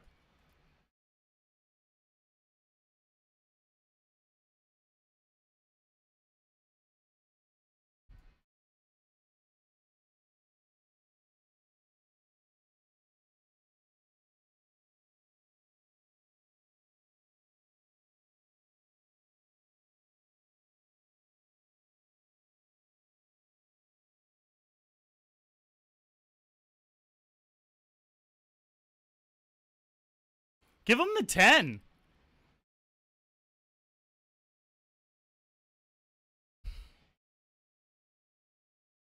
I can't believe he had king queen and we didn't go broke there. Oh my god, he misplayed that so bad.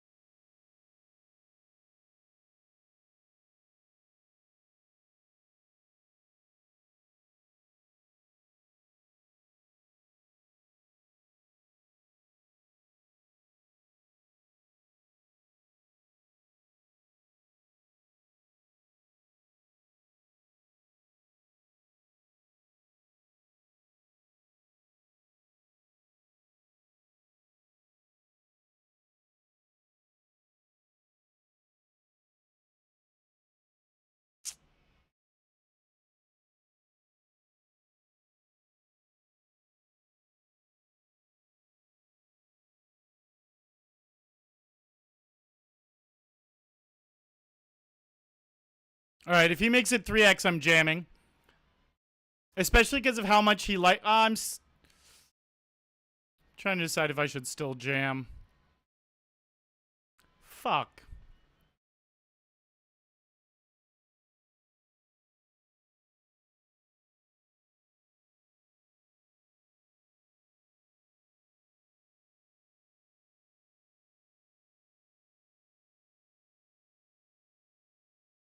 The donk bet pot. This guy's bluffing. Maybe he still has like queens or something.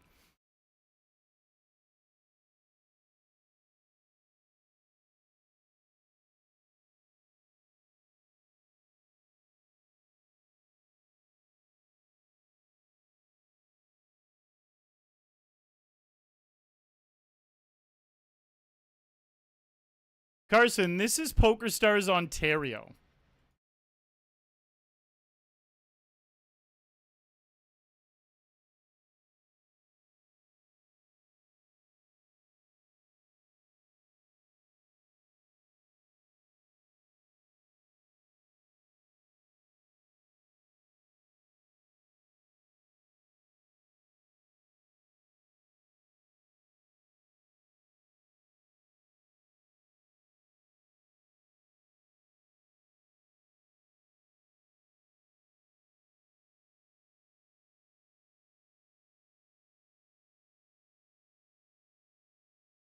I would love to see these two just clash.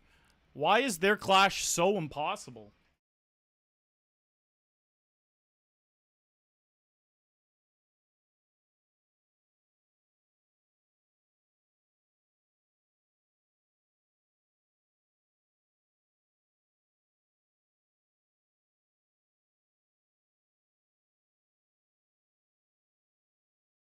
Just wondering how many tournaments you play at one time. As many as possible. On the global client, I used to stream like 14 at the same time.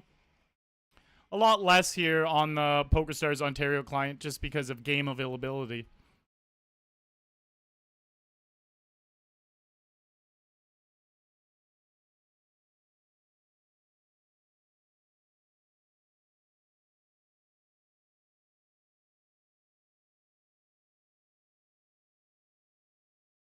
All right.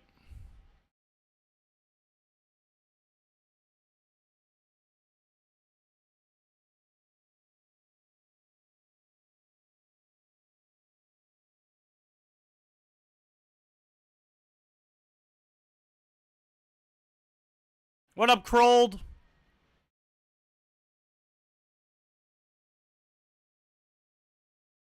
All right, he likes to raise my limps a lot now. We're going to trap him.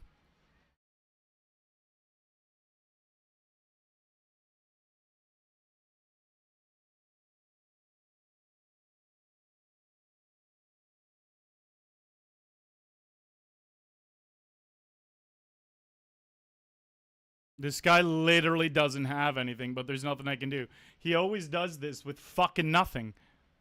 Like, maybe he has a jack or something, but, like, he doesn't have a big hand.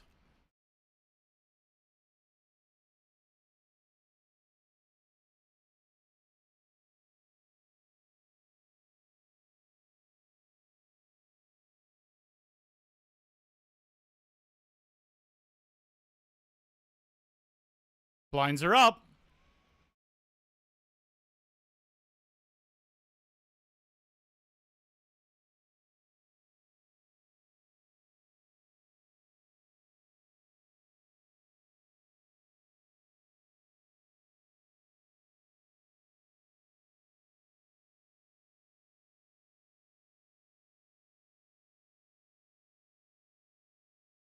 We're going all in if he raises.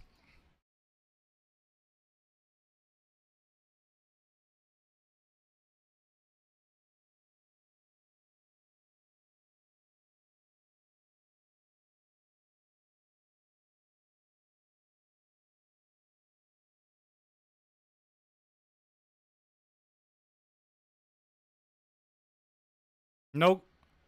Give me a club. Club. Chop, chop.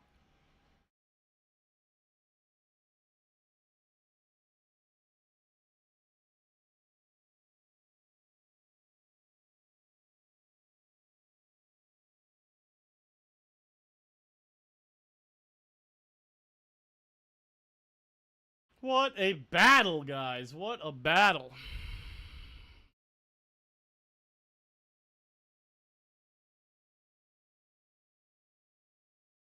Just no ace on the turn. All right. I hope he has an ace. Just one. Bet again.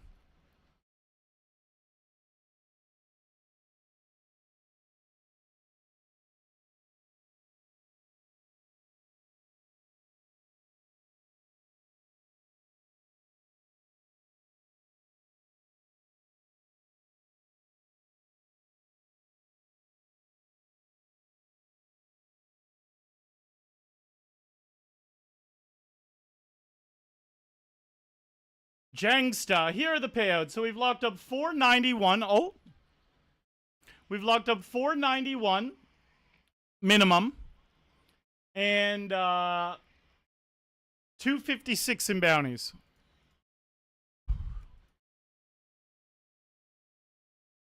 Ah. No ace. Oh, what a hand. Let's go. Come on. Let's get a little fucking lucky. Let's get a little fucking lucky.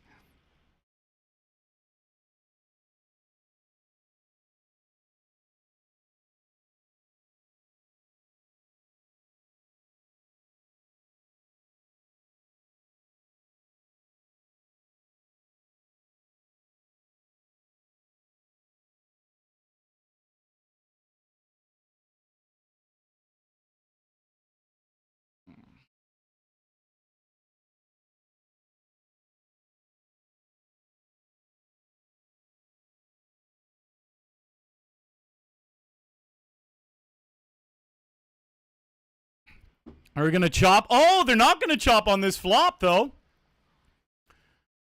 Okay, heads up we are.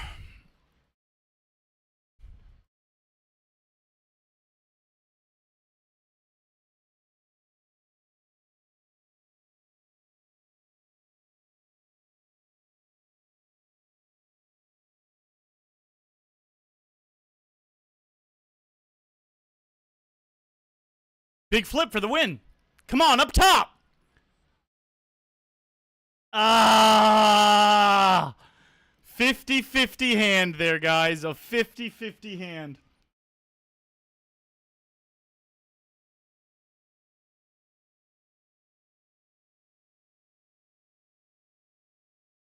We got to go with a pair heads up. Plus, we know this guy donk pets with nothing. We know it.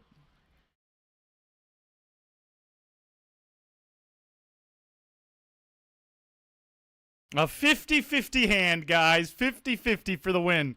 Let's see if we can spin it back up. Feel really good about how I played.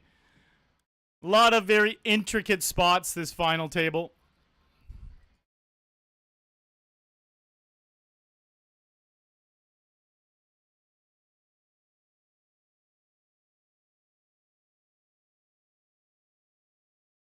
See how he limped his ace-king, though, too, and he didn't raise it? We've seen him limp aces, kings, and ace-king suited.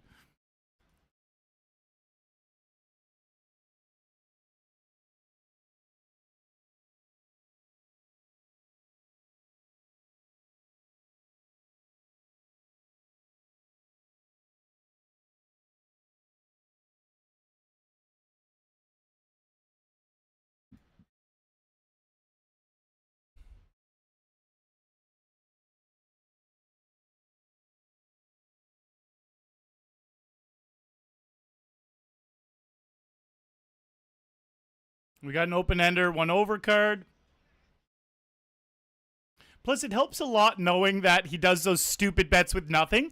And then when he has monsters like top two and the hand he should have taken me out, he played so passively. And then every time he's got fuck all, he just starts hammering chips in the pot.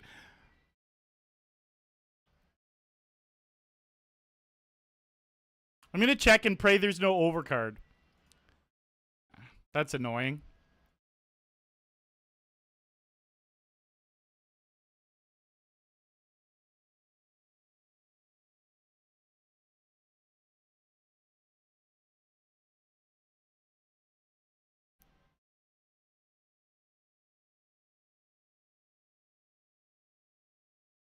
He might go all in.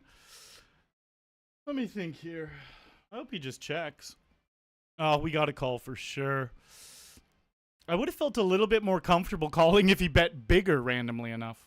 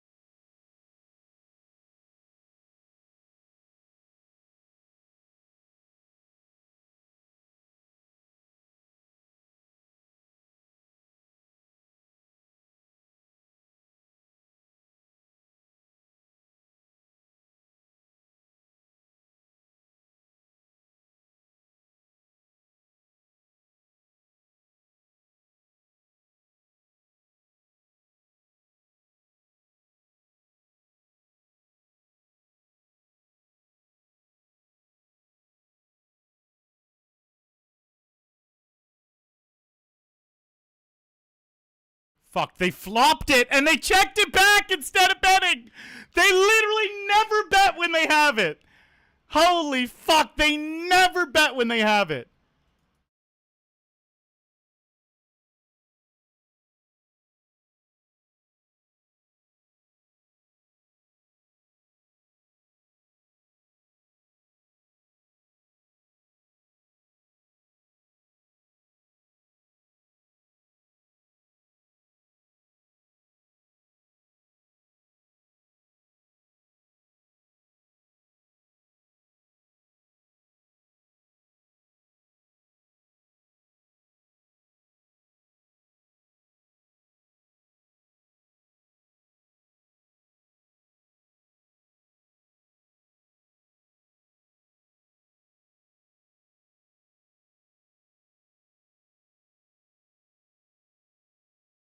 I'm scared that they checked back. What do they have? Fucking 3-4?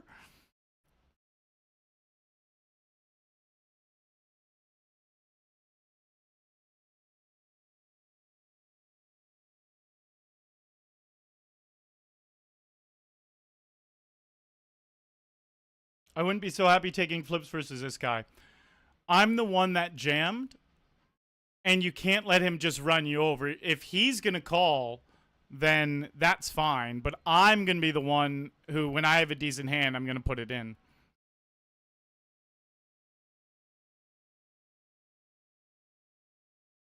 He forces action. Like, he forces it.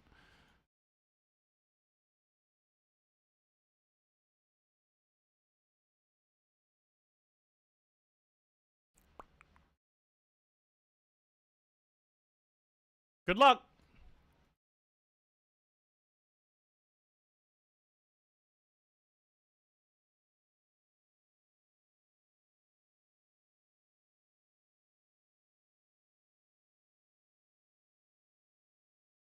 Oh my god, they're open-ended. No! That's a bad way to lose. Oh well. We'll take the second. Fuck. See, we're just nonstop getting it in good against that guy, though. Fuck. He called with an open-ender on a 3-spade board. Binks a 7, then binks the straight.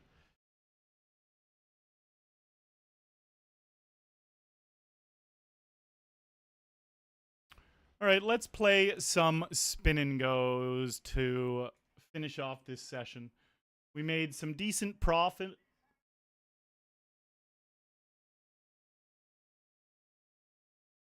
We definitely made some decent profit.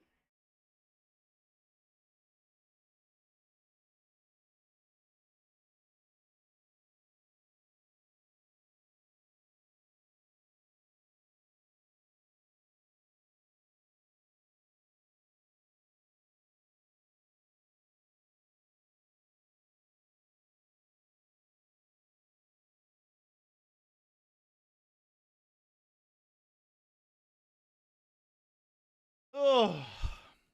Yeah, like I get what you're saying. Who said that? Who said that? 9-4 off. I get what you're saying about you wouldn't be happy taking flips versus this guy, but obviously with the way he was playing, all he was doing was hammering massive amounts of chips into the pot. And the only way to counter that is when I've got a good hand, I put the pressure back on him. That's the only way to counter it. There's literally no other way to counter it. So if that gets me into flips, it is completely unavoidable. Yeah, it's completely unavoidable. The only way to avoid those would be 100% accepting he's just going to run you over, and you try to fold until you have too big of a hand, and then next thing you know, you have 4 blinds and you get pocket kings and you double up to 8 blinds and you're like, I got it in good.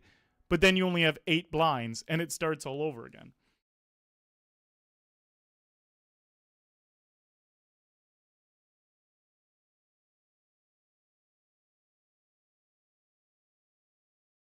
Fuck, he called with ace jack? God damn it. So now we get to put a sticky tag on this guy. Well, it wasn't that horribly sticky. We'll make this note. Sticky. It wasn't horribly sticky.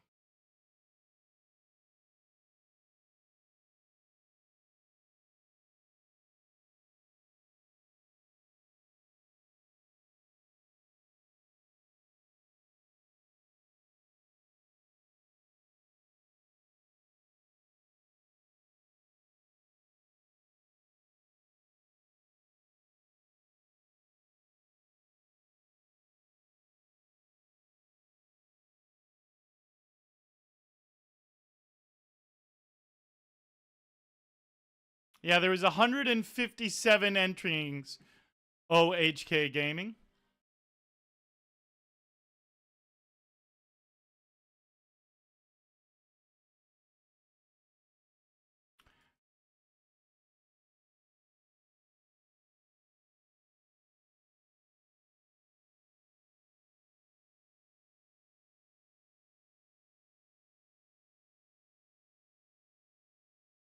Got to keep up the aggression. Definitely. I hit a little dry spell there the last 15 hands. And OHK Gaming, you have to remember, I literally just made a comeback from under 10 blinds. What I have, like 6 blinds or something. And I made a massive comeback. And then we win a little card dead. And we got it in good. And he won.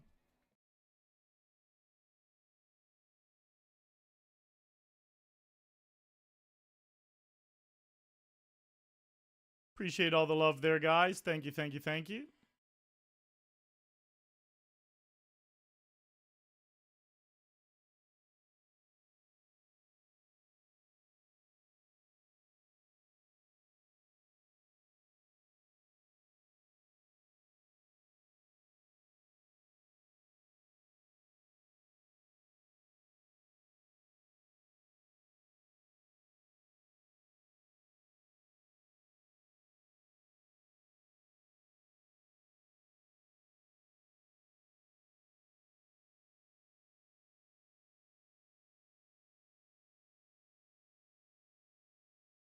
Appreciate the follow there, OK Gaming. I think I read it right that time. OK or OHK? Glad you enjoyed that bling ting.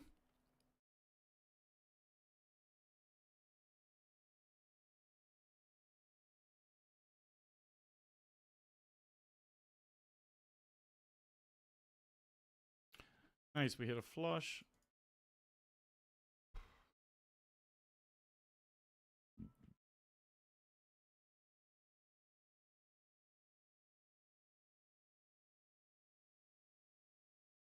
Got him.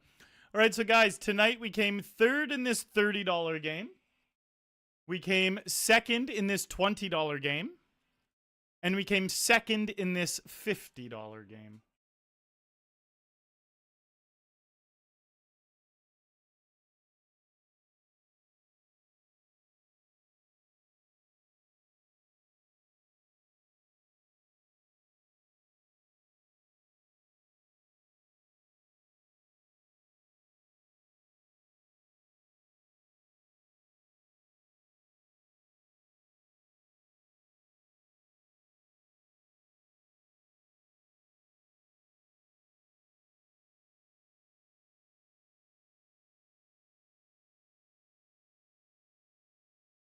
Great flop, 2 pair.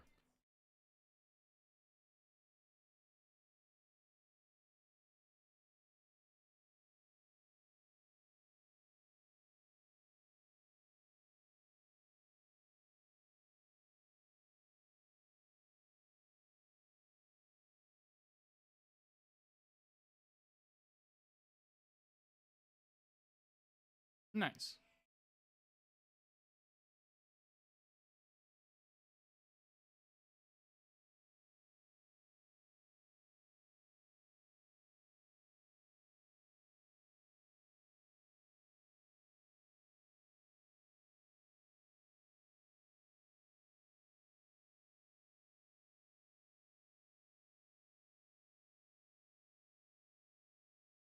La Rich! Good morning from Vienna. Yeah, it was a good session, buddy. It was a good session.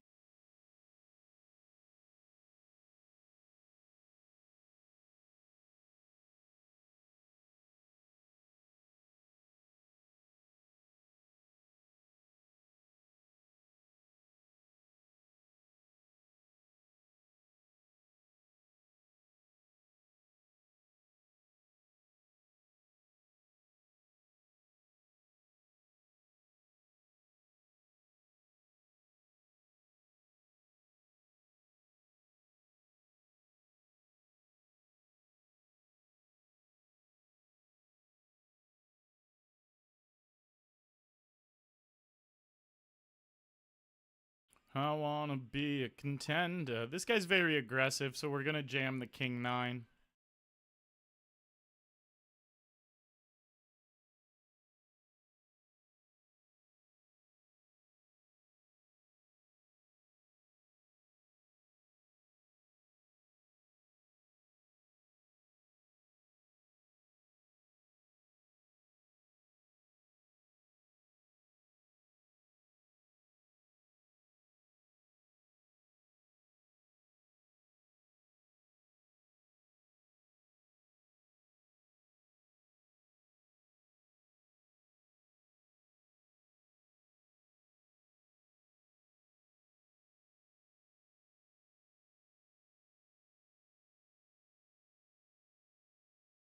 No 10, no 8.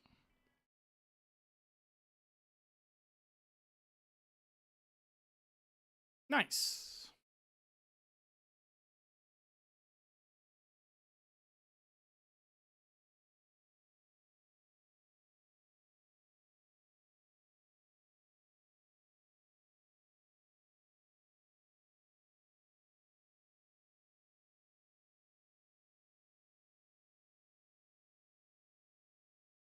Third, second, second.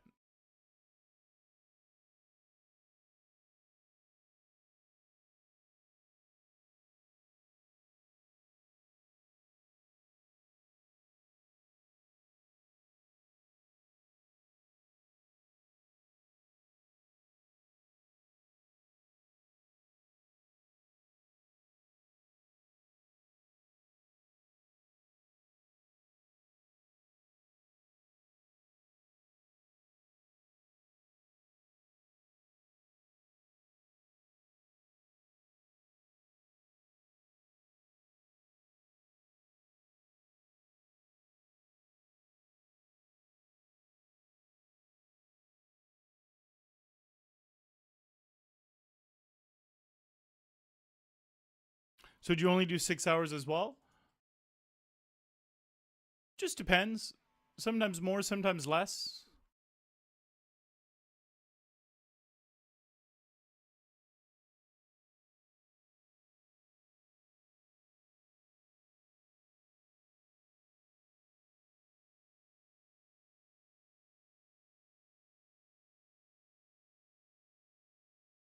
One time I did a 43-hour stream.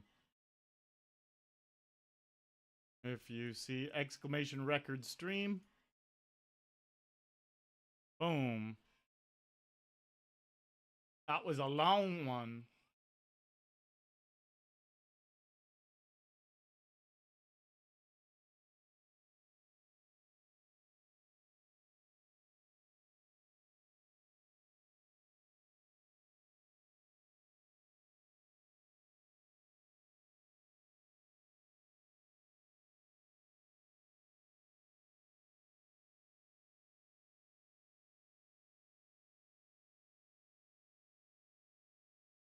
I started extra late tonight, that's for sure.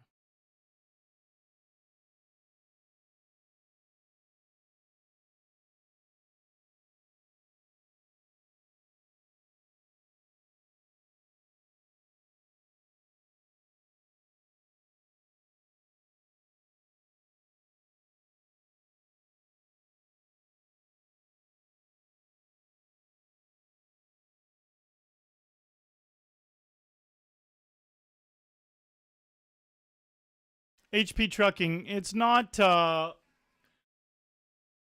David's a lot more rigid, like has his start time and end times all planned out and sticks to them for the most part. For me, I just I wing it. It's the wild wild west over here. But it's always evenings like this. Evenings into the night.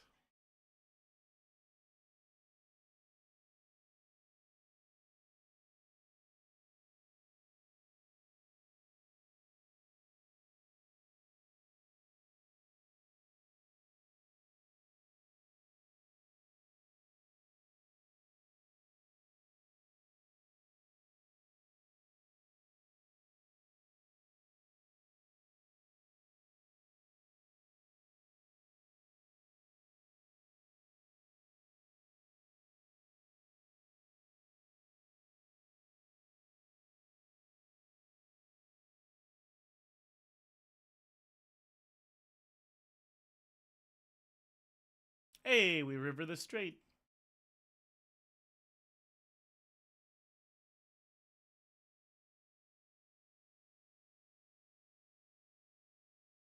They don't even feel the need to raise. They're straight.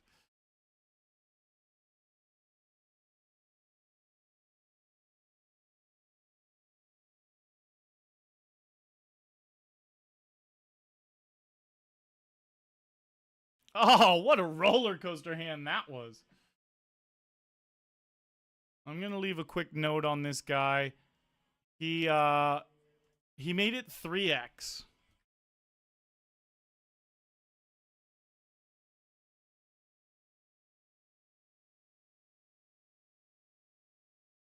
And he was min raising it. So his 3x looks like he sizes up with his bigger hands. But I don't know that for sure. But he could. That's why the note is there, and I'll keep my eye out for that. Future games I play against that guy. And then if I notice that again, I'll confirm it in the notes. Like, yes, he does do this.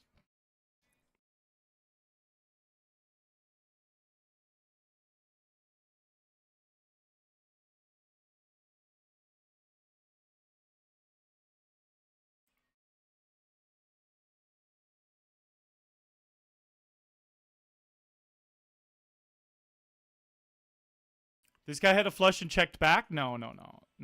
He didn't check back a flush. He didn't check back a flush, did he? Watch how big of a punt this check back is. He checked back. This guy had fucking trip. This guy had fucking trip kings in a heads up pot.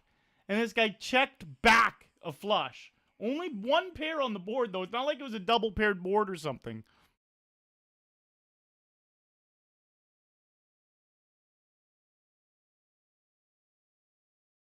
I was going to say believe his river bets, but maybe he bluffs.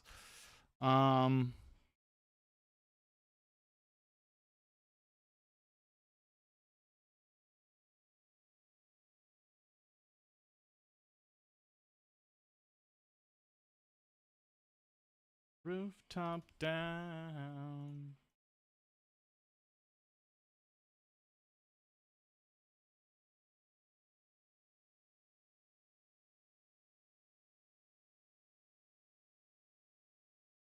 Nice. I've been working out a session in time for myself. It's doing 4 hour mornings and 4 at night. I normally do cash. I could definitely tell you do cash if you time it out like that. There's no way you can time out tournaments like that. Nothing wrong with cash though. Nice. Yeah, you're looking to get into some streaming. That's cool.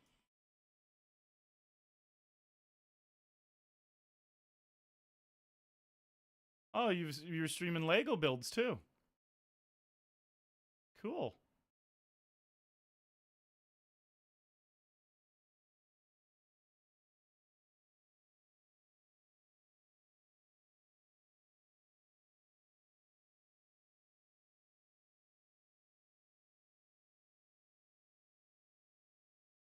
Super 7, this is PokerStars Ontario.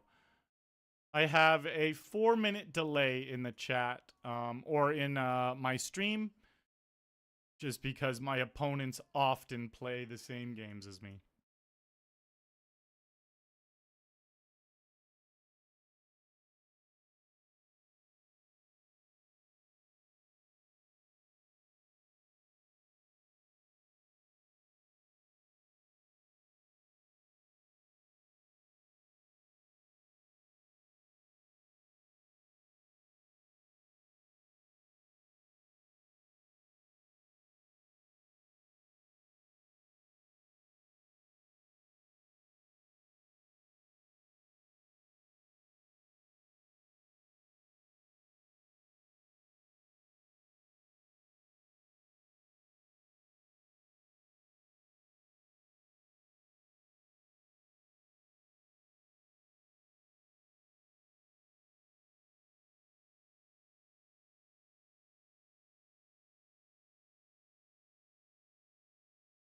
This guy's done that twice now, where he puts in half his stack as a raise.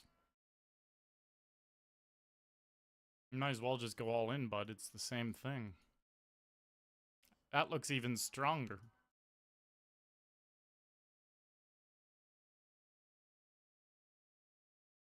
Got to get ourselves.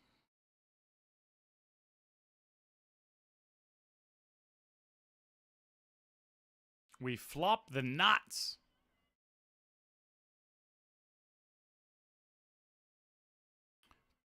Pretty bad turn. Raising in case he's got a flush draw. Can't let him get there for free.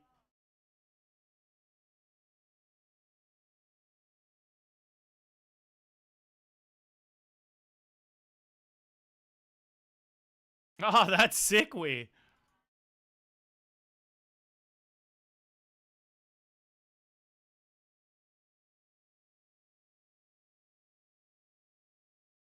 Yeah, appreciate the love on YouTube tonight, guys. Got a bunch of subs. Bunch of people watching right now. YouTube does seem to like the spin and go streams. It's funny because I've noticed lately when I finish the MTTs and I start spinning and I start playing spin and goes, my Twitch viewers go down and my YouTube viewers go up. That is funny. That is kind of funny, though. The YouTube viewers like the spin and goes more than the Twitch viewers. I still have more people watching on Twitch than YouTube. It's just, it is funny to notice that. I've been streaming MTTs with a little bit of spin and goes for 7 years here on Twitch. And I've genuinely never one time on Twitch seen the viewers go up after the MTTs while I'm playing spins. They always just slowly go down, which is fine. Like, the hype is like, we were just final two of a game. Like, I get why the people are here more for the tournaments. But, oh, aces. Let's get a king or 10. Pew! Damn. But almost every single time I start the spins, the YouTube viewers go up. It's like, cool. Thank you, guys. And the best part about that is I go through stages where I really love playing a lot of spins, and then sometimes where I'll go a month or two barely playing spins. I'm in one of those moods the last few weeks or the last month or so where I'm really, really enjoying the spin and goes. So I will keep that momentum, especially seeing the YouTube crew appreciating it, and still have a bunch of people here on Twitch. No six. No straight, no flush. King on the turn does it.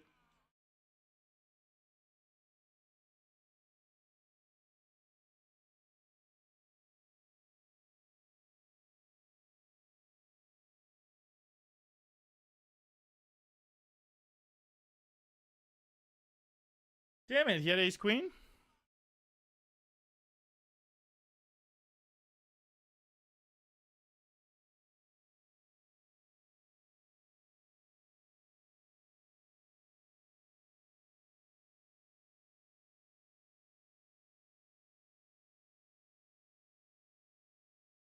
Isildur says, I'm not hating on anyone, but is building Lego as an adult really a thing? You want to know what I've realized, Isildur? The older I get, everyone has their own thing. Everyone has their own thing. And it's like, just because it wouldn't be something you would enjoy, and I've personally never played Lego as an adult, I get it though. I could see myself busting out some Lego and fucking around. I don't know if I ever will, but everyone in the world is different. Everyone's brain is different. Everyone likes different things. So some of the things that you probably really enjoy in your pastime, other adults might look at that and be like, really? You want to do that with your time? You want to know what a really good example actually is? How girls feel about guys playing video games. Like if you any woman over 30, not any. And this is very no, it's stereotypical, but like it's a real thing for sure. Dudes like gaming more than women. Women like it too, but like dudes like fucking gaming. So women over 30 look at guys gaming like, you like fucking video games? What do you mean? And guys are like, what? Fucking course I like video games. Why wouldn't I like video games? You think I stopped liking them when I was 15? Like, I'm not a huge gamer specifically, personally. I'll dabble once in a while, so I'm not even talking about myself really. But that's one where I've noticed for sure, where like, it's just different strokes for different folks. Different strokes for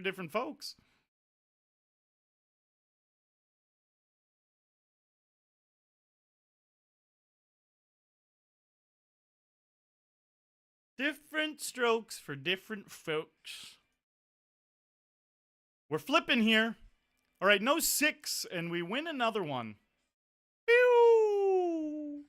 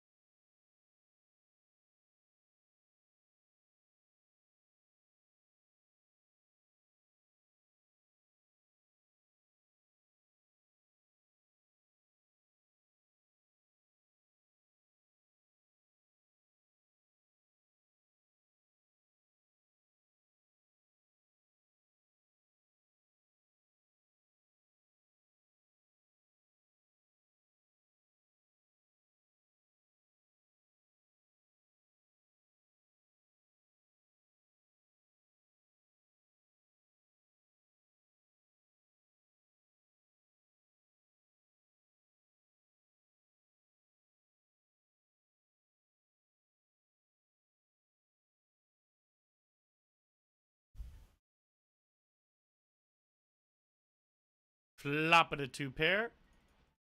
Baines! Legend.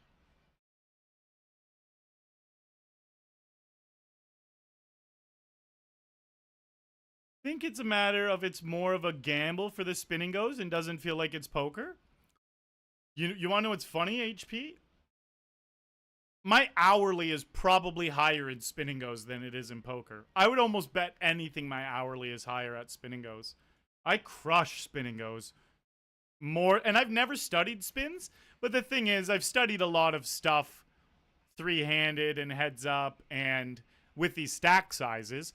So I guess technically I've indirectly studied spins, but I've never like got coached on my spin and goes, or I've never done a training program that's specifically spin and goes. But I'm sitting here with 2 recreationals with 25 blinds. They're just going to be making massive mistakes, and I'm not going to make the same amount of mistakes as them. So my hourly is, at the bare minimum, it would be the same as MTT's.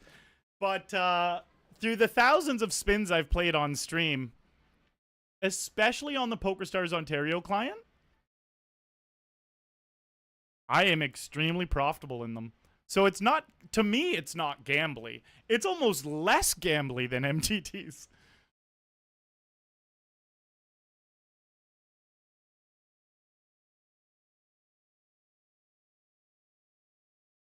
Um, I'll fold. Oh, what is this guy that I played against? What's his note? Super scared of value. It's that guy.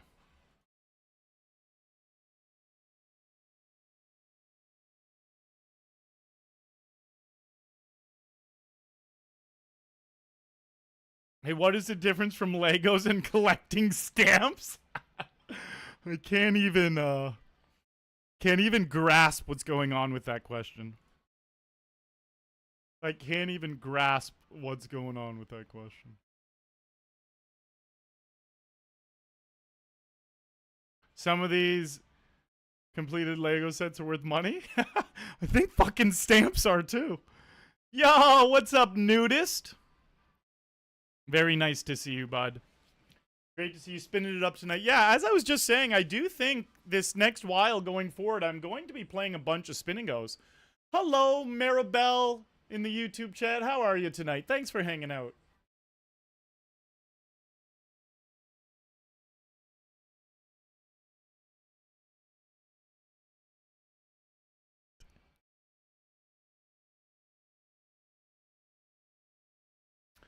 So, for everyone that is watching in the YouTube chat, I know a lot of you guys are going to be brand new to the channel. My name's Arlie Shaban. I'm a member of Team Pro Online with PokerStars. Gotta go on the spiel, Twitch guys. Come on. Gotta let them know what's up. I've been streaming poker on Twitch for 7 years. It's my full-time job. It's nice. Sometimes I work in my boxers. And the vast majority of the time I'm streaming tournaments. As you can see tonight, I came third here, I came second here, I came second here. That's where you see the cash is from. That's where the profit is.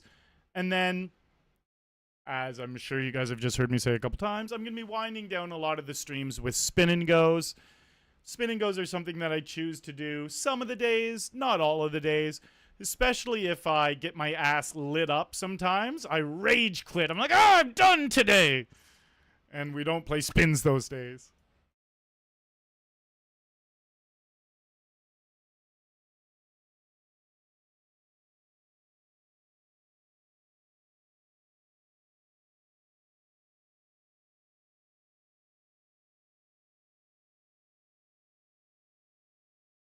So the stamps are no different except you can't assemble the stamps. Okay. I see what you're saying.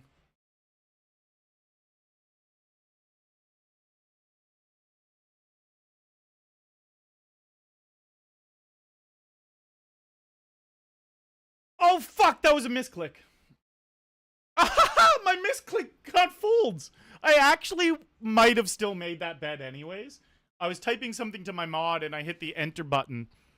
And when I hit the enter button, that's what put the bet in.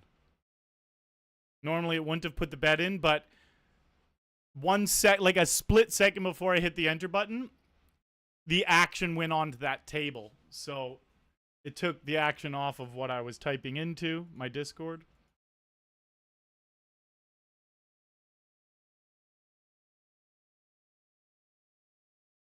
I still need to get 2 spin and goes with 5x multiplier to get the last 2 throwables. Oh, that's the way to unlock throwables, eh?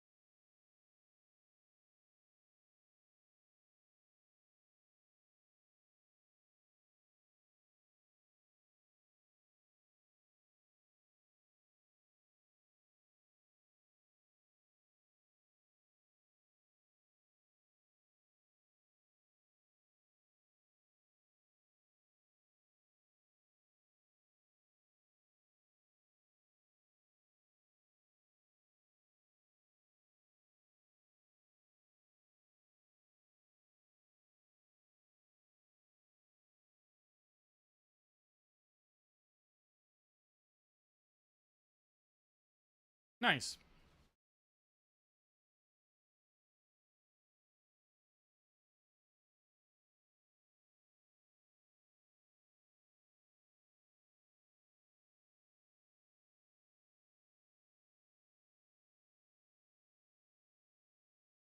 I think my sister collected stamps when she was like 12 or something. I think that was a short-lived hobby for her.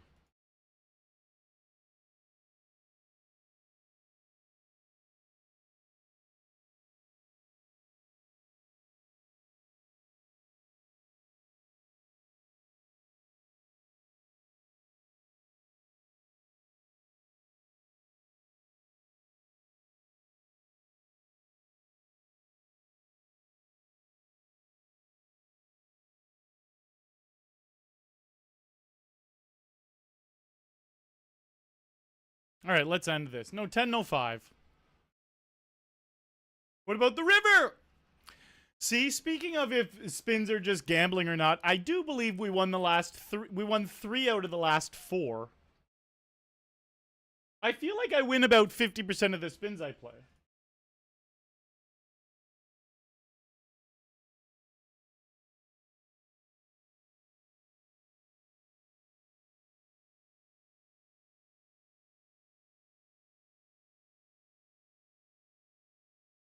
Ha! Nudist is pissed that I said I stream in boxers sometimes.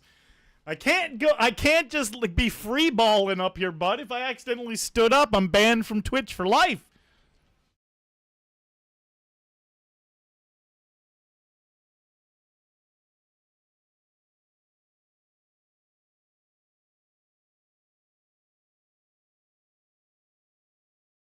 Rage quick.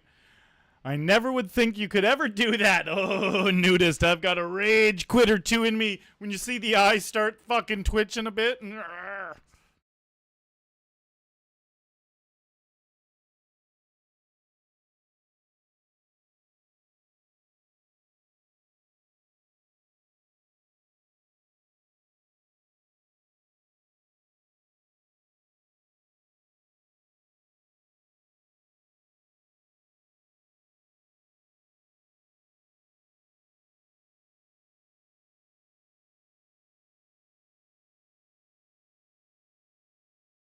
All right, so after stream, this is what I'm making. Some white rice, some ground beef. In the ground beef, we're going to put a bunch of garlic and onion. I'm going to steam some broccoli. We're going to put spices in the ground beef as well. I'm going to steam some broccoli. And then I am going to add some beef broth into the frying pan with the ground beef in it.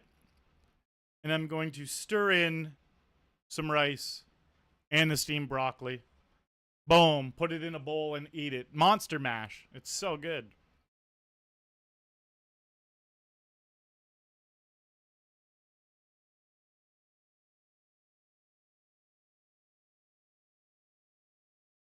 One of my other favorite meals that I've been making lately. My God, I almost want to make this tonight, but I've been eating it like 5 days a week, so I'm not going to do it tonight. Is I'm always steaming a vegetable. It's normally broccoli or cauliflower. When I say always, when I'm in my healthier stages, I definitely go through animalistic stages where I'm just a savage and I throw on an extra 15 or 20 pounds over a few months, and then I'm like, my God, I need to trim that out. Even today, I had some chicken fingers from Wendy's because we ordered a good chunk of Wendy's yesterday and had some leftovers. Chicken strips, whatever. Chicken fingers, chicken strips, same difference.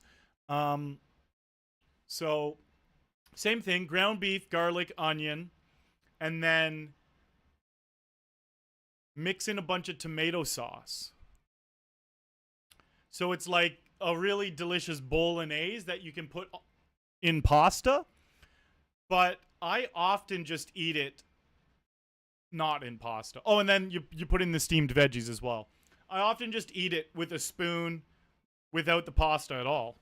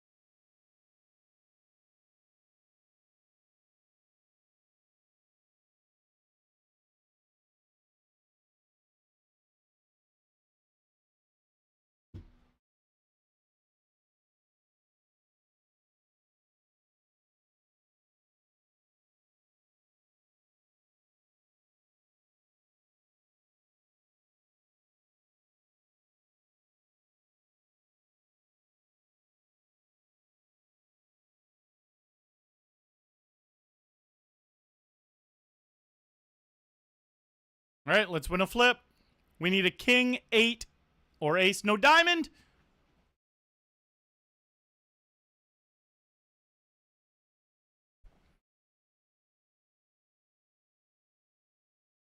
I'm going to send a quick voice note to my buddy.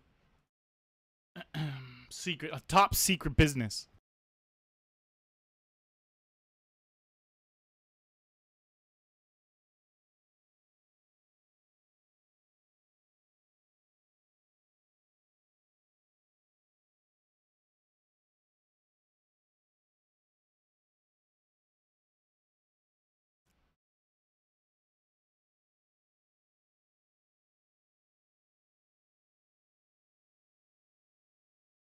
No ace. This will pretty much give us the win. We'll have the other guy 10-1 in chips.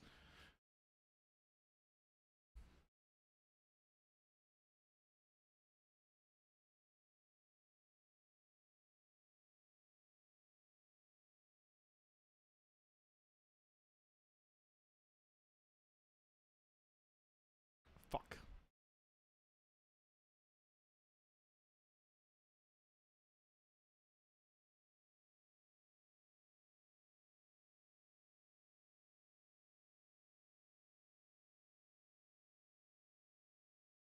Ah, boo!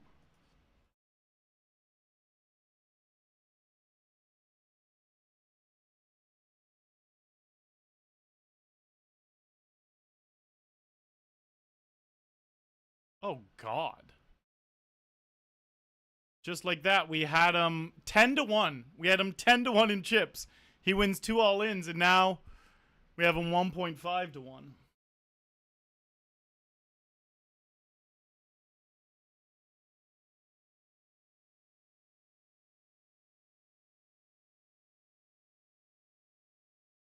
What a bad river!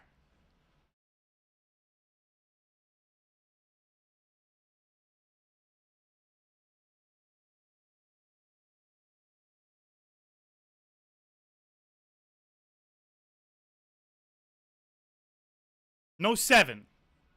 All right, we can chop here a bunch. Nice! So we won 4 out of the last 5. This is great.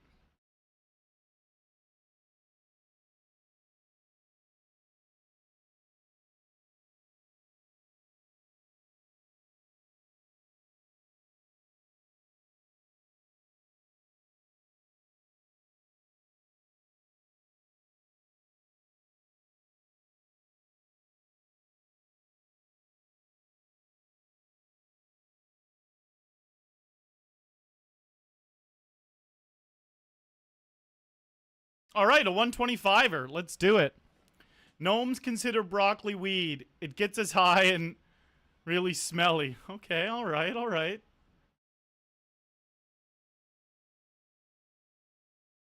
What was the buy-in on the $50 prize? It was $25. So sometimes it's going to be smaller than a 3X, and then as you see, this one's 125. Sometimes it's going to be bigger.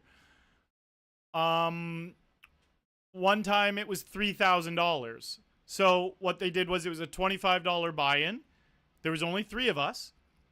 And since some of them are $50, they add all those $25 buy-ins that don't get used, because obviously it should be minimum $75. So all the $25 that don't get used get put into like a jackpot, a potential jackpot spins. So one of the times we bought in for $25. There was 3 of us, and when it spun, it said 3,000.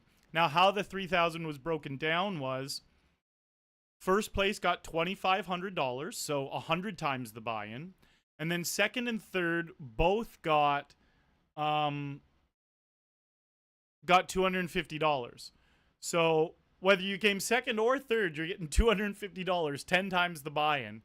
And then first, which I did win that one. First got $2,500. One of the times when I was in the global client, I played $100 spin and go. And it was a spin and go max. So how it works is there's 3 different prize amounts. And then once you win, there's 3 question marks, and you have to choose one of the question marks, and that reveals how much you won. Out of the 3 different prize amounts, one of the prize amounts was $18,000 off of a $100 spin, and second place got a guaranteed $4,000. I came in fucking third. It was so bullshit.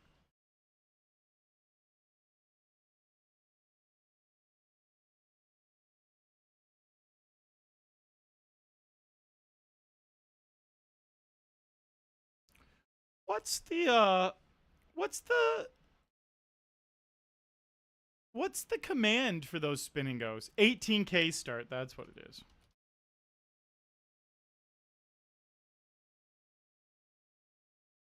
And for you guys in YouTube, I was just talking about that massive spin and go. I have a link to the video.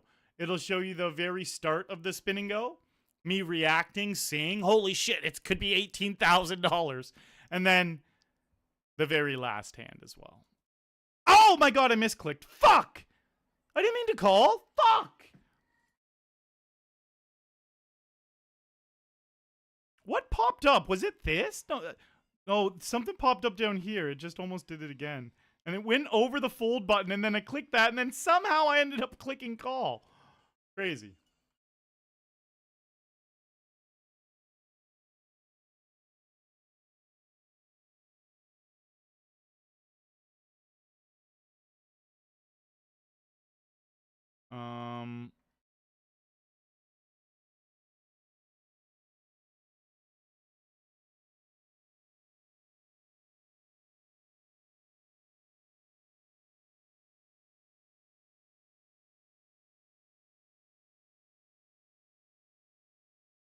Nudist. Yeah, we're on a nice run in the spins.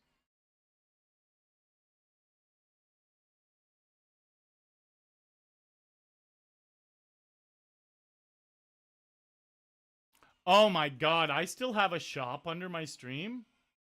No. Nothing is available in that stuff anymore. Let me actually delete that. Jesus Christ, that was a long time ago.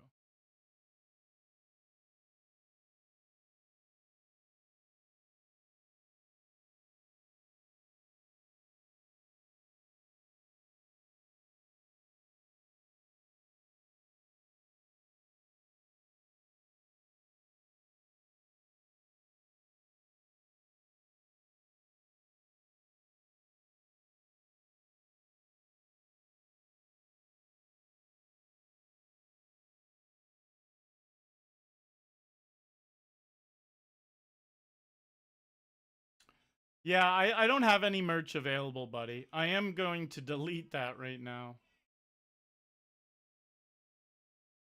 It is gone. It is gone.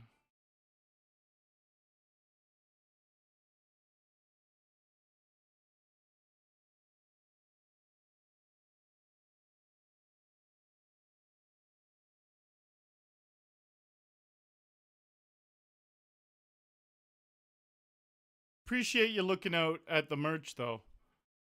That was, I can't believe I didn't delete that before now. I never look at the panels. Why raise 3x over 2x? I don't do it often.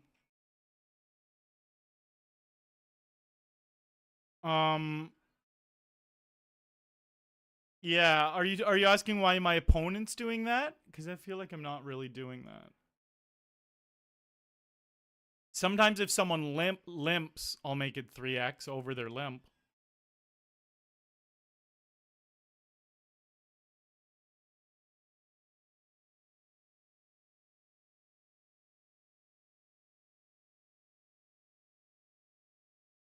Aces.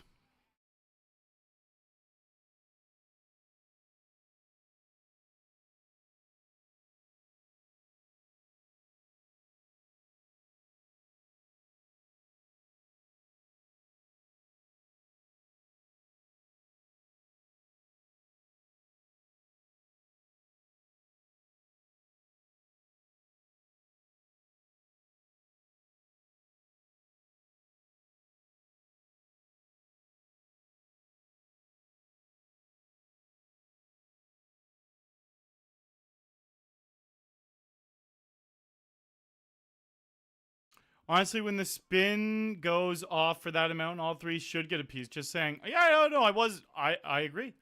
I wasn't saying it in a bad way. I was just breaking down how it actually was. The only thing I thought was a little bit strange is how second and first got the same amount, but it's again, it's whatever. I don't mind. If I was the one that created it, I'd probably make second a little bit more than third, but really is no big difference. Cuz it's a big huge fun bonus. So no king or jack. Okay, no queen. No queen or club. Oh, baby. If we win this, what's that? 5 for 6? Early Sally, Arlie. I'm not saying we're going to win. Misclicks won't make you money. Baines, I misclicked twice today, and one of them got 2 folds, which was great. But you are right. The more focused I am, the better.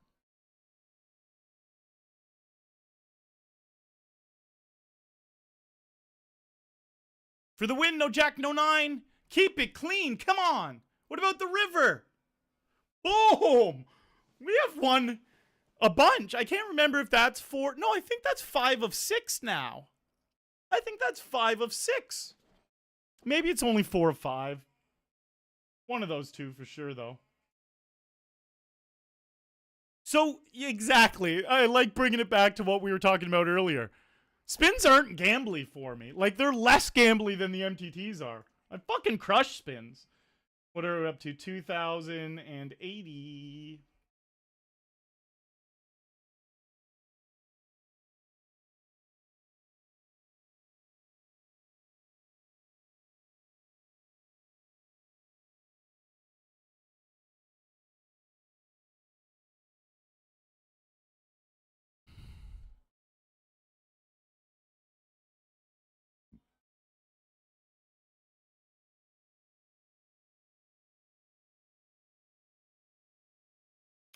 So hidden. Yeah, you could technically get less than second if you won the spin.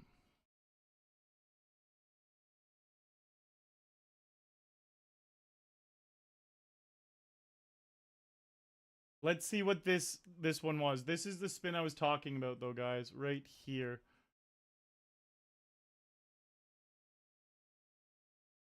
This is $100 buy-in. So it was either the winner either got 18,000, 1,700, or 4,000. Damn, he rivered me. Look at my face. I was fucking. Because the crazy thing is, at that time in my career, this was like over 5 years ago, maybe even 6 years ago. My biggest win ever was $3,900. So if I came in second, I would have got $4,000. Or if I came in first, I could have got 18,000. They also like give you a buyout option. The buyout option was like 7 or 8 grand or something like that. Okay.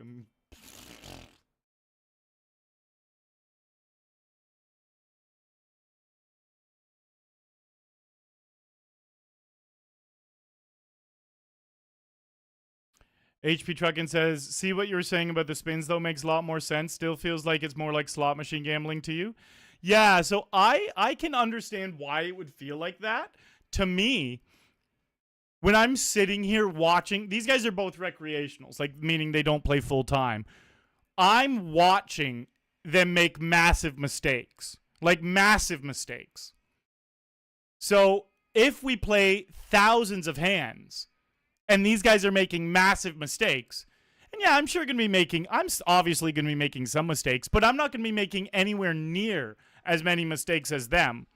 So if I played 10,000 hands with these guys, I'm going to win way more hands than either one of them because they're making massive mistakes and I'm not. And that's just what poker comes down to, is winning hands.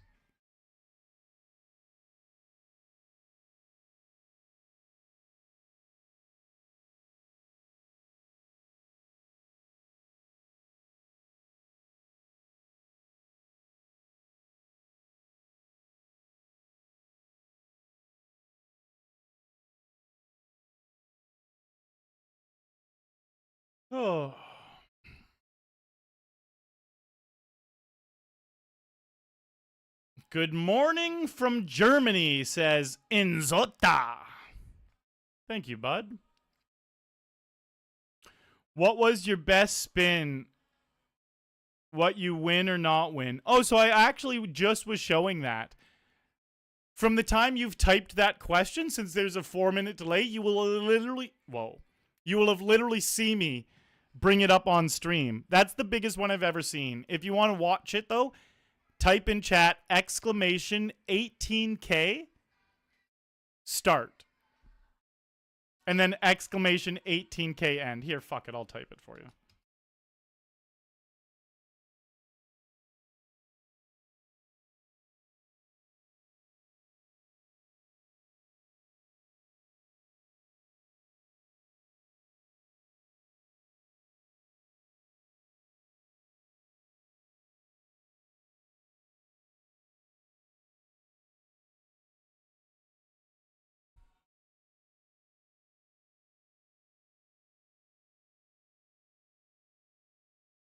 Like that hand, me watching him play that hand that way, such a mistake. Almost every action from pre-flop to post-flop, from pre-flop to on the flop to on the turn, everything he to on the river, everything he did was incorrect. This king 6 call, incorrect. Like, I'm just watching these massive mistakes. So that's why these are profitable, HP, because we just watched in 2 hands, we watched one player make 5 mistakes. 5 mistakes, and not even in 5 hands. In 2 hands, he made 5 mistakes. How can you make that many mistakes? It was every action he made for 5 actions in a row were incorrect. And I did the right thing. And then all we can do is get it in good, though. He could have got lucky and hit the river there, and that's going to happen some of the time. But over thousands of hands, we're just going to win.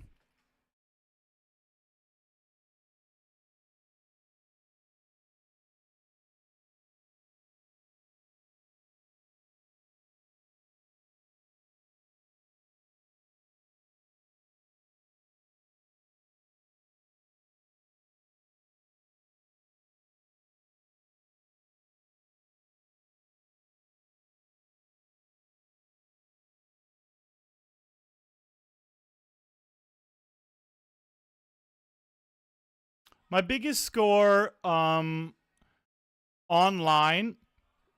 is I won $20,000 off of a $20 PKO. I came first place out of 15,700 people. And live is 35,000.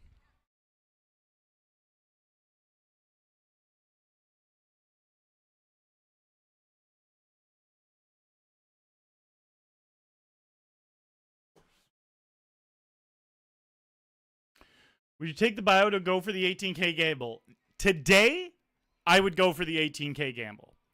Back then, I almost for sure would have taken the buyout because it would have almost doubled my biggest score.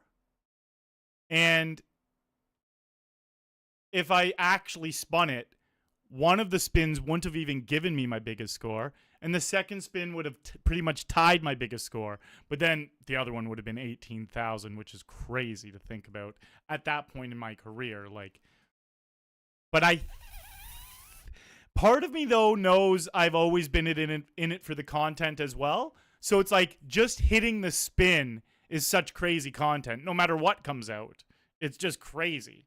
So I think I would have taken the buyout, but I would not have been surprised if I just, in the moment, boom, hit the spin and prayed for 18K.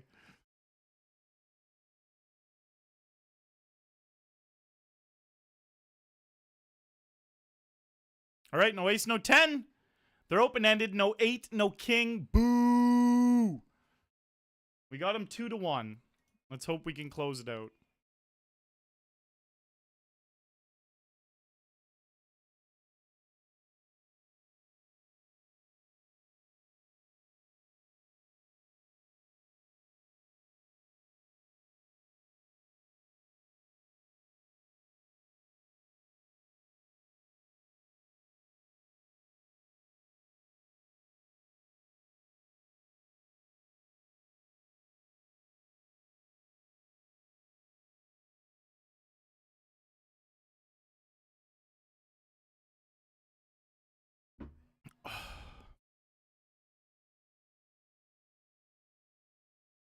Oh, Enzota. Yeah, it was rough. Losing, coming in fourth or in third for that 18K spin was so fucking heartbreaking.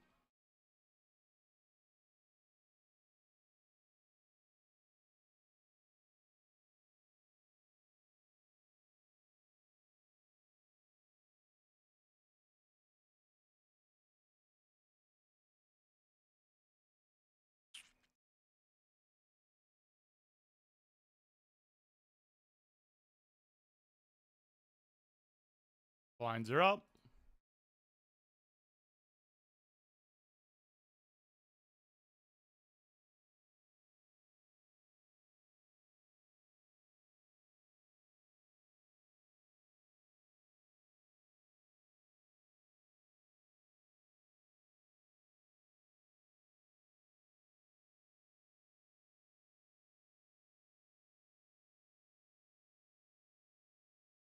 Oh, baby, flopping top two is so sexified.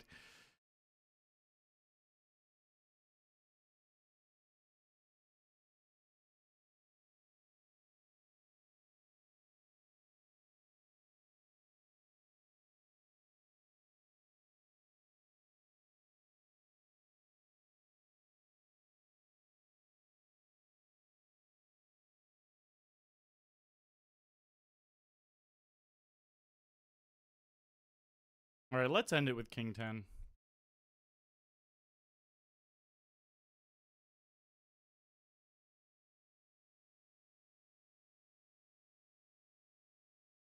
Please help me, cause I'm breaking down.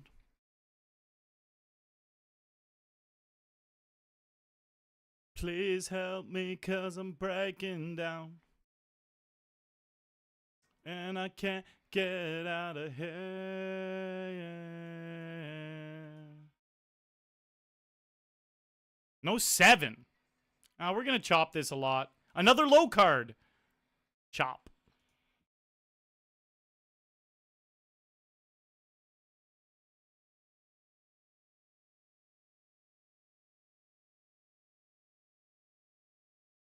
Jack Pike, he most definitely did.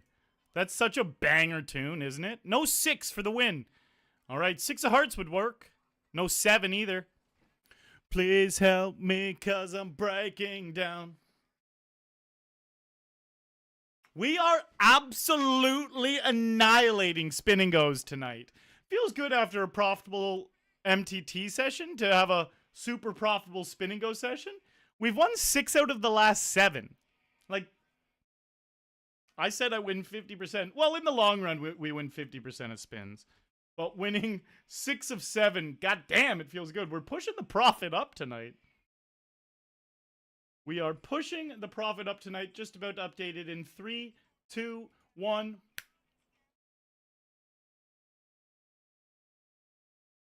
Pim de beer. This is what happened today. Third in this $30 game. Second in this $20 game. Second in this $50 game. We haven't won this $50 game yet. It's been on the schedule for 7 weeks. We've definitely made the final table a chunk of times. Second's for sure my best place if we've never won it. I think we also got third one time, and then probably like a couple fifths and sixths type of thing. Please help me, cause I'm breaking down.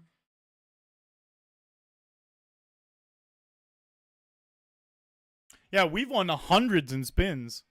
Well, oh, I know exactly how much we've won. I can see the profit. So we've bought in for... We've played 9 spin and goes. We've played 9 spin and goes. Okay, here's my profit in spins. 1 second.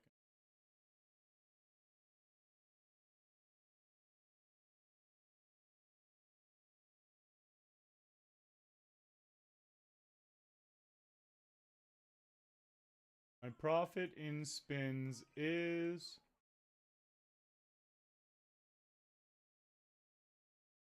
$225. That's so funny. We've cashed. HP Truckin' getting gifted a sub there from Wee. So we've played 9 spin and goes for $25 each. Oh, and that's not including this one. So let's take that off. 8. So we're up $250 in the spin and goes alone. And we've only been playing spin and goes for an hour. That's a very nice hour for spins. Only that happened every hour.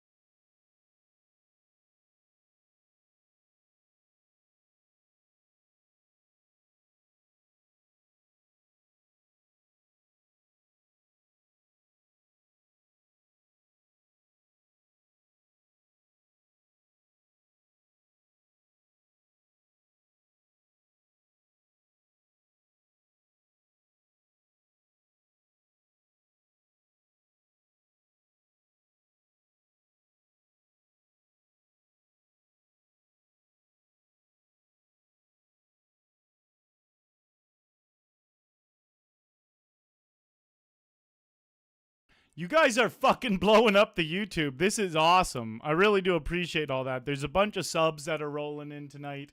If you are new to the channel, enjoying the content, I do this full time. The YouTube streams are going to be coming 3, 4, 5 times a week forever, guys. I've been streaming for 7 years, so make sure you hit that sub button. Shoot a little thumbs up on the video. It definitely helps throw me in that algorithm, and we can grow the channel. I'm going to start putting out long form videos on YouTube as well. We do shorts.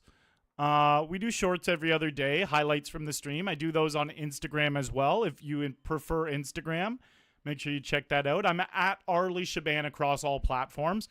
With a unique name like that, it's very easy to get it on Instagram, Twitter, YouTube, Twitch, all those places without someone stealing it. But I also am going to be doing long form videos on YouTube. I haven't done them in 6 months or so, but what it is all of my best sessions. When I buy into a $200 game and I win it for $6,000, all the fun stuff like that, I am going to upload the highlights of those streams as long form content on YouTube. So it's not just going to be the shorts, you're going to see the long form stuff as well. And if anyone here from Twitch, my loyal followers here on Twitch, if any of you guys are not following YouTube yet, pop on over. I will toss the link in chat right now. Fuck! I misclicked for the 3rd time trying to hit enter. My God. Yeah, if you haven't checked out the YouTube channel yet, there's a lot of stream highlights and really fun things that have happened that are over there on YouTube. And you guys hopping over and hitting that sub button helps a lot. It goes a long way. You guys liking all the shorts and commenting on them. I respond to a lot of those comments as well.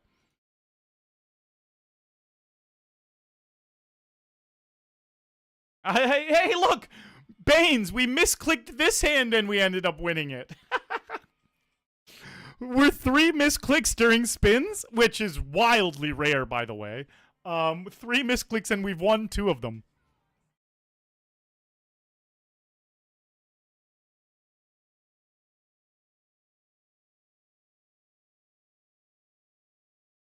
HP, no, I use, Oh, you were asking Wii. Yeah, I use Poker Tracker.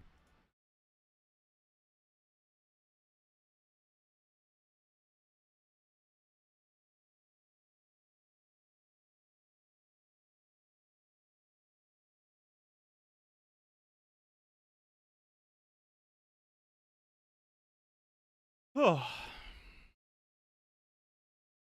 Baines, I had a nice spin and go session the other day. Was just hunting that 5x multiplier, which I never got, but won every spin I played, including one where the prize pool was 25 deposit. It was $1 game. Oh, that's sick. Cool. I remember on the global client, one day I decided to play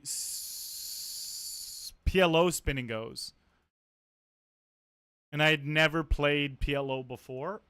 Like, maybe I had played it a handful of times, but like genuinely had no clue what I was doing. And I won 5 PLO spin and goes in a row. And I was like, this is fucking sweet. And it's funny because now that I think of it, when I used to play spin and goes on the global client, what I would do is I would play $7 spin and goes. Again, this was 6 years ago. I would play $7 spin and goes, but I would start 5 simultaneously. So I would just have 5 spin and goes. Sometimes I'd be heads up in all 5 of them at the same time. You know, it's just like crazy. I always loved that crazy fast-paced action. Speedrun, sunken. Exactly. No X Phantom. I'm playing on PokerStars Ontario. Wait, homelessness speedrun? The fuck you? What are you talking about? I assume you just popped in. I'm an extremely profitable spin and go player, Sunken, and I have literally just won 6 of 7.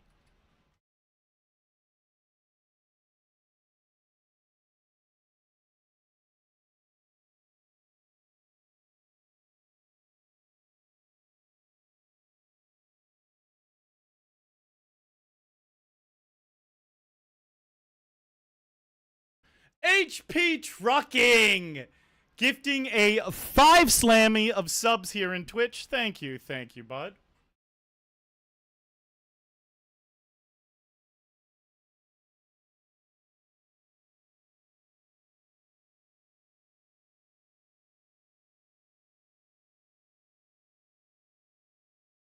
I feel really strong about my hand. I was hoping they would bluff.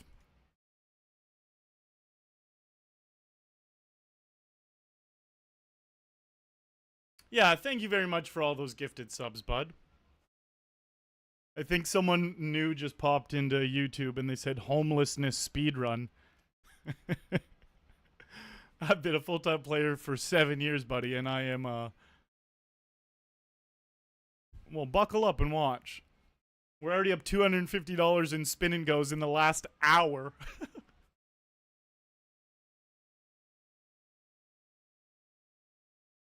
It's so much funner to let them know that when I'm winning, though, because sometimes I'll lose 5 spin and goes in a row. Then if they drop the homelessness speedrun, I'm like, yeah, fuck, you're not wrong, are you? But when I'm up this much...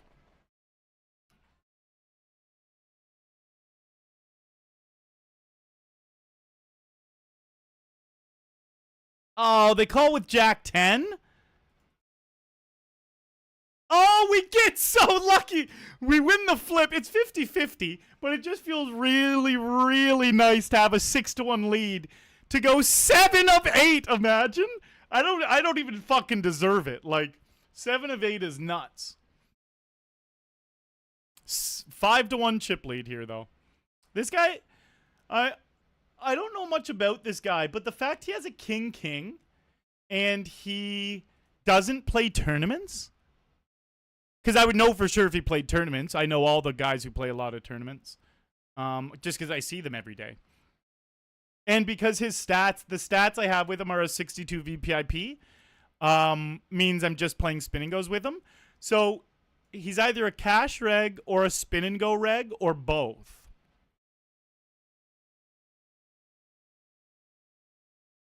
Come on. 10-5. Keep it clean. No jack either. 7 of 8! 7 of 8! So fucking homelessness speedrun! This is great!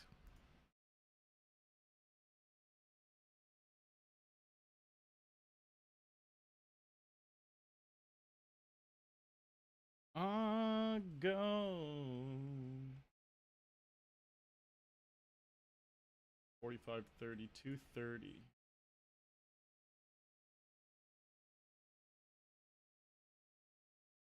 Oh, hello. Aces first hand? Why not?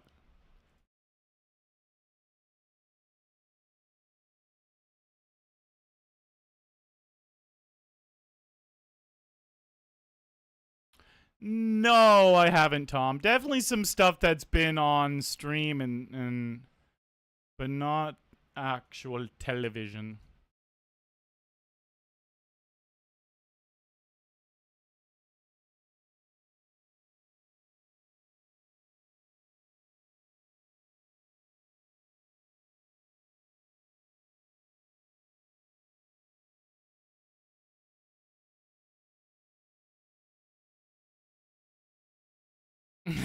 Baines, of course, bud.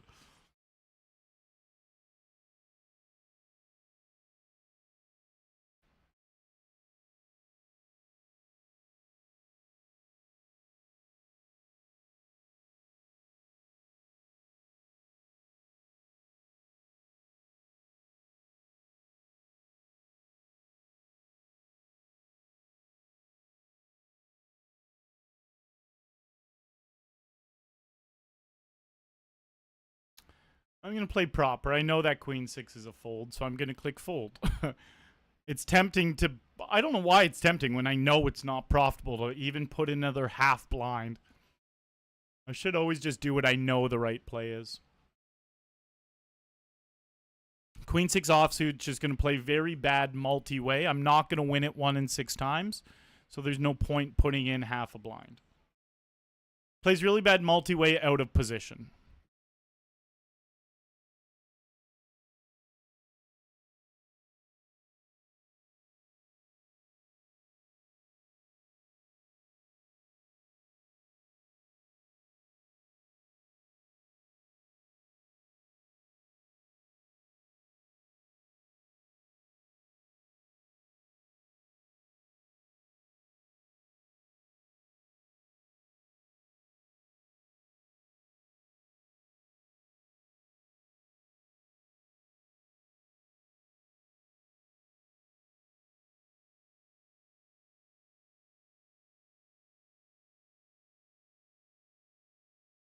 Give me those chips.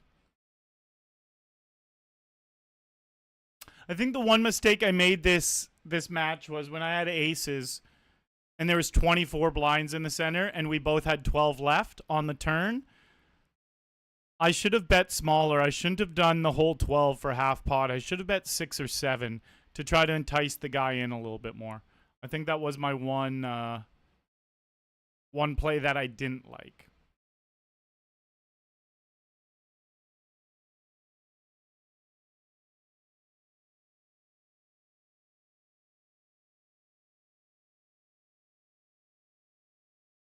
One ace on the river, please.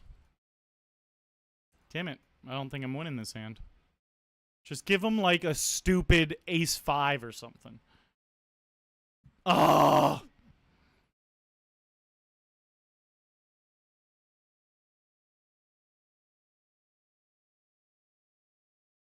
Now queen 9 is going to play better than queen 6 because I can hit straights. And even just what we're seeing right now, even though it's a slight difference, we are going to be more likely to hit top pair or middle pair with a 9 than we are with a 6.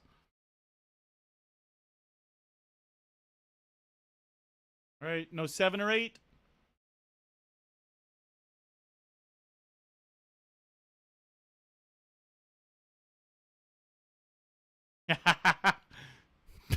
Baines.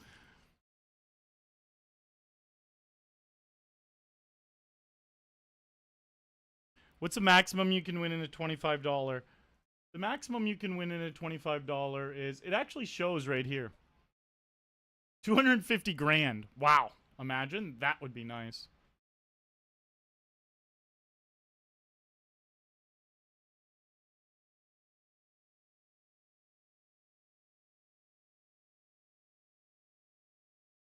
No, it's not always 75. It can even be $50. Tonight we have seen $50, $75, and $125. I want them all.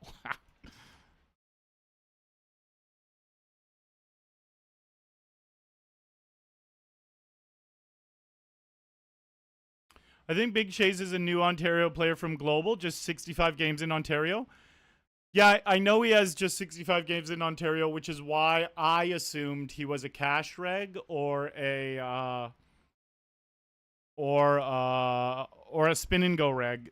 More specifically, because I don't see him in the MTTs at all.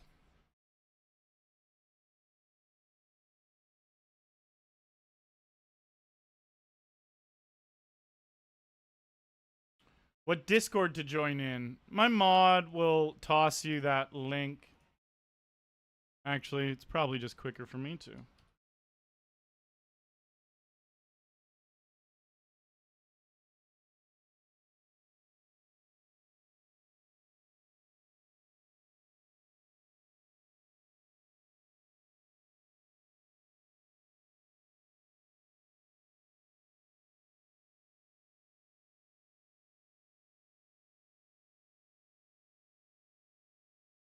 I'm trying not to misclick. Okay, now I can do it.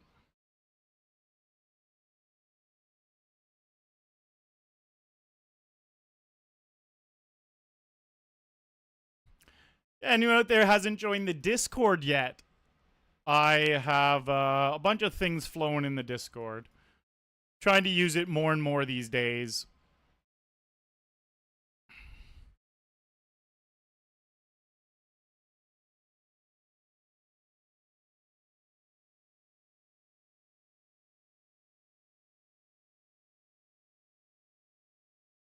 Easter Dams, my dude. What's up, man?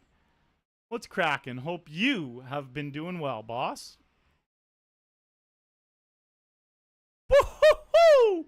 We have been straight up murdering spin and goes tonight. We're literally 7 of 8 right now.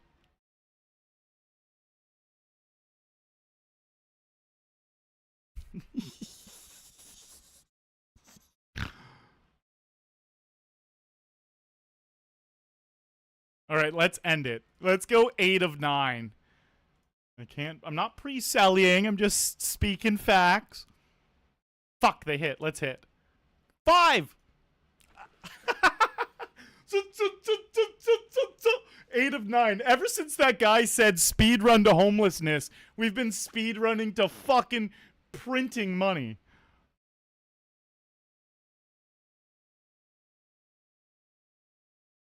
This is a fun 8 of 9. How often does that happen in spins?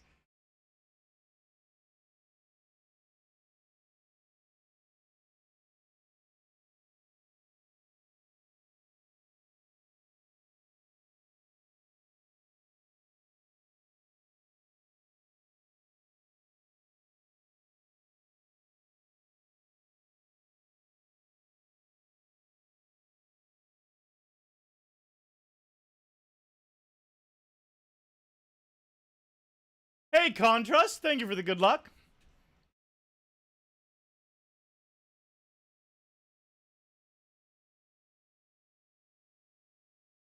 I want to know how many spins I've won in a row.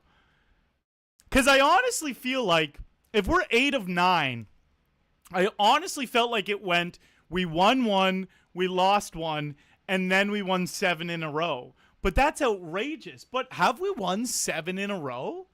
It's either 6 or 7 in a row. I wish I knew. Because, like, that's probably a record for me. I don't know if I've won 7 spin and goes in a row before.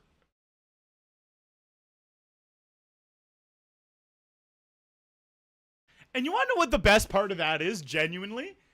I joined this session, and I told this to my mod. I joined this session really, really looking forward to the spins at the end. I'm not normally in this much of a spin mood. But today I joined the session really late. I started the stream at 9 p.m. I don't think I've ever started the stream that late before. But in my mind, I'm like, oh, whatever. If it's a shorter MTT session, I got the spins. And it was not a shorter MTT session.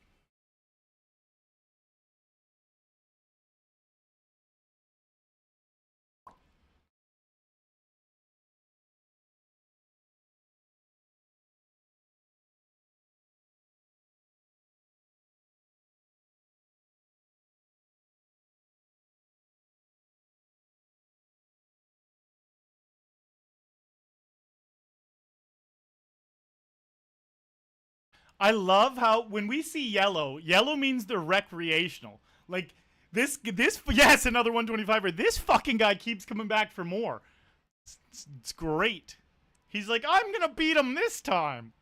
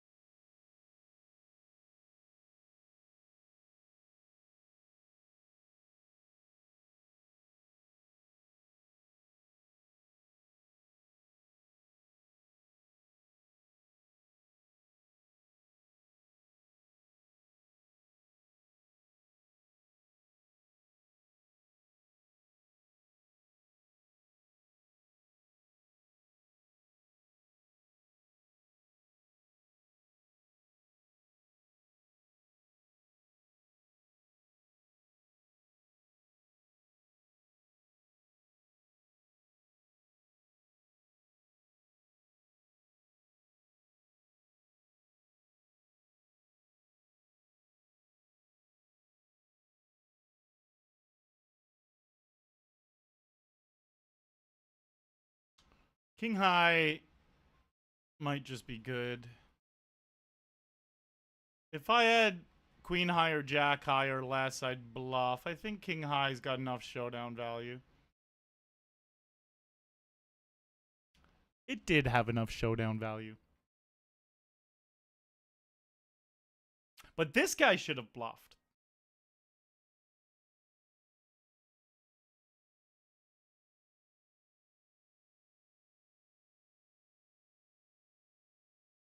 We haven't seen this guy do this. You know what? Is the note the one? Is he the one that did it with ace 10? Yeah, he 3x'd it with ace 10. Does he just have a big pair when he 6x's it?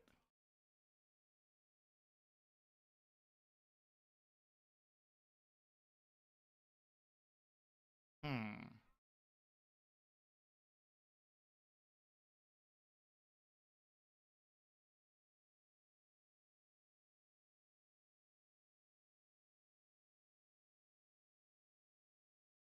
An 8 on the river would be pretty glorious. And this guy just hit a big hand, either the flush or the straight, and decides to bet pot instead of luring me in and trying to actually get paid. That's why it's really easy for me to win all these. If these people are making these massive mistakes, I can't win everyone. Like, I literally can't win everyone, but, like, that's such a punt. When you hit a massive hand like that, and I know he hit a big hand there, 0% he's bluffing. He either had the straight, a flush, at worst two pair or a set. But then he bets pot, and he totally scares me off. It's ridiculous. And I didn't have a hand that would have called much anyways, but I also had the betting lead, so he should have checked it to me regardless. And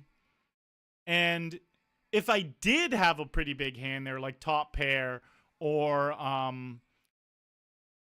like king of clubs, stuff like that, hands that I'm going to normally want to put in more money with, he's just going to scare me off with that big bet, which he doesn't want to scare me off. Again, he had a big hand. He wants to get paid. Hello, call me Casty. Hello, hello.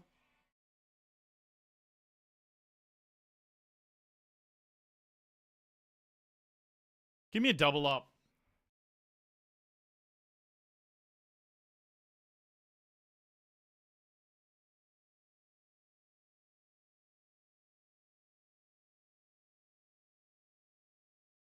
3 days and 5 hours. Damn, call me Casty.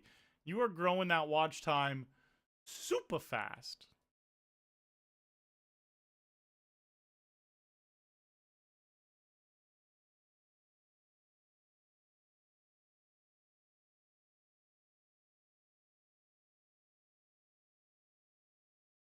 All right, don't bet 3 or 4. Just don't do it. I don't know if he's... I don't think he's working in bluffs yet. Like, I just believe him. Ah, it's weird, though, with the ace out there. It literally feels like he has a 9 or nothing. I'm not going to hero it, though. I got to go with my gut. We've been playing with him a lot. Unless he just adjusted this spin and go.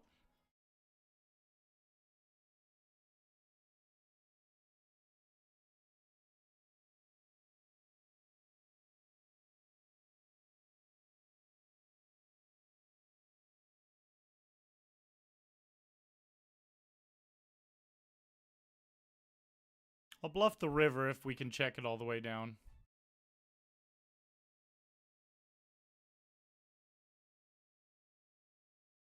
All right, we need a lucky spin up, guys. King 9, we'll go with it.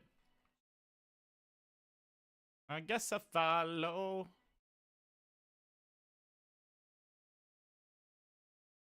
Fuck.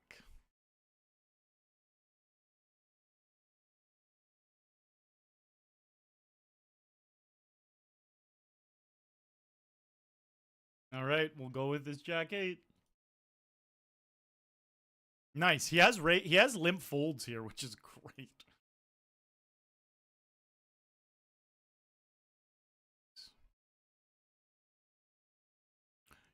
So no. Breaks the streak. So we either won 6 or 7 in a row. Plus it was a 125er.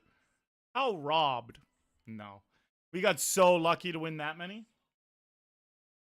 Oh. You're a strange animal.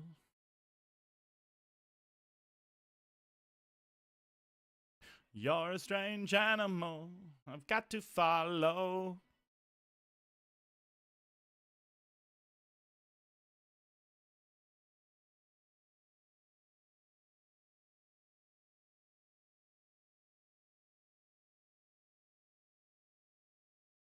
I could jam here.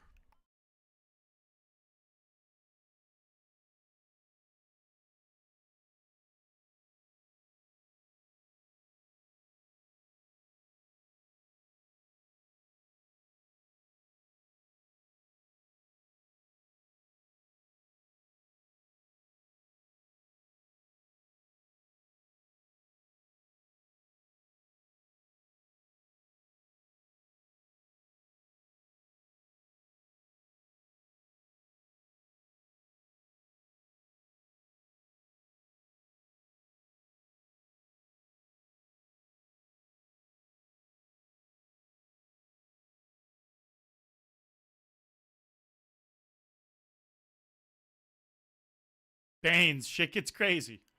Shit gets crazy.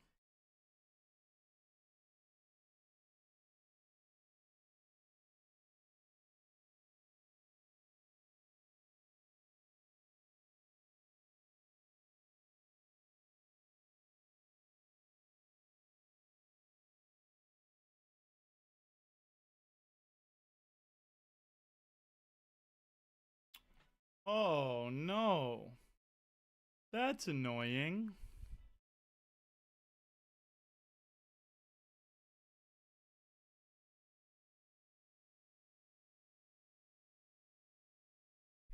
I'm gonna fold. I don't mind calling either. I just feel like we're doing so well against these guys. I don't need to take that spot. It's damn close in my mind, though. He's definitely not giving us good direct odds, but you can still bluff and win that pot. Or I could actually hit the river.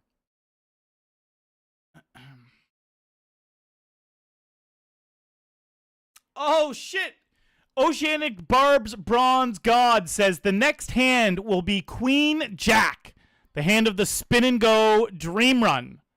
I reckon this could be the one. Guys, we have a psychic in chat, and they have told us we are about to get dealt Queen Jack. What an honor it is to have the prediction come through. Of course it's going to. They're psychic. The only real question is it's going to be suited or not. It's coming.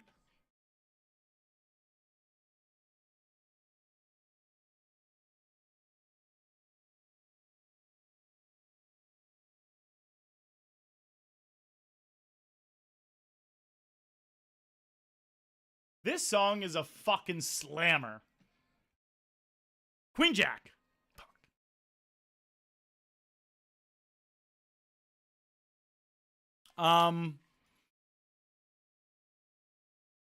So this song, back when it first came out, there was a really viral video of this kid reenacting the song. I don't know what the fuck it's called. Playing the song, doing it himself on a piano.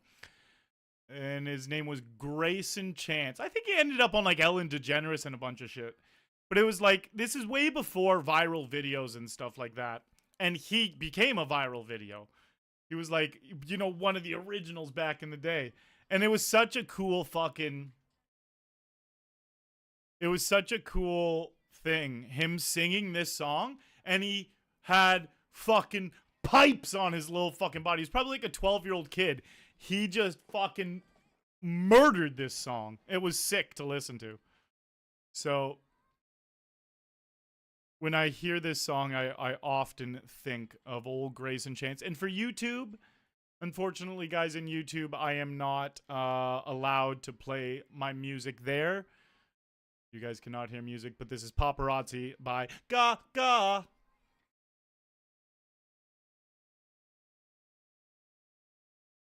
Saggy Pamper says, you're playing too passive.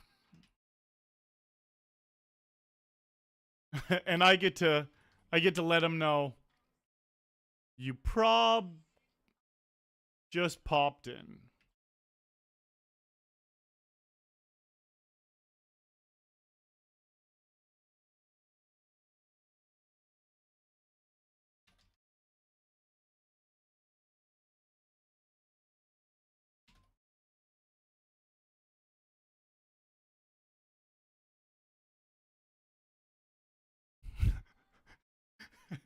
Saggy Pampers pops into the YouTube chat and says you're playing too passive, and I got to very smugly type into the YouTube chat, you probably just popped in. I just won 7 of 8 of these bad boys. Was it 7 of 8 or 8 of 9? I undersold it. It might have been 8 of 9. I can't even remember.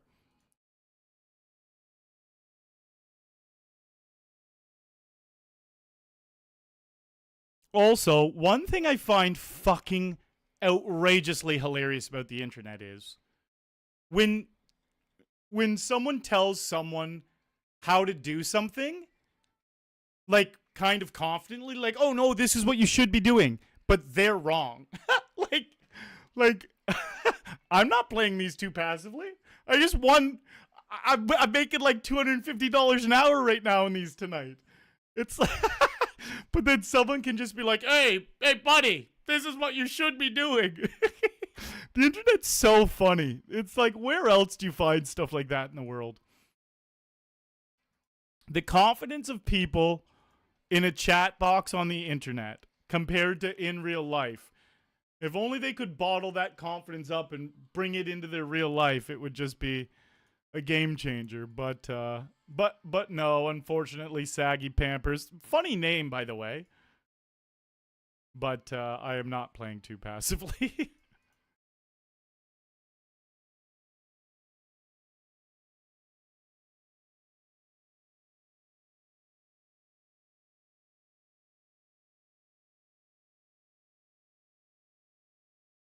Oh, we hero it with the pair of 5s. Got him. I just didn't know what the fuck they were betting there. It's like they either hit a 10 on the turn. So in my mind, it went, they hit a 10 on the turn, a flush on the turn, or they were bluffing. I thought maybe they were bluffing with a 6. They were bluffing with the double gutter. A 9 or a 6 would have given it to them. Would have given them the straight.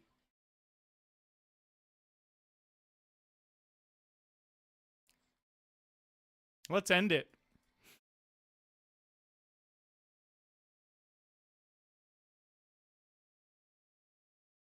Hi, Arlie. How are you? Always got you tapped. I'm doing great, Casty. I missed that message.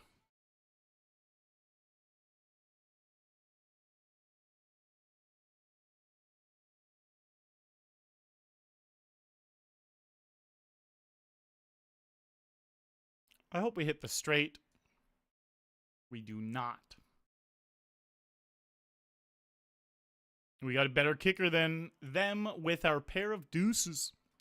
Damn, I'm getting hungry. That ground beef mixture I was talking about starting to sound better and better. If they bet, all right, nice. I was going to call if they bet because I wasn't going to fucking believe them. And then I was going to have to bluff.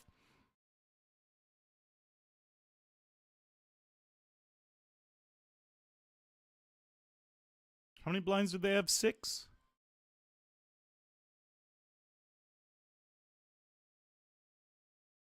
Fuck. King or 9?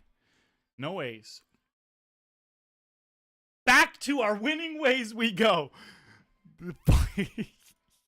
These are great.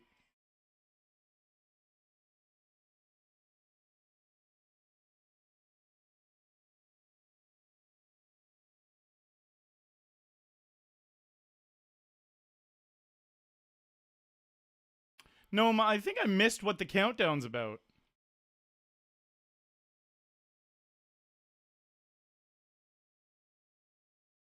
Yes, Baines. They said I was playing too passive.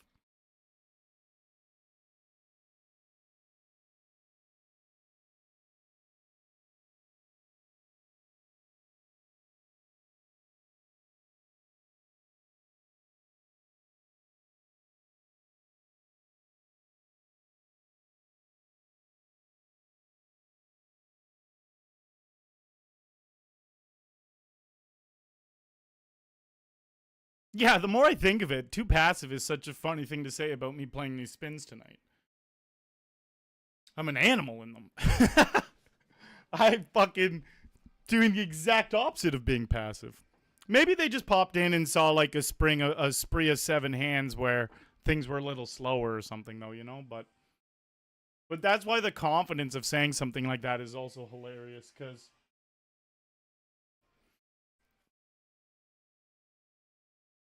off such a small sample, you can't even have a real judgment. And if he was here for any longer, he would have seen me duttying everyone up.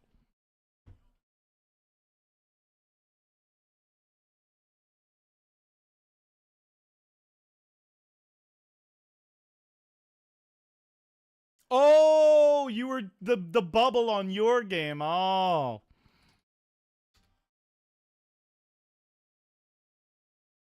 I do remember you talking about the bubble before.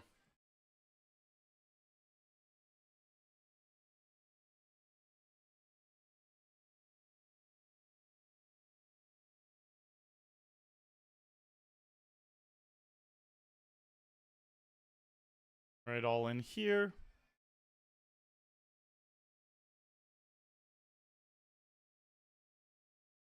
Big flip. Uh-oh. Damn, we're getting lucky in our all-ins as well. Nothing better than playing well and running well. What's up, compared? Sorry, bud. I definitely do swear.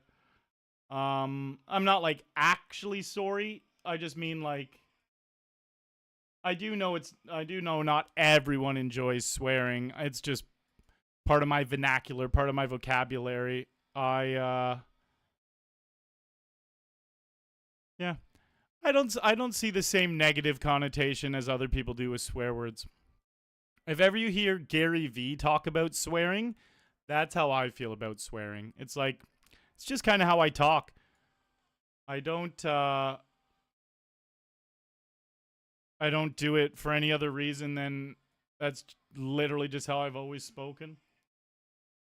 And yeah, I don't even put thought into it. It's just like second nature. For me to say like maybe you would say a sentence like I'm super excited right now. And I would say something like I'm fucking pumped. But it's just because that's how my brain processes the same sentence as you would. It's just we get the same point across. My brain just says it a different way than your brain. But again, I know that it's not like I'm going to convince you swearing's great, and it's not like you're going to convince me not to swear.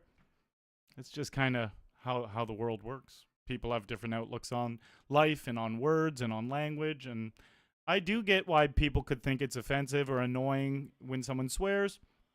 But it's not for me.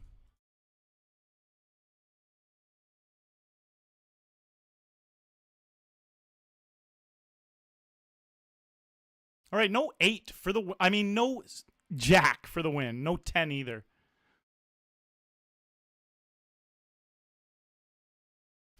This is such a fucking run we're going on.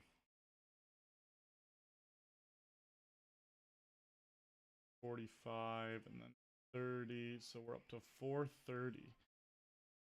We're almost up $1,000 on the day now.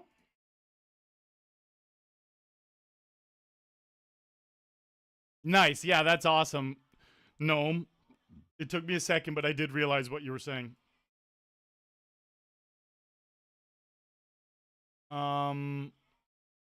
So how much are we up in spins? Let's redo this math.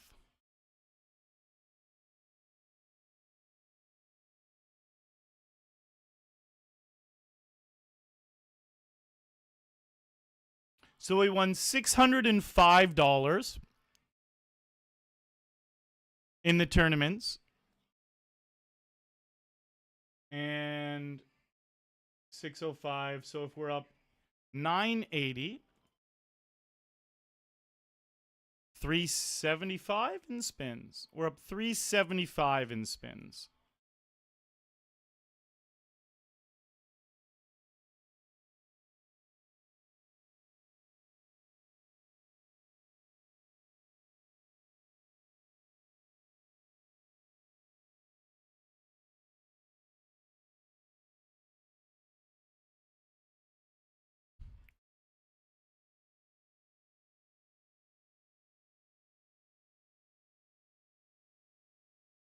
Hey, Jason, don't you dare!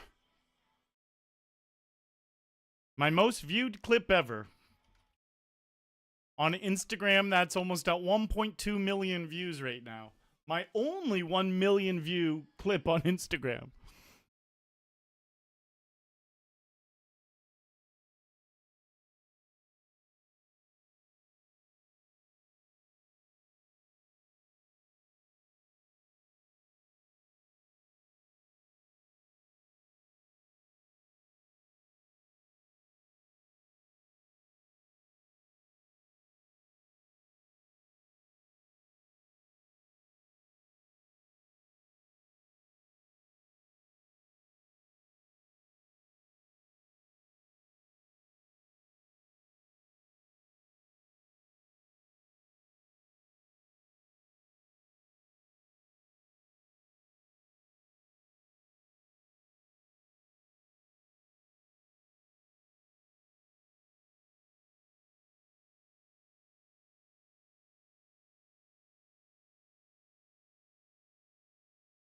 All right, hopefully they raise and I will go all in. No.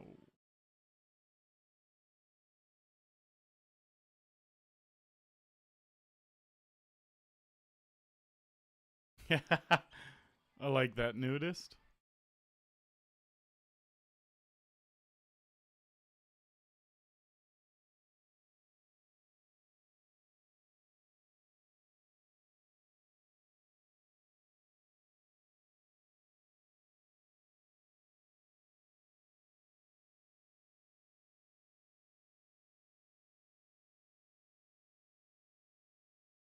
He might make an ace high call here. No, he had a 9 and did the old check down with it. Sneaky. I'm going to do that with this 10 then.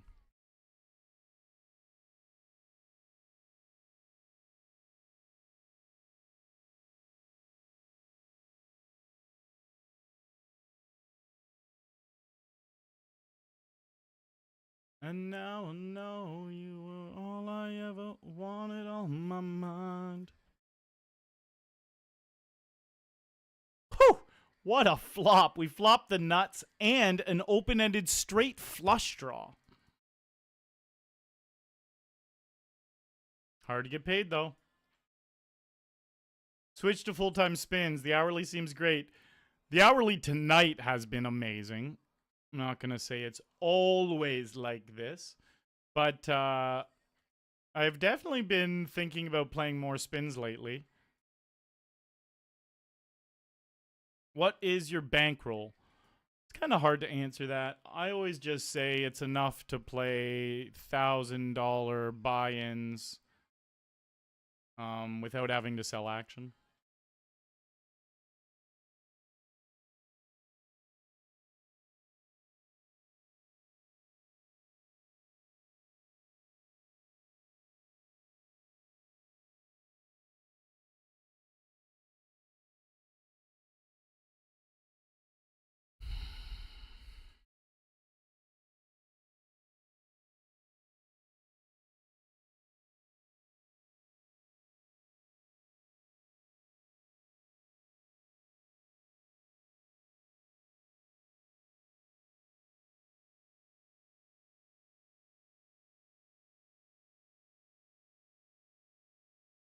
Yeah, this guy's got to be a reg of some sort. Just with his plays. These seem like all good plays. I haven't really seen him fuck up or make a massive mistake. Meanwhile, we watched one of the other guys make 5 mistakes in 5 different actions. In 2 hands, he made 5 errors. This guy seems good. GG, Gnome.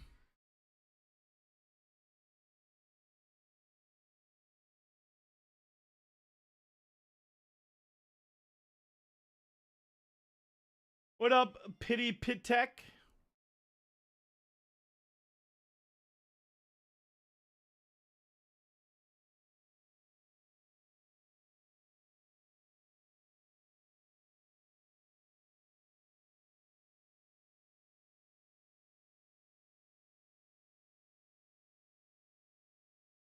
All right, I'm going to triple barrel this one.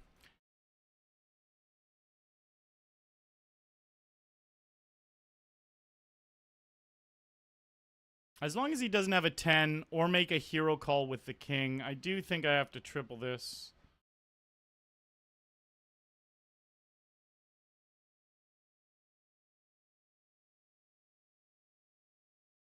Because I know he has no big aces there. He's going to jam those pre-flop. Ace king, ace queen, ace jack, stuff like that.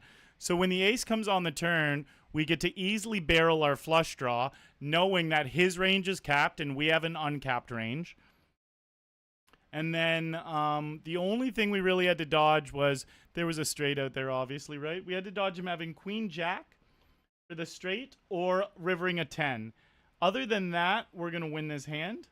And I did say unless he hero calls a king. Kind of hard to hero call a king. He'd just be bluff catching at that point.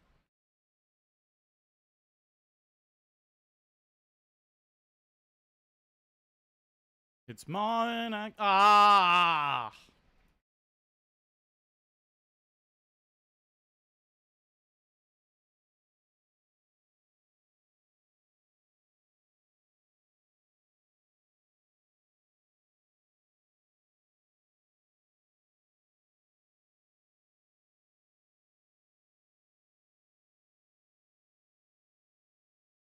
So he doesn't have an ace. Again, he's not just going to check an ace off of 10 blinds.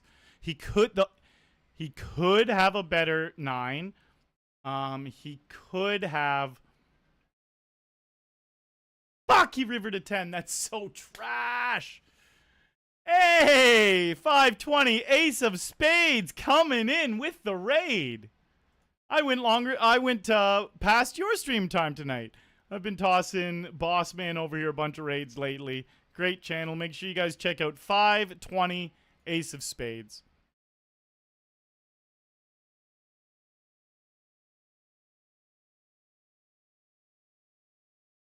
All right, let's end it with deuces. We're flipping 7-8 off. Damn. A little bit of a spicy jam, but it's not the worst thing. That's the first thing I saw that's pretty out of line that he did. But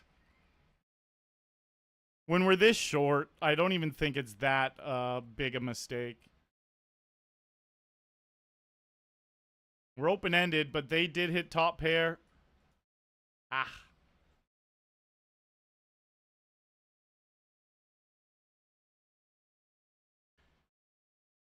Oh.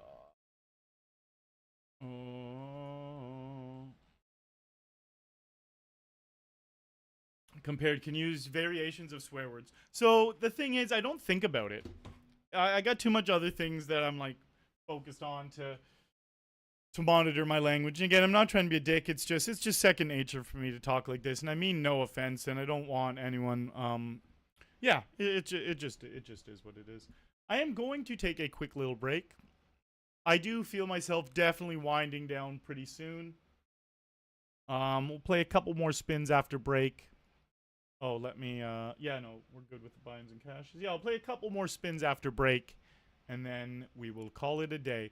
Again, for everyone watching on YouTube, make sure you hit that sub button. It is free. This is my full-time job. I will be pumping out a bunch of streams for you guys.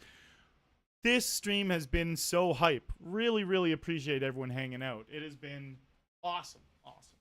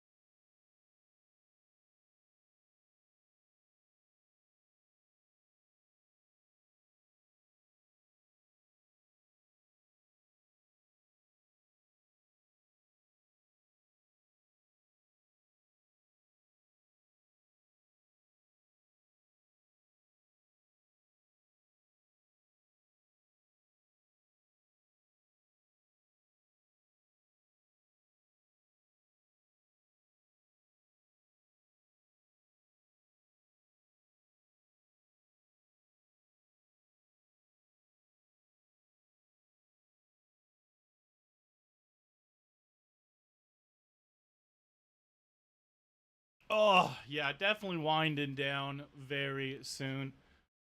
I love seeing higher stakes spin and goes versus the $2 ones just because the lower ones are just shoving all in all the time. Nice. Nice. Glad you're enjoying it, bud. All right, definitely going to be winding down soon. Only got a couple spins left in me. I am tired. It is 4:30 in the morning, and I still need to make that ground beef. I was just looking at it. It's gonna be so good. I'm so hungry. If only I had made it before stream, I could eat it right now and maybe stream a little bit longer. But I need to cook it up after. And I like trying to get to bed. So fucked up. I like trying to get to bed not too much after 6.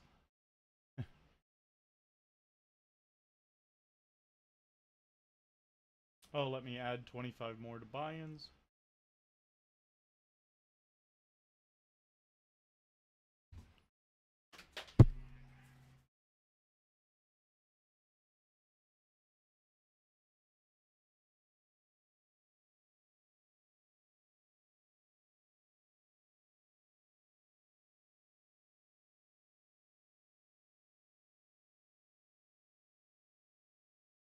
Let's see how my new playlist is coming along.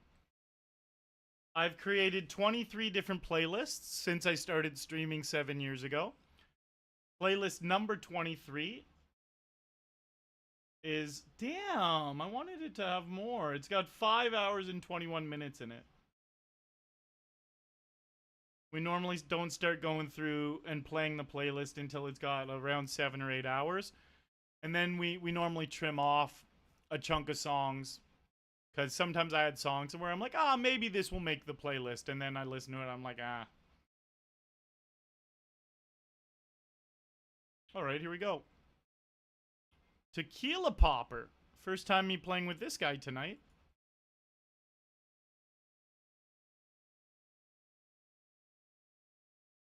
You gotta love a setup, Baines. You gotta love a setup.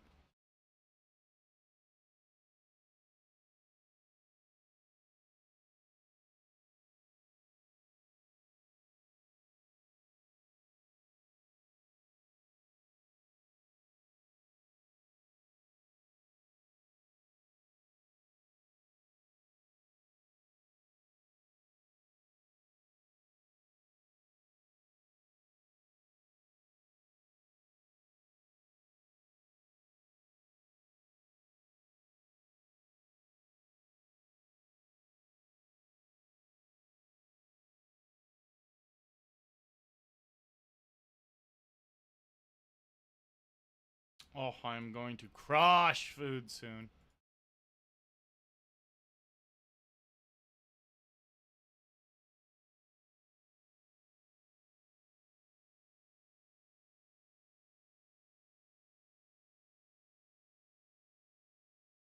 Oof.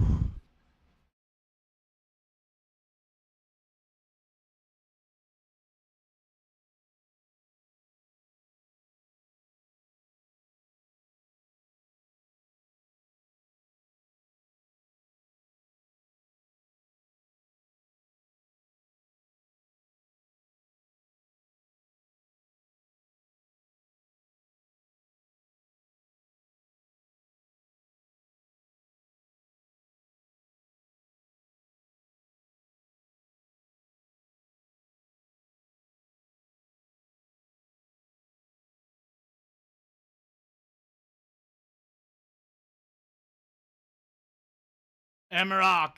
Session was amazing. Tournaments went really well. Spin and goes went really well. Just a win-win. And you know what? Stream was a lot of hype on both YouTube and Twitch. It actually doesn't get better than that, to be honest.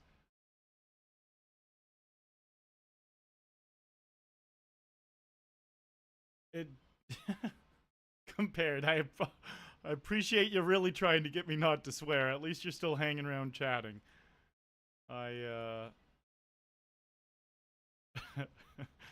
You're good vibes, bud.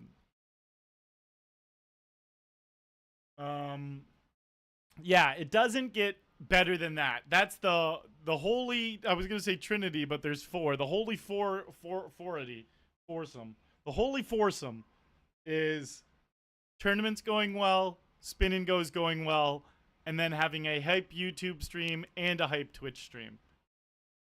Even just having two of those means it's a great night for me. Whichever two it is means it's a great night. But all four? Super rare. Especially since I'm newer to streaming on YouTube. Very new to streaming on YouTube. Sensitive Tony, thank you for being here, bud. Thank you for being good vibes in the chat. Damn, I don't really know what I should do here. All in is profitable, but I'm a little bit worried about Big Shade's min raising off of 10. I'm just trying to choose now between calling and folding. I guess folding's the proper play if I'm not going to jam. Folding's the proper play for sure, and I know that. I love how I even had to question it. I think I wasn't choosing between calling or folding, actually. I was choosing between jamming or folding. Because calling isn't an option there.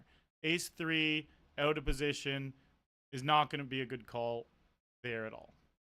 I can go all in. That's a fine play. And I can fold. That's a fine play. I wonder at what percentages should I be going all in and folding? Like, should I be jamming there 70% of the time and folding 30%? It doesn't feel like I can jam 100%. It doesn't feel like I can fold 100%. Maybe it's 50-50. Maybe it's 70-30 for jamming more than folding. That stuff's, those intricacies of poker are very hard to know. Oh, we got to see his hand. What do you have? See, look, jamming, we did have the best hand. We did have the best hand. Pre-flop, that is, obviously. Oh, that's good. You got the multiplier Banes. All right, my king high is going to be good here most of the time. They could obviously have a 7 or 5, but we don't need to bluff king high there because if we bluffed king high there, all the hands that are better than mine are going to call, and all the hands that are worse than mine, meaning we already beat it, would fold. So we'd already win if we checked it.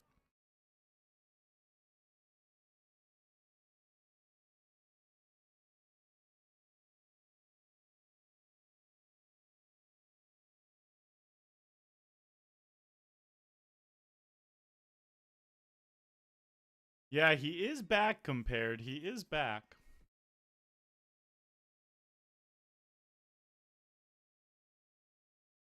I think I'm going to give this guy a reg tag.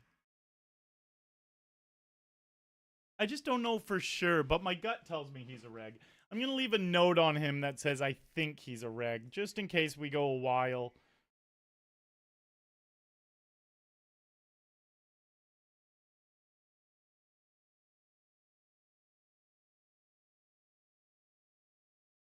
All right, I put a note on him.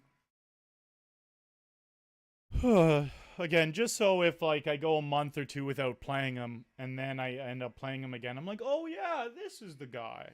It's easy to think you'll remember, and I probably would remember even without the note. But I might not remember. And the thing is, if he changed his king here to something different, and then I win a month without playing him, I'm a lot more likely to forget. But seeing the king and these stats would remind me. Oh, a deuce is nice there.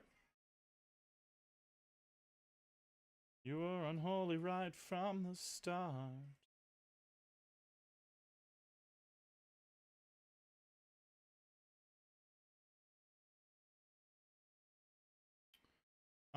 Now, you know what? I've tried to limp a bunch of times, and then I was going to jam over his raise, and he doesn't raise my limps that often.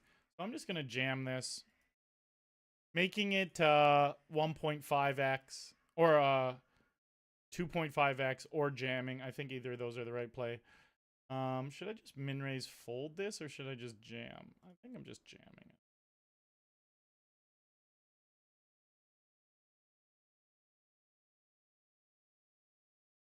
All right, so we did already see him do this with King 10. He's a good player. He's definitely a good player. He's definitely a good player. I just don't want to tag him as a reg because if I see him in we got to bluff 8 high. If I see him in tournaments, I don't know if he would be a profitable tournament player. I think he's profitable in spin and goes.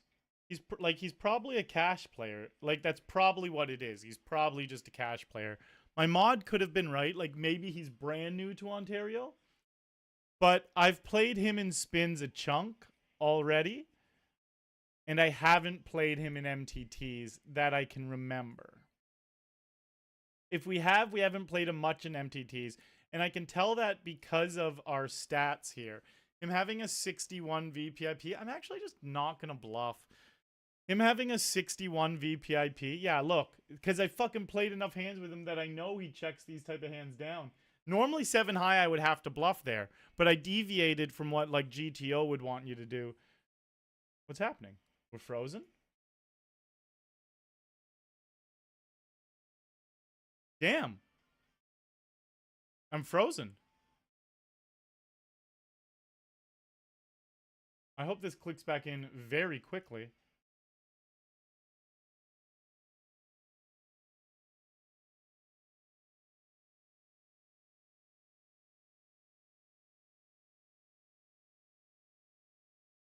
Fuck, this sucks.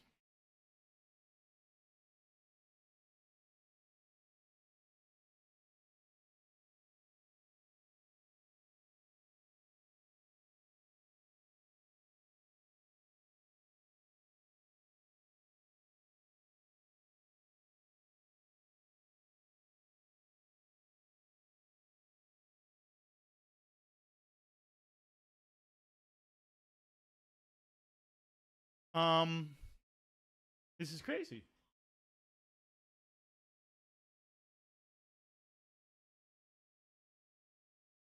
Oh, so it's frozen for all of us. Well, that's better than it just being frozen for me. I wonder if MTTs are frozen. Strange. Well, this might just be the end then, guys. There's no MTTs running right now.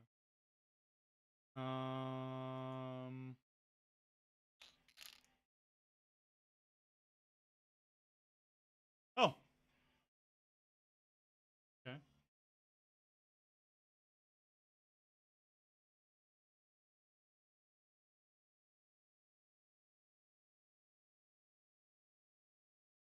Got a friend of the stream here.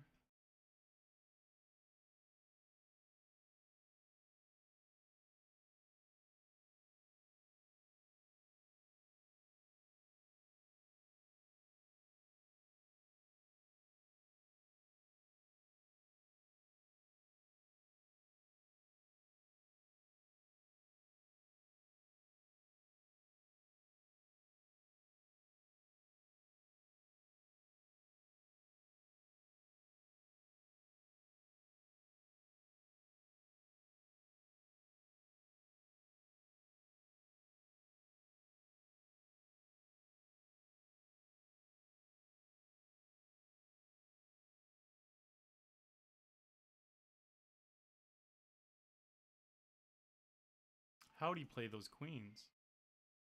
Oh, a deuce on the river.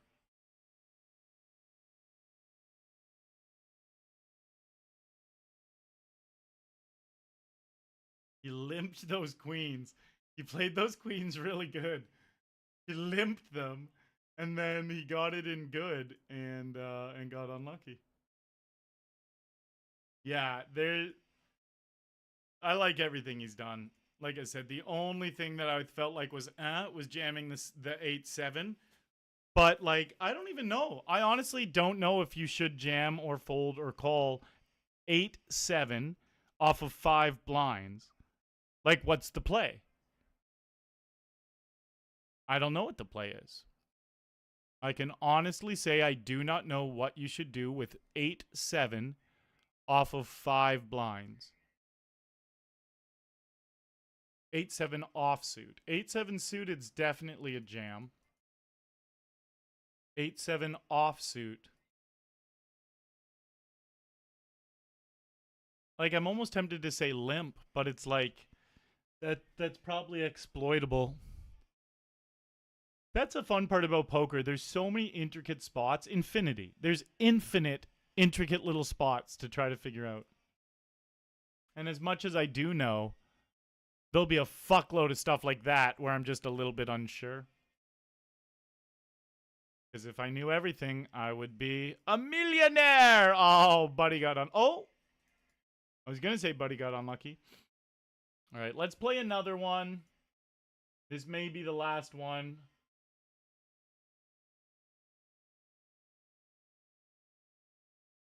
Oh, we are now up over 1,000 because of that one.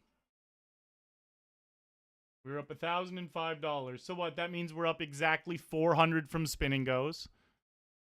And 605 from MTTs. Oh.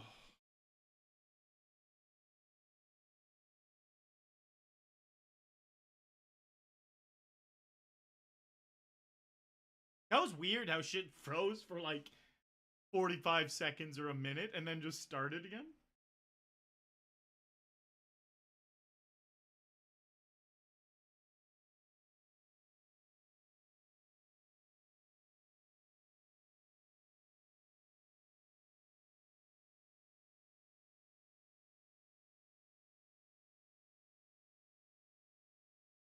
I want the spin to start right away.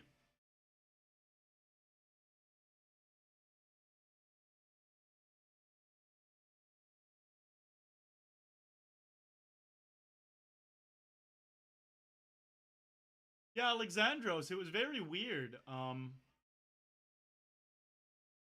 The clock was running, Johnny. I know. I noticed that as well because the blinds went up when the next hands got dealt. The blinds actually increased. I actually don't think I've ever seen. You know what? I don't think I've ever seen that before. Where none of us were sitting out either. Like, it didn't force us to sit out. Normally, if the client crashes or something like that, it forces you, like, you sit out. Everyone sits out. How weird is that? That might be a first where the game just got delayed for like a minute or a minute and a half or something. And then it just started again without forcing the sit out. We were still able to just sit there and type in chat. I guess you can type in chat sometimes when the client fucks up. Weird.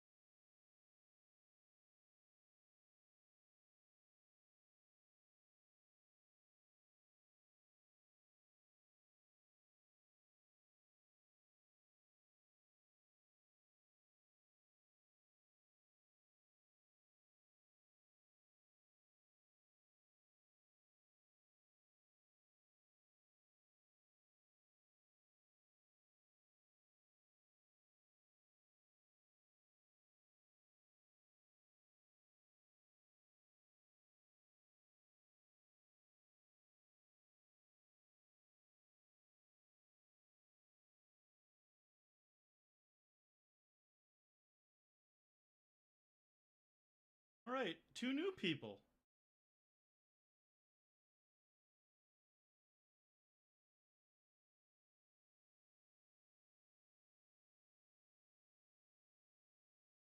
Okay, immediately sits out.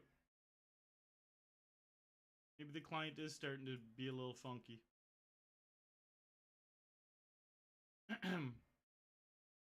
Mike's picking everything up. Okay, yeah. I'm a little far away from the mic the way I'm slanted, so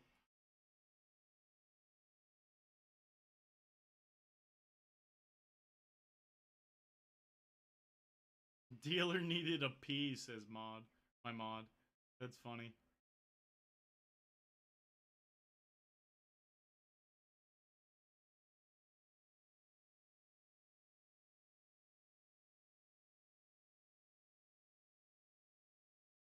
That's a good river.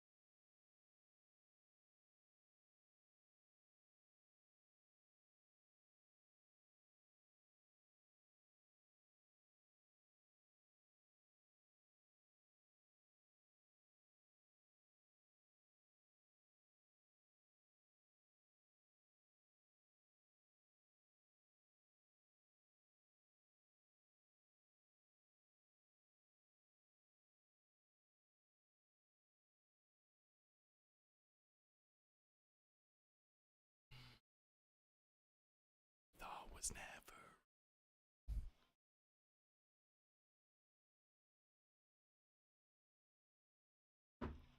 Oh, that's interesting, Baines. So Baines here said there was also a quick little freeze in the global client.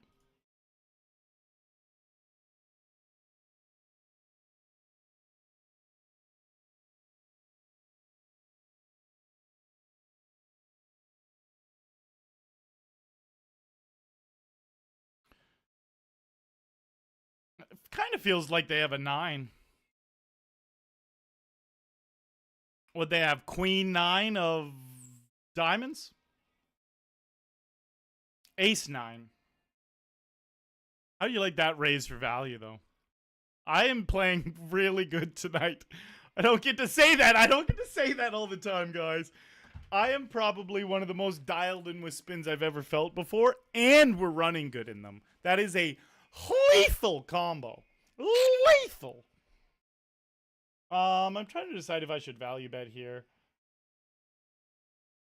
Like, I was going to maybe value bet 1.5 and try to get called by a 3. I'm going to check and then decide if I'm going to call. Nice. If they did have a 3. No, they had 10-7, and then they don't. So they had 10-7 with the 10 of hearts, but then they chose not to bluff the river. Just because they didn't bluff the river, that makes me think they're recreational. So I will tag them recreational. Because you are supposed to be bluffing that for sure. You're just supposed to be bluffing that. And it would have put me in a tough spot if they bluffed it. But I can just see one play one time. Sometimes it just takes one play for me to be like, they do not play full time. Because I know a full-time player would never make that play.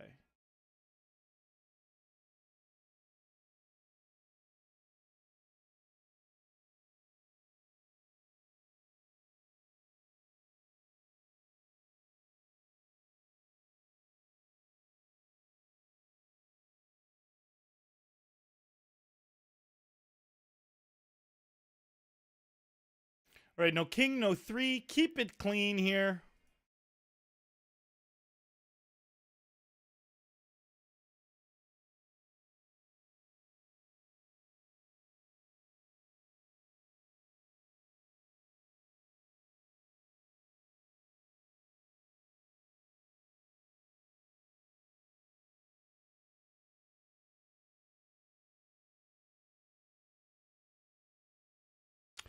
That sucks my followage command doesn't work anymore.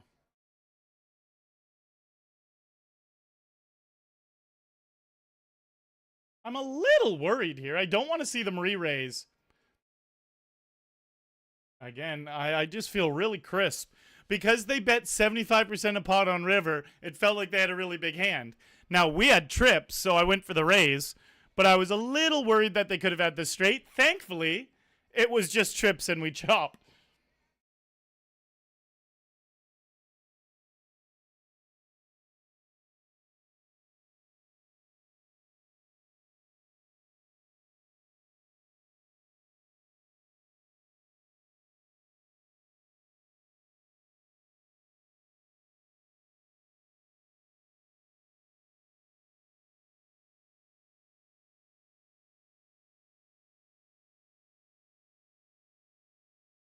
This song's great.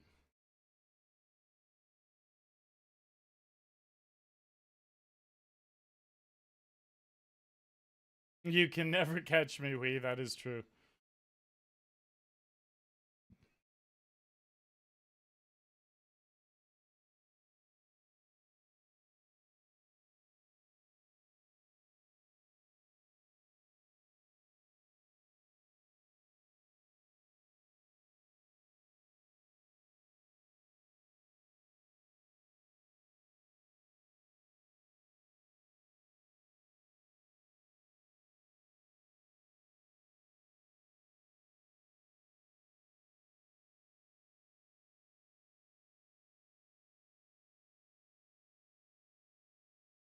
Bam, bam, bam, now. White Sparrows from Billy Talent. I feel like I don't know that song. Like maybe I've never heard it before. Is that a new? Does Billy Talent still make music? Is the question.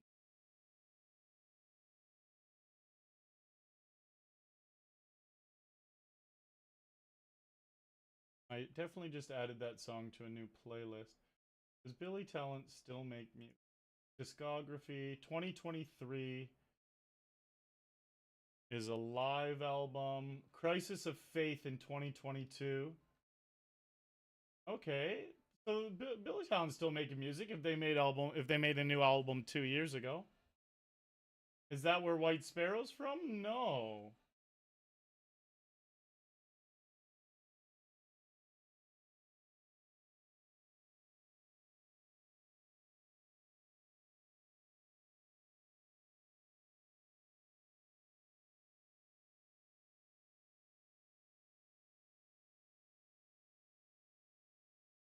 I hope they had a 6. It's gonna be super lucky if we win this pot. Yeah. 1 month, 13 days. Terrific Ying. That is a chunky amount of time.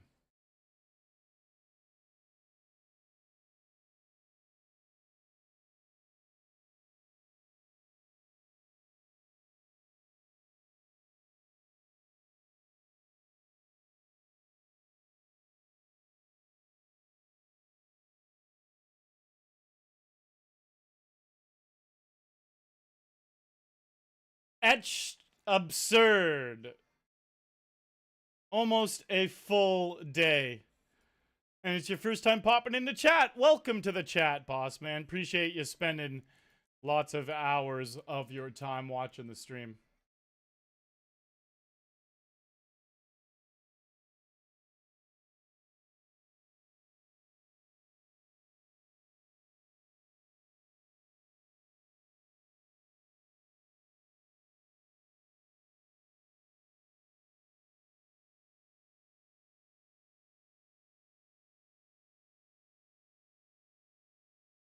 Guardius.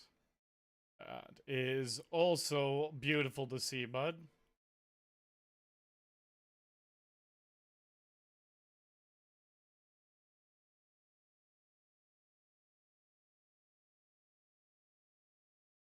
No 9, Jack, or King.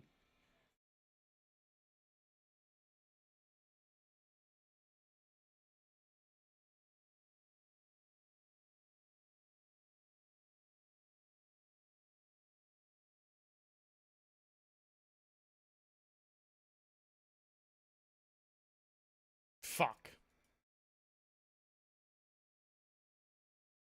Oh, come on. Let us chop. What a good run out. What a good run out. We don't get to chop, but it at least gave us the opportunity to maybe chop. I wasn't going to bluff the rivers, so.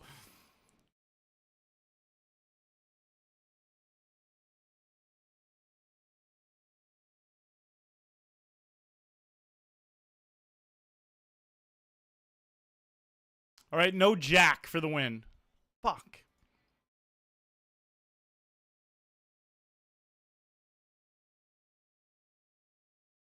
I should have probably just jammed this, and now they min raise. That's putrid.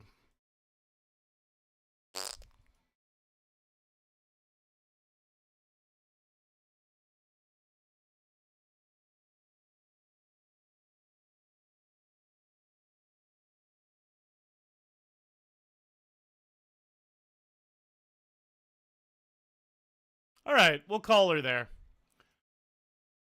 I will call it there, guys. One last spiel. I know I said it a bunch tonight, but guys, tonight was a super fun stream.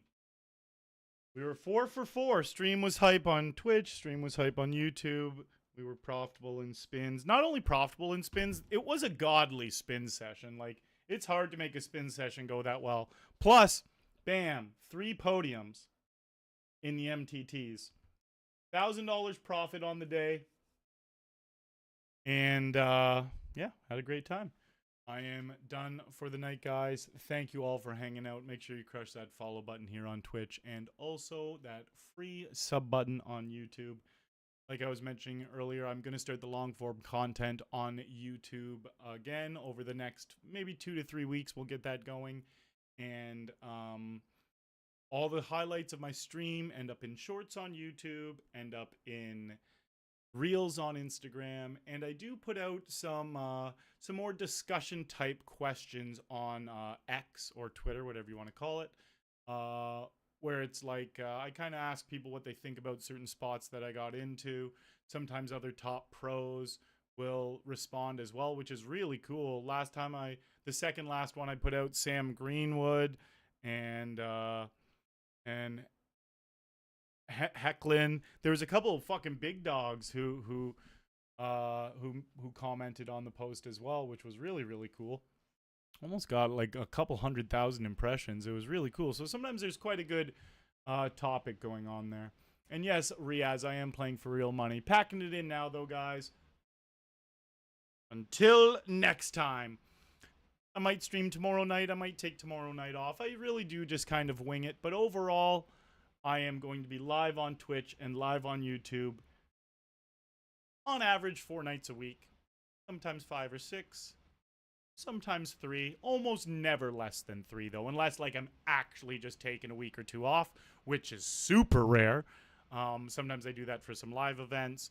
Or sometimes I'll actually go and do something in the world.